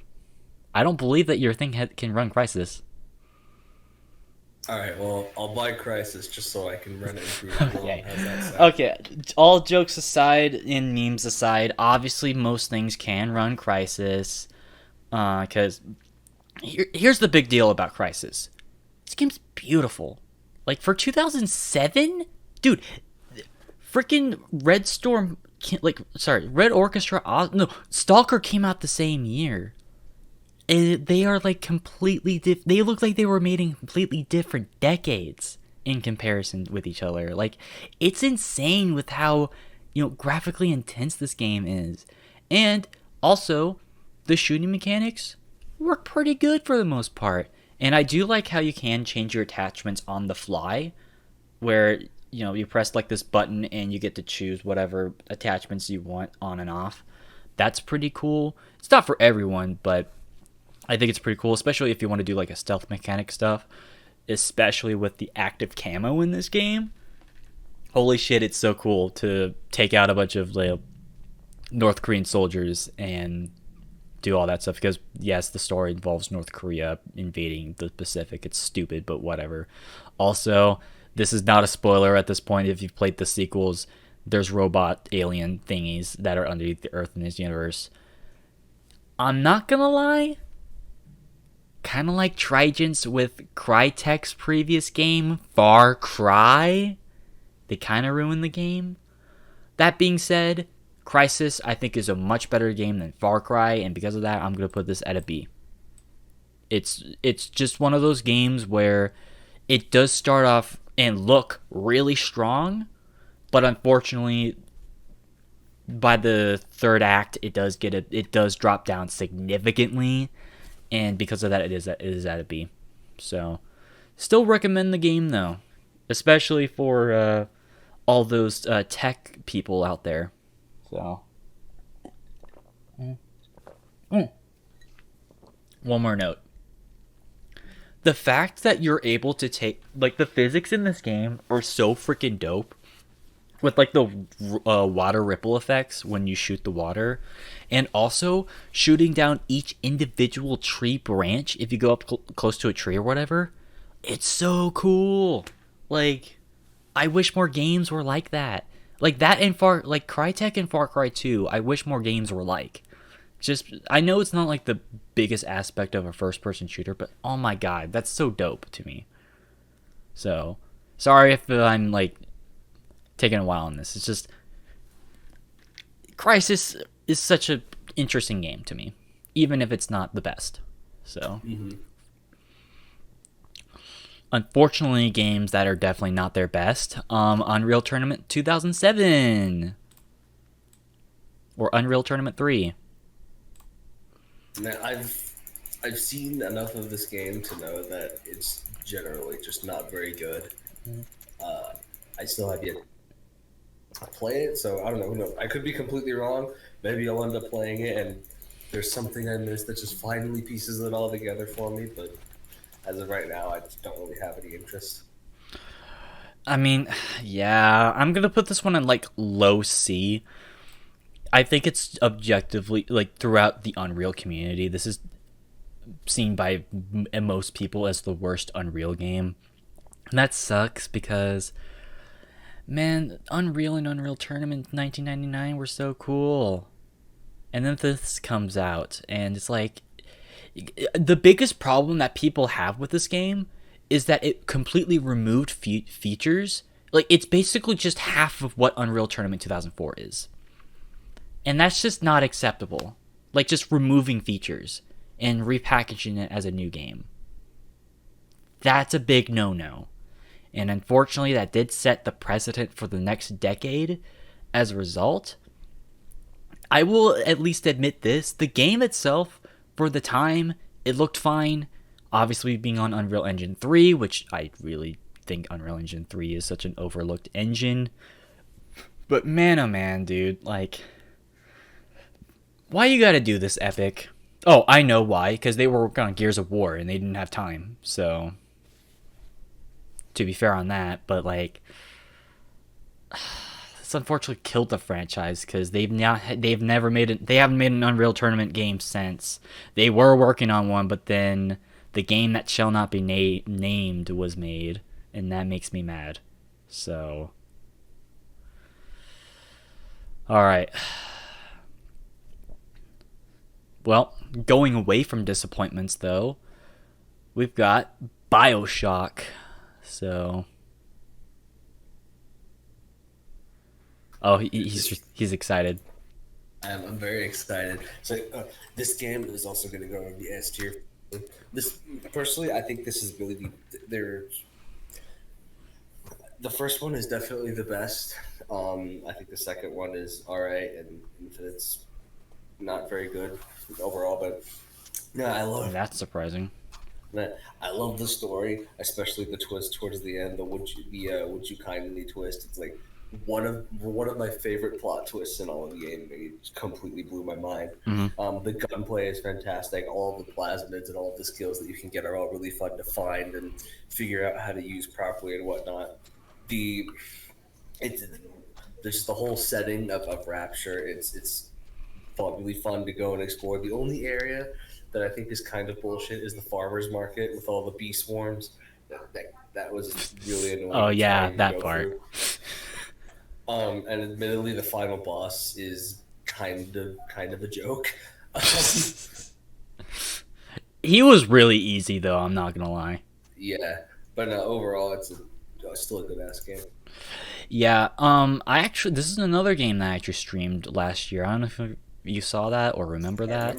I'm gonna put this game in A tier. I don't think it's as godly as some people make it out to be. I still think it's a really good game. I do love just a lot of the background story, especially since it is basically just, you know, I like to I'd like to call this game kind of like the Rage Against the Machine of video games, because like it's kind of true, because they take a lot of those, like, you know, criticisms of just modern, you know, America, and kind of twist it on its head, sort of, in the form of the entire city of Rapture, as you know, because you know how Rapture is supposed to be like this, you know, utopia of capitalist society, right? And then just it all crashed down at some point, and it now is just a, you know, thug infested city with a bunch of splicers just taking over the entire area. And that is just so freaking dope of a concept, just to tackle such a huge message. And honestly, I don't usually like to bring up this sort of argument for video games, but I can actually see the idea that this is a prime example on how video games can be art. Because just, not only just because of the messaging in this game, but this is also just a dope and beautiful looking game at times. Not as good as Crysis, obviously, but like just in terms of just general scope, it's pretty dope. Not to mention, obviously, I do like a lot of the perk systems that are in the game. I do like a lot of the enemies. The spider splicers are actually pretty dope. Like, they're creepy, but like they're, you know, the guys who go on the ceilings and stuff. Also, the Houdini guys with like the magic is pretty dope. It's kind of weird, but you know, it is what it is. Sander Cohen, I swear to God, like, Dude, I am so gay for Sander Cohen, dude. he's so fucked up though. Like, dude, I hate to bring up another Warhammer joke, but like, if there was like an embodiment of just all the fucked up things for like Warhammer, like a Warhammer character brought into a video game, he's the prime example. Like, he's over the top and just mellow about everything that he did. And he's, keep in mind, he's not even the main villain. He's a side character too. He's just, I don't know, I find his story just so fascinating just by himself. That being said, yes, I just praised this game. It's freaking dope. My only issue is the shooting mechanics are a bit janky at times. Because, or specifically on console. I didn't get to play this on PC, so it might be a little bit different. But man, these console controls, they're kind of whack in ways. Yeah. There's also a lot of frame rate drops I've noticed on console, but I never had frame rate drop issues, but I definitely don't. Also, there's a really sudden and like kind of weird spike in difficulty towards the last act of the game, and it's kind of annoying. But I mean, if you give yourself up enough, you should be able to push through it fine. Yeah, I remember that. But I don't know. It's still a good game though. Highly recommend. So, but yeah, I can go on and on just about the lore of this game, but yeah, no, I definitely do agree. It's at least something that you should play at some point in your life. So, all right, next game, Brothers in Arms: Hell's Highway.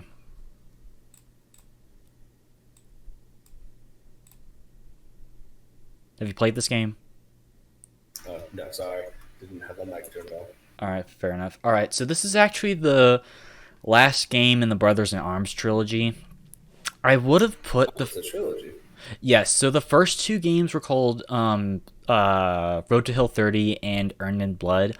Honestly, I'm not the biggest fan of those games because just I think the shooting mechanics are just really, really bad, and just the story is just sort of, it's the stereotypical cliche World War II, you know, oh, I'm the freaking boss of this, you gotta listen to me, and like the lieutenant being like, no, why you gotta do this, and it's kind of cringe if I'm gonna be honest. Yeah. That being said, this is a much improved version of those games combined, taking a lot of inspiration from the Rainbow Six Vegas games, taking a playbook out of that by having the cover based mechanic in those Rainbow Six games, and just applying it, and also just improving like just the weapons and how they shoot in this game, and also even the story. Like the story definitely got more emotion out of me in comparison to the previous games. That being said, it is a World War II shooter that I do feel like just got completely ignored, because by the late 2000s, nobody gave a shit. Because World War II shooters were, as you can clearly tell, a huge thing in the early to mid 2000s. But by 2006 and 7, people were just getting tired of that. And this is, unfortunately, they paid the price for that. That being said, I do like this game. I'm going to put this one at a B. I know I have a lot of games in B. But I do generally think that this is probably the best game that in that trilogy, and also one of Gearbox's better games, because yes, this is made by the same Gearbox who would make Borderlands, so which is why we haven't seen one of these games ever since, which kind of tear in my eye. It got popular and then they kind of just forgot about it. No, they just don't care. Like they were planning on making a fourth game, but because it looked more like a Borderlands style of game with like basically not taking itself seriously and also just making it like a parody game, they just canceled the project. So because this was the last game that Gearbox would actually take itself seriously with for a long time, until Godfall came out. So, and we all know how that ended up. So, all right. Next game, Left 4 Dead 1.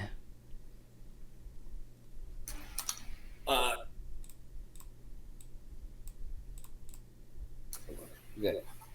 I like this game. After the second game came out, it was kind of sort of made irrelevant since they added all the levels from it into it anyways. But I mean, for what it is, it's really fun.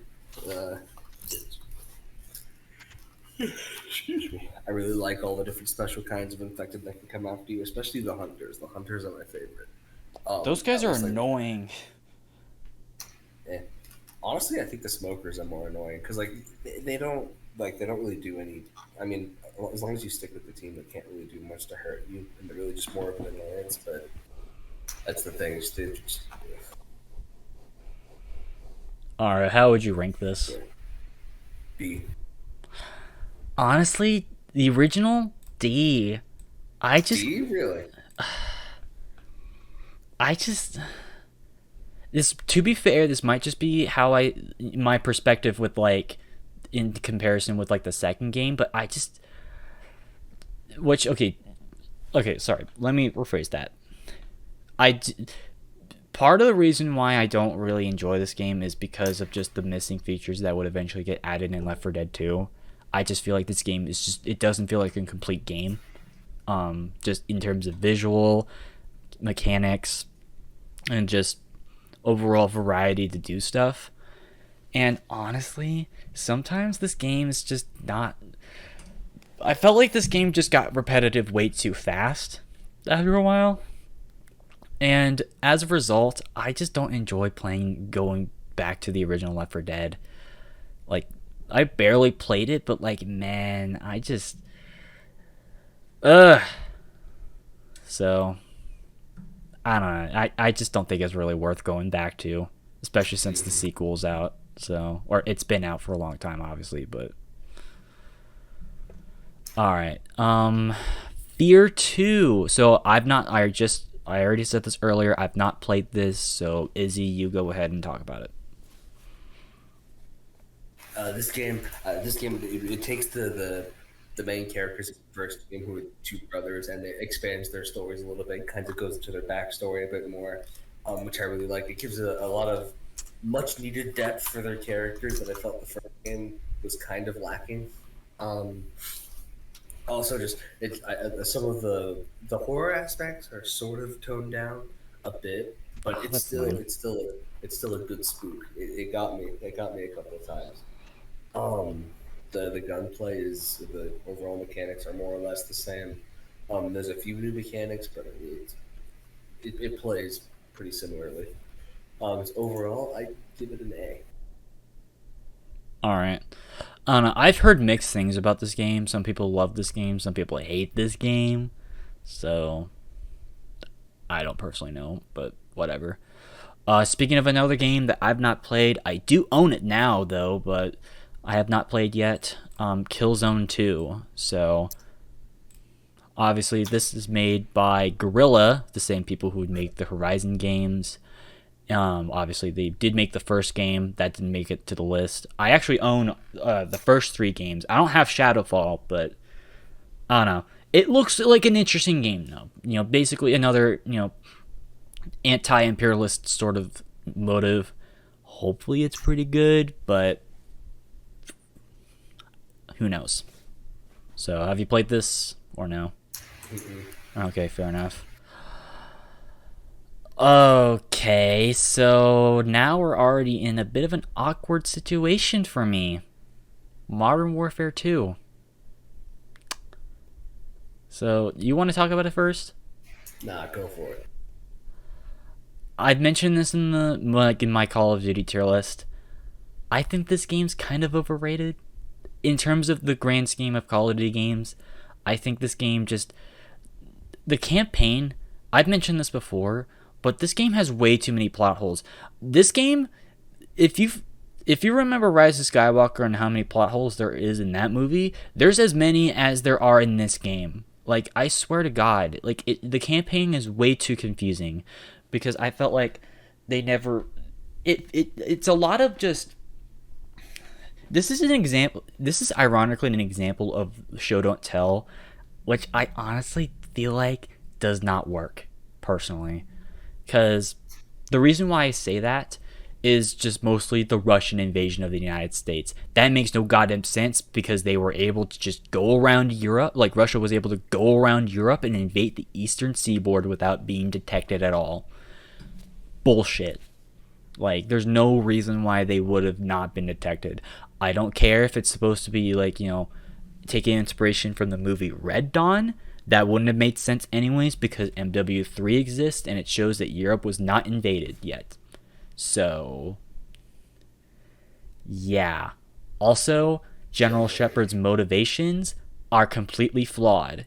Why would he take his anger on losing his men in the first Modern Warfare onto the main characters themselves, especially since he can easily just use them all to his advantage. So, also, why is there a cartel that is already taking over the entirety of Brazil, or at least Rio de Janeiro? Doesn't make any fucking sense. Like, especially if you've seen Brazil in the past 30 years. Like, they take their precautions seriously. So, also, I don't care what people say, but the multiplayer is dog shit in this game. It is completely broken, but not in fun ways. I hate the whole one army noob danger close combo, grenade launcher combo. That's complete horseshit. Commando Pro, absolute fucking bullshit. Weapons like the 45 and the intervention and the Spaz 12 completely just delete everyone that they are facing. And the maps are just not fun to play on. You can try to convince me otherwise, but this game is low C. I'm not going to change my mind on that. I don't think it's as bad as I used to think it is anymore, but man, this game is still vastly overrated. Like, put your nostalgia goggles off, people. It's the same problem that I have with Half-Life fanboys. It's a pretty similar community in terms of that, at least. So, do you have anything to say? No. Oh, you haven't played this, or? I didn't hear that. I said no, not yet. Okay, fair enough. I know you've played Left 4 Dead, so, too, I mean.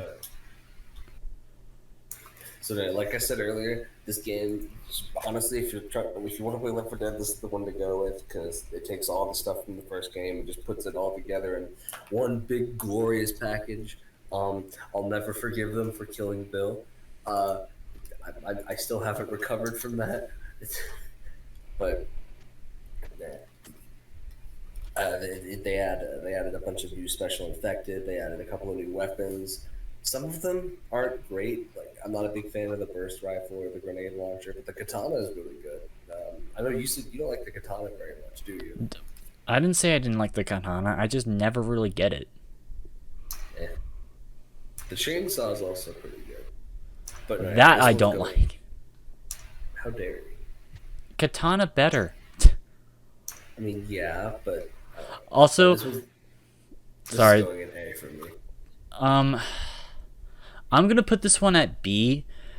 This is just me. I'm just burnt out on Left 4 Dead. I just feel like this is not just a you thing. It's just generally speaking, I feel like I've been forced to play this game a lot. Because I mean, you already just don't like zombie games very much. Yeah, do you? that's the other thing. I'm not the biggest. This is no surprise. I'm not the biggest fan of games that are just solely surrounded by the concept of zombies. Obviously, I do like Call of Duty Zombies. I also like some of the older Resident Evil games, and I do like Killing Floor. But even then, that's not even really a zombie game per se. It's more of like a it's more. I don't know. It's a little bit different compared to it. But generally speaking, I just don't really enjoy it. Okay, it's not bad. Like it's just I've just burnt out on it, and because I just feel like it gets way too repetitive at points. It's not that it's bad; it's better than the first game, and I do like some of the quality of life improvements that they've added in, especially adding in a lot of new weapons to the game, like the MP5 and the G3 and all that sort of stuff. That I do like, but for me personally, I would just rather play other types of co-op shooters. So. And Izzy, that hopefully will convince you to find more games that we can play. So, I can't hear you. So this will be the next game that we get. Alright, so this is either going to be the last game from the 2000s or the first game from the 2010s, depending on your perspective. Call of Pripyat, Stalker. I have not played this game, so I can't say anything. Neither have I, actually. Oh, interesting. All right. Well, I guess we'll move on. So yeah, Left 4 Dead 2 being the last confirmed game. I only say that because this game in certain countries was released in 2009 and in other countries in 2010, so that's why I mentioned that. So that's always fun. Yeah. I wish games weren't released in separate decades. Like that. That's dumb. Don't you just hate that when you don't get to play a game for another decade because you live in a different country? Yeah, it's lame. What isn't necessarily lame though is Battlefield Bad Company 2. Yeah, that was actually my favorite in the Bad Company series. Bad Company series? Or what, the Battlefield series. I heard Bad Company and they had different thing on my brain, but yeah, Battlefield. Okay, this one's not my favorite. I do generally like this more than the first Bad Company. Trust me, that one's awful. I ranted about that one before. It's not very good. What? I said, yeah, it's not very good. And this is definitely an improvement on that one. That being said, okay, the campaign is definitely better in this one. But I do feel like the weapons, I don't know. To me, my main issue is that I just feel like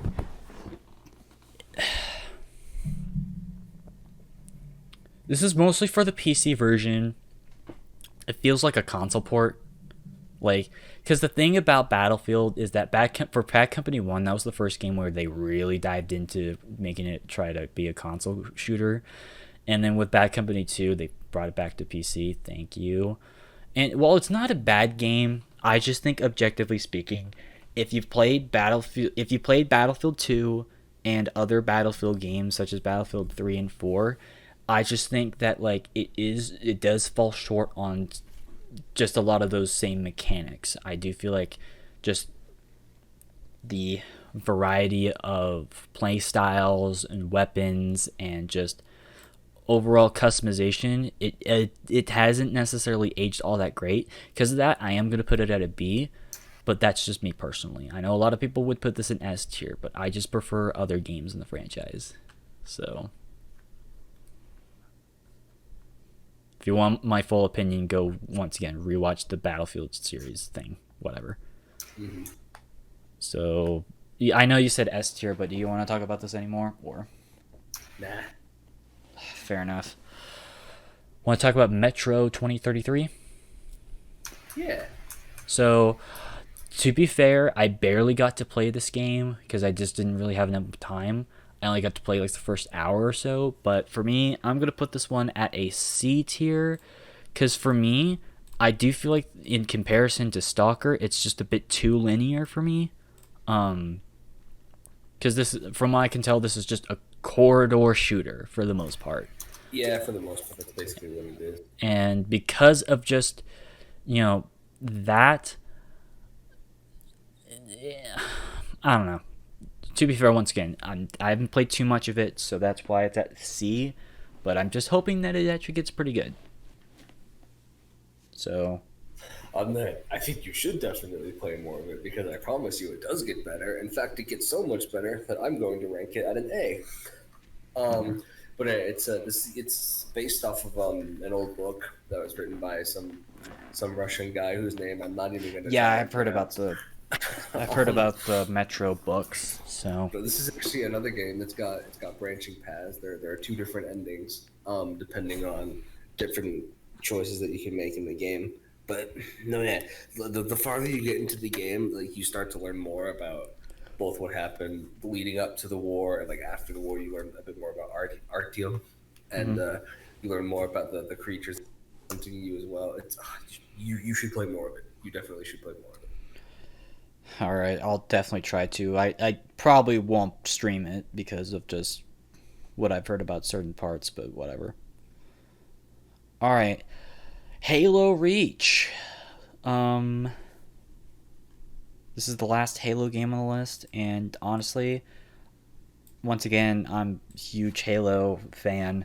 I'm going to put this in S tier. I really do dig the campaign. I really like I do like Noble Team, and just sort of their dynamic. Yes, it sucks that they, spoiler alert, everyone dies. It takes the Rogue One approach, but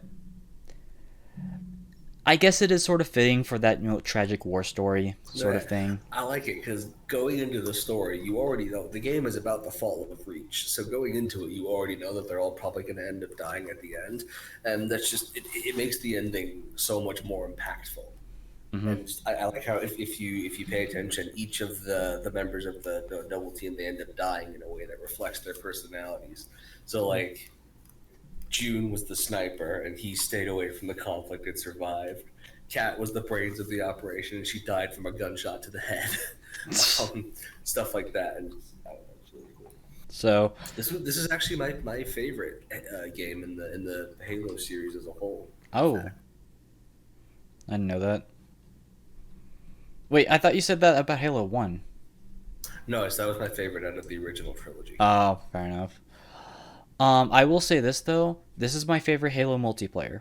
So that's, I know, a bit of a hot debate. Some people prefer Halo 3 multiplayer, but this one's still, I just prefer a lot more of the utility in this. I like it because it kind of had some of the similar aspects of the some of that advanced movement that was in Halo 5 that would just but it handled it in so much of a better way than Halo 5 did. It made it. This is how you should do advanced movement in Halo. Mm-hmm. In fact, I can even I know people don't like sprint. I personally don't think it's even. I don't think it's that bad. I think people should be way more mad about armor lock because armor lock is bullshit. Armor lock sucked. If you use armor my god, lock, you're a piece of shit. Oh my god, that. Also, Firefight was improved from ODST in this game. Firefight. So, I wish they didn't kind of. Also, the Forge. I know that was first introduced in Halo 3. Yes, Forge was cool in this game. So. Alright. Fallout New Vegas. You're going to be mad with me on this one. Yeah, I already know what your opinions on this are. And yeah, you're right. I'm mad. Okay. I'm going to be a bit fair on this game because I'm just going to be real with y'all. I don't like Fallout as a franchise. I just don't like the setting. I find just the 1950s, 60s sort of thing kind of creepy. I also just don't really like a lot of just the lore itself in general. I think it's just really stupid, especially just with the whole America first sort of mentality that kind of sparked the whole thing. Like, it just, I find it kind of like uncomfortable. It's not that it's bad, it just makes me uncomfortable personally. That being said, do generally agree that New Vegas is probably the best game. And so because of that, I'm going to put it at a low C, and that's me being kind. So, but I would put it at D, but I don't want to be that one guy. Okay. I have a much higher opinion of this game, but I am also still going to put it in the C. I'm going to put it in a very high C, though. But What? okay, so I'll explain why. I'm It's a actually one- shocked because I thought you loved Fallout. I do. I love this game. It's still, yeah, it's my favorite in the Fallout franchise. But just there's a lot of issues. It's plagued with performance issues and bugs and glitches that make it borderline unplayable at times. And also, I do like the graphics haven't really aged very well either. I feel like it's all kind of very dull looking, which is a lot. The color palettes tend to it all looks the same. They don't really blend together very well. Most of these problems could be fixed with a remake, and I really want that to happen. But guess Probably what? Bethesda's more worried about shilling Fallout 76 Oh, more yeah. than they But are. despite all of those problems, yeah, it's still like it's despite basically being an expansion for Fallout 3, it somehow manages to be better in every aspect. In fact, people give me a lot of shit for this, but I don't even really like Fallout 3 very much. In fact, I think it's kind of bad. But no, it's a good game. Wow, if you're putting this at a C, I'm going to put it at D then. Like I said, the only reason why I have it that low is just because of most like the technical issues that it still has. Like, if I have to install mods to be able to get the game to work Yes, properly, that's when you then- know there's a problem. I hate it But when again, this problem could literally be fixed if Bethesda would just let them do a fucking remake. Bethesda, how far you have fallen. Anyways, next game, Killing Floor 3 or not Killing Floor 3, Killzone 3. I was Not gonna played say this. there was a third one. No, I've not played Killzone 3. So, Neither have I. have you played? Okay, you've played Human Revolution. I've not played it yet, so either. So, how do you feel about Deus Ex Human Revolution? It's okay. I don't really like the main character very much. He's kind of a cliche. The story is pretty weak, but the gameplay is fine. It's serviceable. I do like some of the time mechanics that you can use, and I will admittedly the gunplay is pretty fun. The sandbox is pretty good too, especially some of the weapons that you get later on in the game. But overall, I'd put it same place as New Vegas, just like a high C. All right, fair enough. Serious Sam 3. Serious Sam 2 is not on here because some people didn't like that game because of just how weird it got. So the third one's here. I'm surprised. Have you played this or no? I'm gonna put this one at C. I already mentioned this. Serious Sam, after the first game, the franchise kind of just gotten downhill in like quality, unfortunately. And this is just another example of that. Granted, this is not the worst Doom clone I played, but that's the problem. Doom clones kind of just stopped being popular after 2003. By the time of like, for like a long time, up until like what, 2015, 2016, nobody cared. And this is systemic of that problem because this game just does not really have a lot of that same budget and polish. Because this game has stiff animations and stiff controls in comparison to the first game. And my god, this game can actually be bullshittingly hard. Not in like a challenging hard, but like just in a bullshit way where you just die in like 2.5 seconds sometimes. It's a similar problem with Far Cry. Granted, it's easier than Far Cry in that respect, but man, like, has not aged well. Granted, it's still better than Duke Nukem Forever. That game's awful. So, but Whatever. All right. Well, here's your favorite game of all time. So, Wait, is it finally? Has the yes. time come? So before you go in, I'm gonna talk about this one first. Obviously, Borderlands 1 is not on here because that one didn't get enough score. Also, I feel like a lot of people just didn't really like that game. But Borderlands 2, I'm going to put this one at a B tier. I know what Izzy going to put it at, but it's not my favorite game. But in terms of looter shooters, I do agree that this is definitely one of the better examples of it. And I do think Handsome Jack is a pretty good villain. That's all I got to say. You can explain. So this game, not only is it my favorite game in the Borderlands franchise, in fact, I've been playing it during the entirety of the stream in the background. Like you tried but- doing yesterday, but Yeah, but like Dave said, it's also my personal favorite game ever. I love the gunplay. The gunplay is fantastic. The story is amazing. The characters are related. The characters are my favorite part, honestly. There are so many relatable characters. Like, obviously, you've got the main characters from the first game. You've got new additions, excuse me, Sir Hammerlock and Jack, obviously, Handsome Jack, one of the goats in terms of video game villains. I love how much variety there is with the guns, because like realistically, there's not a huge amount of guns in the game, but there's so much variability about like how each different gun can spawn. there's a lot of variance, you mean? Like, No, yeah, the sandbox feels so much more diverse because of it. And it's so good. The only problems I have with it is that some of the jokes in the story haven't aged very well. There's a lot of somewhat dated internet humor, and the Yeah. UI is pretty clunky. The inventory is kind of a mess to try and sort through at some points. Also, I really miss weapon proficiencies. That was a mechanic from the first game that they decided that they didn't bring it back for this one for some reason. I never understood why, but no, yeah, this one's all easy S tier. is it all at least better than the pre-sequel? Oh, it's way better than the He prequel. hates the pre-sequel so much. I don't think that's not even a question. What even, dude? That's just a dumb name. The pre-sequel, like. Yeah. But, Sorry, All right. Far Cry 3. Did you play? Oh yeah, you said you played 3. no, yeah, I have. And I do think it's a very good game. In fact, I'd put it in like a low to mid A. I do have some issues with the story. In fact, I like Voss. He's a really good villain, Yes, but Voss. there are some aspects of his character that I just don't really like, or that I felt like could have been fleshed out upon a bit more.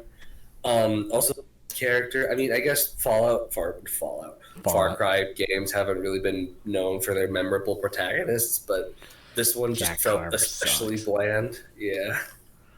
And also, just his friends weren't really very interesting either. Voss really Yeah, just felt like the only character who had I any depth hate the to main him. characters in this game. They're such frat people. Oh yeah, But but sorry, you go ahead. I was done. Sorry. Okay, so I'm actually going to be a bit harsher with this game because I do like Far Cry as a franchise. I don't like Far Cry 1. I think I made that clear. Far Cry 3, on the other hand, I find this game to be a bit too clunky. I'm going to put this one at like a high C because while yes, I do like the innovations that this game has brought to the table, such as crafting and upgrading your weapons, being able to I don't think this one doesn't have multiple endings. I don't think. I mean, it kind of does, but it doesn't really do anything. Obviously Voss, one of the best villains of just gaming in general, I do think is pretty cool. And he's not even the main villain. Like, people forget, he's really not. He's actually a lackey to someone else. And just the entire environment basically just being if like a Far Cry 1 if it was an open world environment, because that's just sort of the environments that Far Cry 1 was, just a tropical island sort of setting. I think that's pretty cool. That being said, this game is a bit too janky for me. Like janky animations, janky vehicles. If you say that Halo 3 had janky vehicles, this game has the most janky vehicles I've ever played with. Like, oh my god. And also just a lot of just lighting issues I've always had. Like, I've always had an issue with this game's lighting. Like, it just looks either too bright or too dark, or it just looks like the lighting is just going through the trees. So, and also I just find some of the stuff, like the crafting stuff, to be a bit too tedious. That's why I prefer Far Cry 4, because I feel like just the crafting in that game was just done way easier and just way more effectively. And also, I think that game just generally has polished a lot more of the mechanics in Far Cry 3 just a bit better. Also, I prefer Far Cry 2. Yes, it may not have as many mechanics as Far Cry 3, but I just generally like the setting and the story and the survival mechanics in that game way more than Far Cry 3. So, or that's just my personal opinion. I know a ton of people disagree with me on that, but that's just me personally. Makes me mad that Far Cry 2 is not on here. That game has a 6.7 out of 10, and that doesn't deserve to be there at all. That should be at least an 8 out of 10 game. So, but all right. Next game, BioShock Infinite. I've not played this game, even though this has the most basic video game box art ever. He looks like Nathan Drake, which is funny. Yeah, it kind of does. So, you don't like this game? I heard really good things about this game. I don't think it's horrible. I have a lot of issues with the story and with Elizabeth's character in particular. I just don't like the character very much. And the story is it ends up falling off very noticeably in a lot of places, especially towards like the mid to end sections. And the gunplay I thought just wasn't very satisfying. But I mean, it's still fun to pick up and play occasionally. It was serviceable. I'd put it probably like a low to mid C. Dang. All right. What about Metro Last Light? I've not played this game either. So This is my favorite in the Metro series. It continues. It's a direct sequel to the first one. Obviously, this one it also has 2 different endings. All of the Metro games have 2 different endings that you can get depending on. It's kind of dependent on how many of the monsters you end up killing, if I remember correctly. But the soundtrack for this game is so much better than it was for the first one. The gameplay felt so much. The first game had a lot of really weird like spikes in difficulty towards the beginning, and the second game fixed a lot of that. The guns a lot more smooth to use as well overall, and so I put it in high A. all right, fair enough. All right, Call of Warhez Gunslinger. So we have to address the elephant in the room. Yes, this is actually another game from a franchise. I personally like to call it the Call of Warhez trilogy because we don't acknowledge the cartel. That game does not exist. I've never played. What even is Call of Juarez? It's basic. Are you like being serious or are you just joking? I'm being dead serious. It's basically a Wild West based first person shooter franchise. So you get to play with a lot of those lever action and revolvers. So I have not played Gunslinger, so I can't really say anything about this. Although from what I can tell, it does look pretty fun, and hopefully it's actually the best, like one of the better Wild West games outside of obviously Red Dead. So, because obviously that and Red Dead are like the only big Wild West themed games out there. You can count Gun, but nobody knows Gun. So, all right, Shadow Warrior 2013. This is the game that you've played. So, I'll just say this. Oh, sorry, you go ahead. Yeah, go ahead. What's up? I'll just say this right now. I'm gonna put this on the same tier as the original. I do think that this game just has better just gunplay in general.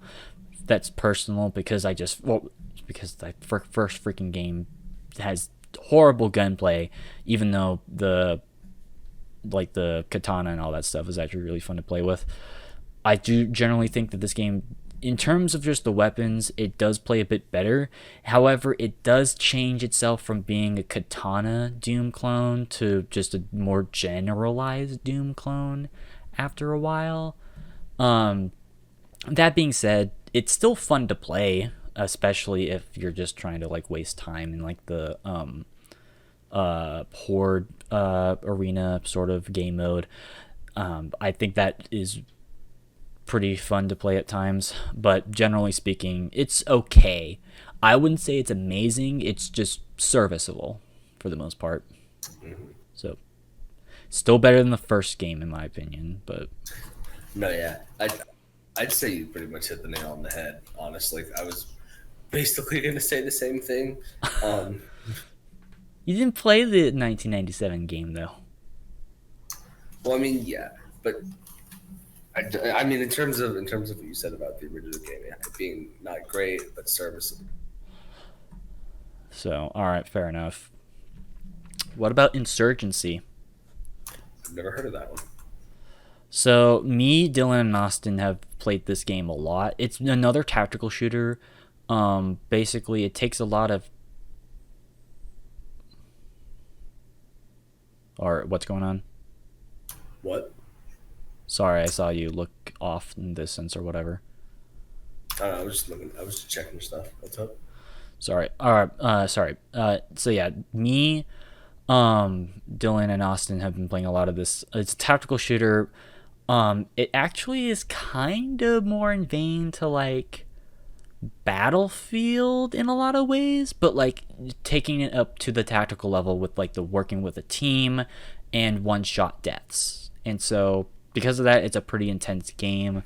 That being said, I'm not gonna lie, being a smaller developer who made this game, I'm gonna put this game in like a high A, almost even S tier if I'm gonna be honest. Like this is definitely one of the best games released in the past 10 years that I definitely recommend people, because it's just that, especially for like the co-op, that's what really sells this game for me, is just the co-op. I think is really fun, either pushing out to attack an insurgency force or defending an objective, and it generally works for the most part.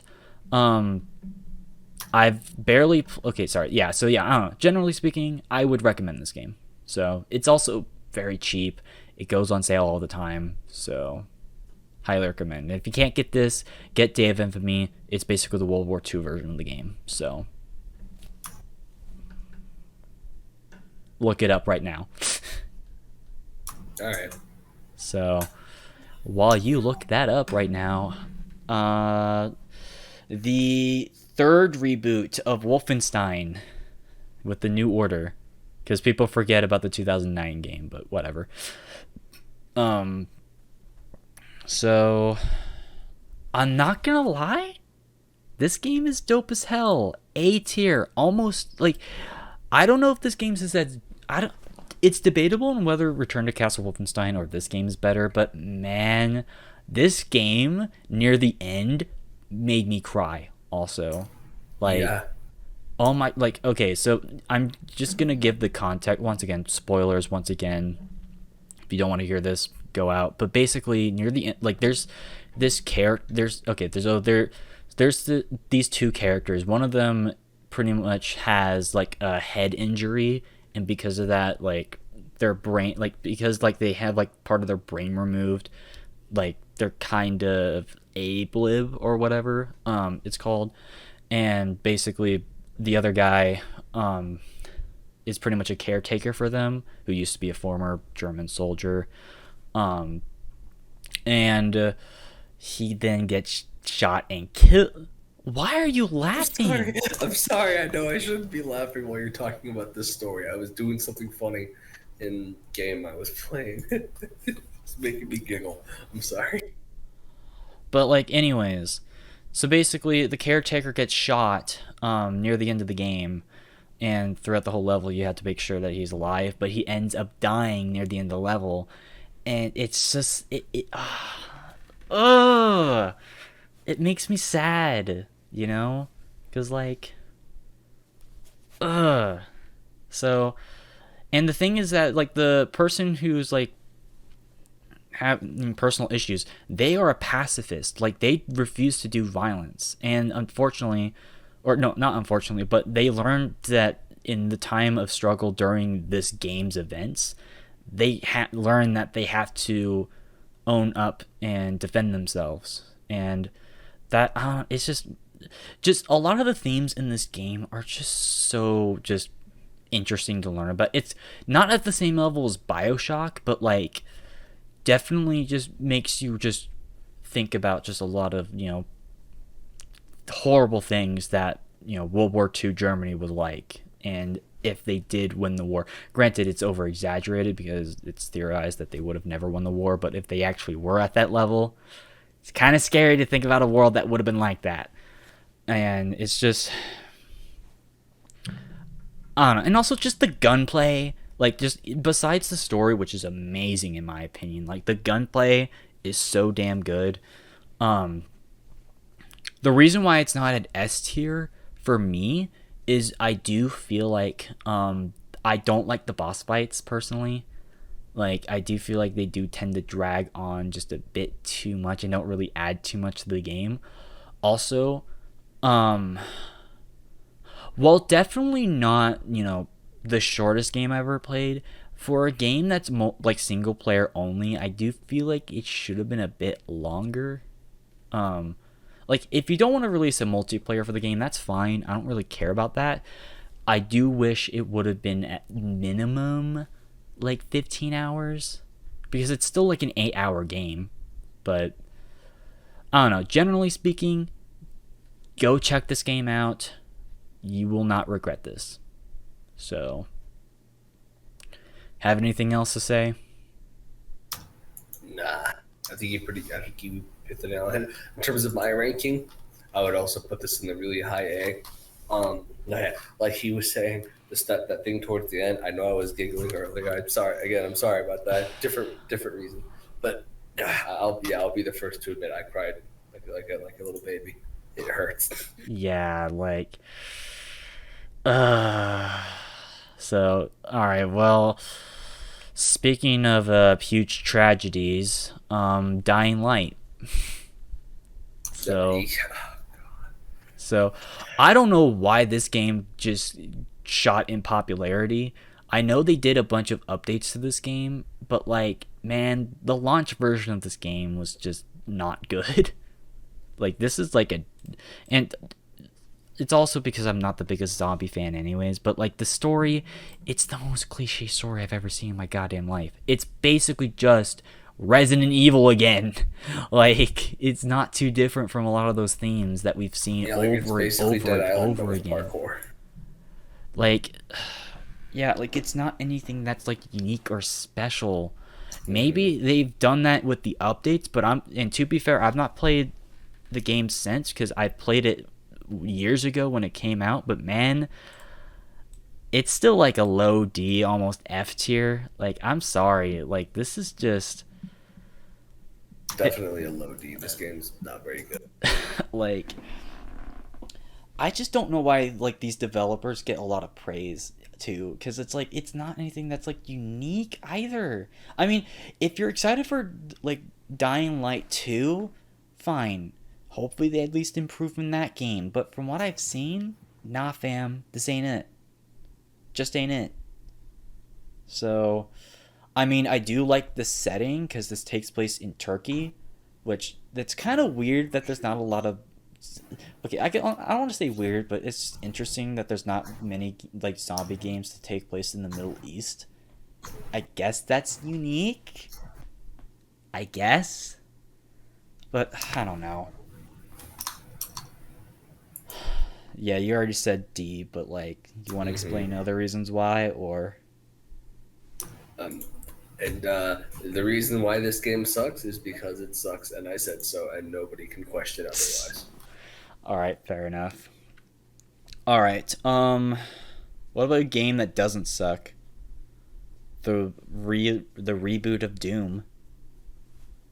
Yeah, it's Doom 2016. So yeah, this game it's a reboot slash sequel of the Doom franchise. It's kind of a sequel to Doom 64, but also not really. Anyways, so Well, it's technically. Well, it's theorized that it's like a. Wait. How do you know it's a sequel? Like to Doom 64? well, because Doom Eternal confirmed that it's all the same character and it's all in the same timeline. There was a lot of debate about whether it was a reboot or a continuation, and Doom Eternal proved that it was a continuation. Wait, so it's like. So it goes like Doom 3, Doom 2, and then Master Levels, and then Final Doom 64, and then Doom 2016? Yeah, and then Doom Eternal. And the Doom guy from 1, 2, and 64 in 2016 and Eternal are all the same dude. And then he became the Doom Slayer. Yep. The only real complaints I have with this game are that the combat loop tends to get pretty repetitive. It's most of the game is just killing demons, then going and solving puzzles until you get to the next area to kill more demons, and like once you get the super shotgun, there's really no reason to use any of the other weapons. The sandbox was good, but like I said, once you get the super shotgun, none of the other weapons really have much of a use. Also, the final boss isn't very good, but overall, I give it. Also, the soundtrack fucks. Oh my god, it's so good. Like if you haven't listened to it, you definitely should. Yes, Gordon, Mike Gordon. he did a wonderful job. But nah, this game's going definitely in the high A. I'm going to be a bit more positive than you. I'm going to put this one in S tier because I think for a reboot, it nailed it. Like, yes, like I get that, like, it might get repetitive by fighting against, like, you know, demons after demon after demon. But once again, you got to remember that, like, that's kind of what Doom was kind of built upon. Because, like, it's a lot of the same gun loop as you play in Doom and Doom 2. Hell, even to a certain extent, like Doom 64 and Doom 3. And so I guess it makes sense. And also, I don't think it's as repetitive as, like, you make it out to be because of just the pseudo-platforming in this game. It's not as much as Doom Eternal, but it does add a lot more, you know, verticality. I will admit, I'm not the greatest fan of that sort of stuff. Oh my god, you are in the complete darkness. So, for me personally, I don't particularly mind it. And so generally speaking, and also, I think what really sells this for me personally is the creator user board custom thing, whatever. I don't even remember what it's called, like the workshop. It goes back to the Time Splitters one way of being able to create your own maps and all that stuff for like both multiplayer and, you know, co-op / single player action. And that's pretty dope in my opinion. And so, and also some people gave crap to the multiplayer in this game. I thought it was okay. Like, I didn't think it was anything that was, like, you know, something worthy of, like, tearing apart. But generally speaking, this was a good, worthy return for Doom after, what, Yeah, after like over a decade of absence. Yeah, 11 years. Sorry, I forgot what year it was for Doom 3. I think Doom 3 came out in like 2006, I want to say. No, Doom 3 came out in 04, but the expansion came out in 05. That's what I was trying to remember. Okay. BFG edition came out in 2011, and that was bad. So. Yeah. All right, yeah, I'm gonna turn your audio up so that. Oh no, yeah, I'm talking quieter now because people are starting to go to sleep now. I just don't want to wake them up. All right. Next game, Titanfall 2. Titanfall 1's not on this list because, well, servers are kind of hacked right now, and that caused a massive review bomb. So Also, it's just not very good. what about the second game? The second game is significantly better than the first one. Most of all, because there's actually a campaign in this one, unlike the first. And it's really good. And it also made me cry. And I'm Okay, really it mad. did not make me cry, but like it did make me emotional. So Protocol 3, protect the pilot. how would you rank this though? A. Yeah, I'd give it an A as well. Once again, he said it.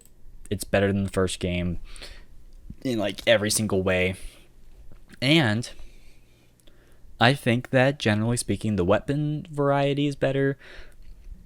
Gunplay is better. I do like the way that you can use Titans. I'm not even someone who likes using mechs or walkers or something like that. Like I usually just avoid that stuff because I hate playing with that stuff. But this was the game that convinced me that mech combat can actually work. And it's pretty dope in that aspect. So, and also, once again, he said the campaign's really damn good, which makes sense because it was made by the same people who made the Call of Duty games we just talked about. So, all 4 of them. So, and even the Horde mode in this game, pretty good. And multiplayer, really damn good. Just wish that Apex Legend didn't exist to avoid Titanfall 3. That makes me sad. So, but there you go. Why is your face looks tiny? Does it? Oh, I thought you had a filter How's on that? it. That would have scared me. No. My computer was just farther away from me. All right. But don't worry, we only got 5 more games to go. So, all right. The 2017 Prey. I have to specify because there was a Prey released in 2006. I couldn't find a way to get it, but I haven't played this one either. I barely played through this. I've heard not great things about it. I've actually heard mixed things about it. I've heard some people like it, some people hate it. I'm kind of in the middle. I'm going to put this one at a C, only because of just lack of familiarity, but I do like the combat in this game, and I do like this premise and the setup, even though that one guy that you saw in the beginning looks like Gabe Newell. So I will say, I do. I haven't actually played the game, but I do like know parts of it, and I guess there's a twist at the end that I really like. Spoilers, obviously. The creatures that you've been fighting throughout the game, you find out that you're actually half human, and half that species, and you find out that the whole game has been a sort of a simulation to introduce you to humanity and all that. And then at the very end, there are 2 different endings. You can either shake the guy's hand you and have to side with spoil the humanity. entire thing as I haven't fully played through it. Oh, okay. I know I said spoilers, but not like deep dive. My God. All right, whatever. I'll play through it. It's on the Xbox thing, which we need to still do. That reminds me, but I'll play it at some point. All right, next game. Dusk. This is another Doom clone style, Quake style, I guess. I'm not gonna lie. I'm gonna put this one at a C as well. It's not that it's a bad game. It's just I personally have played better games in that subgenre. Like even like games that were released in the 90s that we already just talked about, like Unreal and Quake 2. I just think that I just prefer those games. And even like this other game that came out recently called Herat, which is basically using the same engine as Dusk. I find that game just a little bit more satisfying than this, especially since this game is kind of based off of a kind of racist group, or at least like a lot of the guys who are you fight in this game. Don't say the name, Izzy, I swear to God. But I don't know. I just don't really like the setting. That's probably my biggest issue. It's just kind of dull in a lot of ways. But that's just me personally. How do you feel about Dusk? I have never heard of it. Yeah, once again, it's a newer game. It's from 2017. Oh, okay. You might like it because once again, it plays very similarly to Quake. Once again, it's not a bad controlling game. It's just, I think it's just, in terms of Doom slash Quake clones, it's just average in my mind. It's nothing that's like too mind blowing, because I know some people who say that this is one of the best games released in the past 5 years. That I don't think is particularly true, but to each their own, I guess. All right. Next game, Insurgency Sandstorm. This is the sequel to Insurgency. I barely have been able to play it, but I will say this: I do like what they did with this game, so I'm gonna put it at a B. From what I remember, generally speaking, I think that this game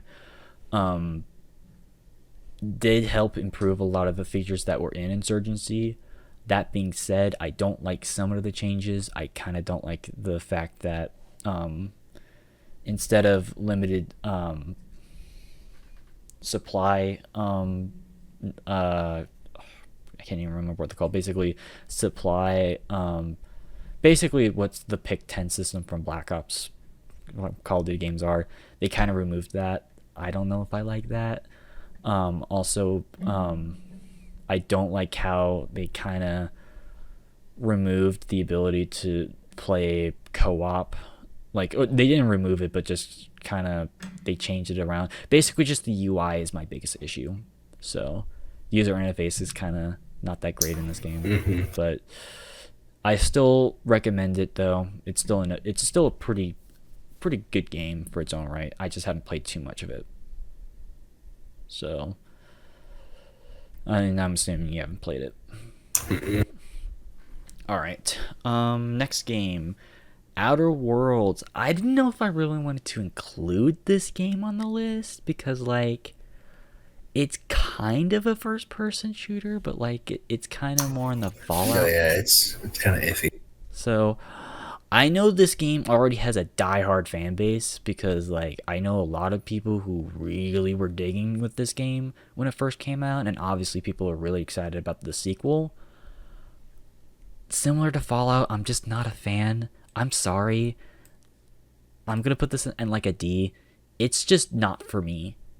Like, this one's probably just the one where it's just the like on this list, that's just the closest thing that just is not for me at all. I'm just not a big fan of the setting, and just I'm not the biggest fan of just, I don't know, it's just not for me personally. There's nothing against people who like this game or the people who made this game, because it's made by Obsidian. So if you like them, that's fine. Just not my sort of game. So how do you feel about this, if you played it? I haven't. Okay. But I have heard, I like the concept of it. I guess the whole premise of it is that it's procedurally generated, and you have to get to a certain point in the game's universe, and you're on a time limit to be able to do that. Yeah, that I don't like. It's. See, I like that. I think that's a really interesting mechanic. I just hate games with time limits because I like taking my time. So. Yeah, that's. I will say it does sound kind of counterintuitive to have a game where you have to explore, and like then they put a time limit to complete the objective. But I mean, I don't know. Again, I haven't played it. I'm just going off of what I've heard. Yet again, people like Majora's Mask, and that's basically the same thing there. So, what do we know? Yeah. All right, last game, and it's the last game made on this list, and it's also made by id Software. It's like poetry. Yeah. It rhymes. It rhymes. So, I'm gonna. Okay, you want to talk about this first? Because I think I have a slightly more controversial take about this game. Yeah. So we're talking about Doom Eternal. Yes. I think this game is a huge improvement on Doom 2016. The combat is a lot smoother. It's a lot more diverse. It's a lot more fast paced. Especially, I love the addition of the grappling hook with the super shotgun. I'm of the opinion that every game in existence could be improved with the grappling hook. The weapons actually have so much more use now because of the way that the combat's been kind of shaken up. I like the whole thing with the weak points. It made the fights a lot more interesting because like with the best way I can describe it is that Doom 2016 feels more like that chaotic, brutal, like fast paced shooter, whereas Doom Eternal feels more like a super brutal game of chess. Okay, that's Like fair. like observing each of the enemies and like how they move and like accommodating accordingly. Also, like I said earlier, the Icon of Sin in this game, the boss fight is so much cooler. It's not just you standing there and shooting rockets into his forehead. There's actually a lot more depth to it. And he's not just a wall with a face. Yeah, but this game, I do have some minor problems with it. Like I don't like how the ammo capacities for all of the guns just all got nerfed into oblivion. And like I understand why they did it. It's like to kind of encourage you to use other different kinds of guns. But I mean, you didn't have to just nerf the ammo supply to do that, my guy. Like, that's really the only complaint I have with this. So this one, firm yes. All right, so I actually hot take for y'all. I actually prefer the 2016 game over Eternal. I still think Doom Eternal is a really good game. I think what really, yeah, the ammo supply, that's something that does kind of kill it for me, personally, because like it's actually kind of the same issue I had with the double barrel with Doom 2, where it's like it's just artificially putting a band-aid on an already existing problem and it doesn't fully fix it. Like that's an issue that I have with Doom Eternal, where it's just like you're removing the ammo, like why? And also, I already mentioned this earlier, I don't like first person platforming, and this game heavily emphasizes that in this game. Also, while not the most difficult game I've played, I've had more instances of calling out, like I've had more instances calling bullshit on some of the deaths that I've had with this game. So, because I don't know, I just feel like a lot of the time that whenever I do get killed, it's just kind of off, you know?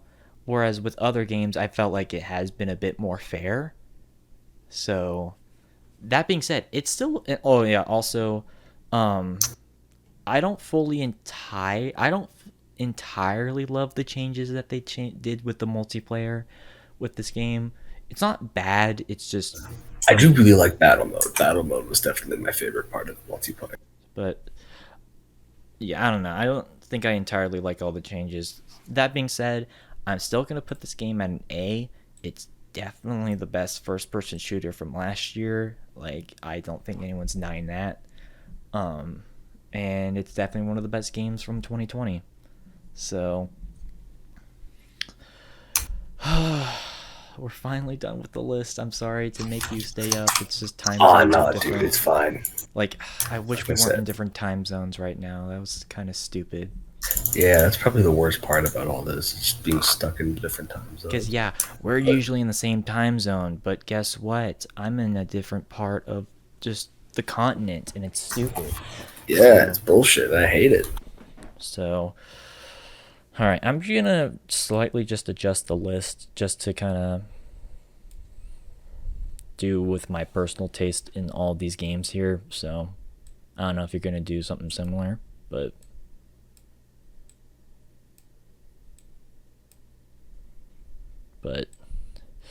yeah, no, just honestly though, I'm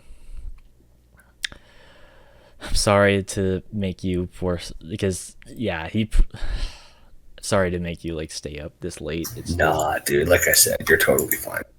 So, because yeah, that's what we were messaging about, but I wanted to make sure we get this done, which thankfully we took only 4 hours as opposed to 6. So, Hooray.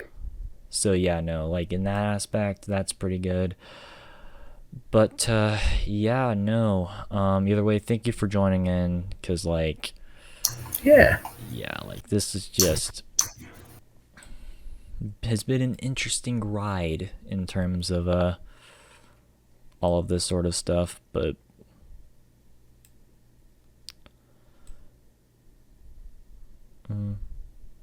yeah, I'll put that right there. But either way, hope you guys at least in the rewatch or whatever enjoyed this as well, because I like doing these.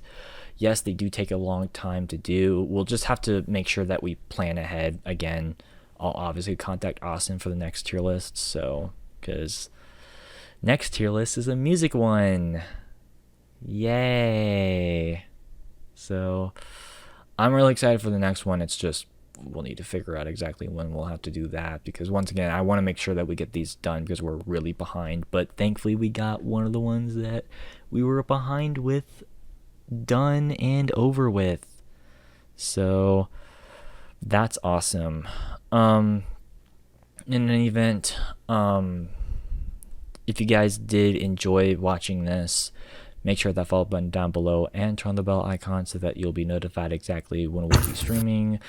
While you're at it, check out all the links down below, specifically the Discord and the SoundCloud. And if you also want to, you can hit that subscribe button. If you can't necessarily do that, that is completely fine. I'm just glad that you took your time to watch this, because once again, these do definitely take quite a bit of time to do, and it would just help us in the long run. So, but subscribe, you fool. So, yeah, I think I'll probably just look at finishing this later, and I'll just upload it onto the Discord. So that will give you more incentive to go on the Discord. So, woohoo! But yeah, either way, I'll see you guys probably tomorrow or later today, depending on how you're watching this. But yeah, I'll see you guys later. Bye. Bye-bye. Oh, wait, no, before we leave, I forgot, you need to share your list. Oh, yeah. Hold on. Wow, I almost forgot to do that. Wow.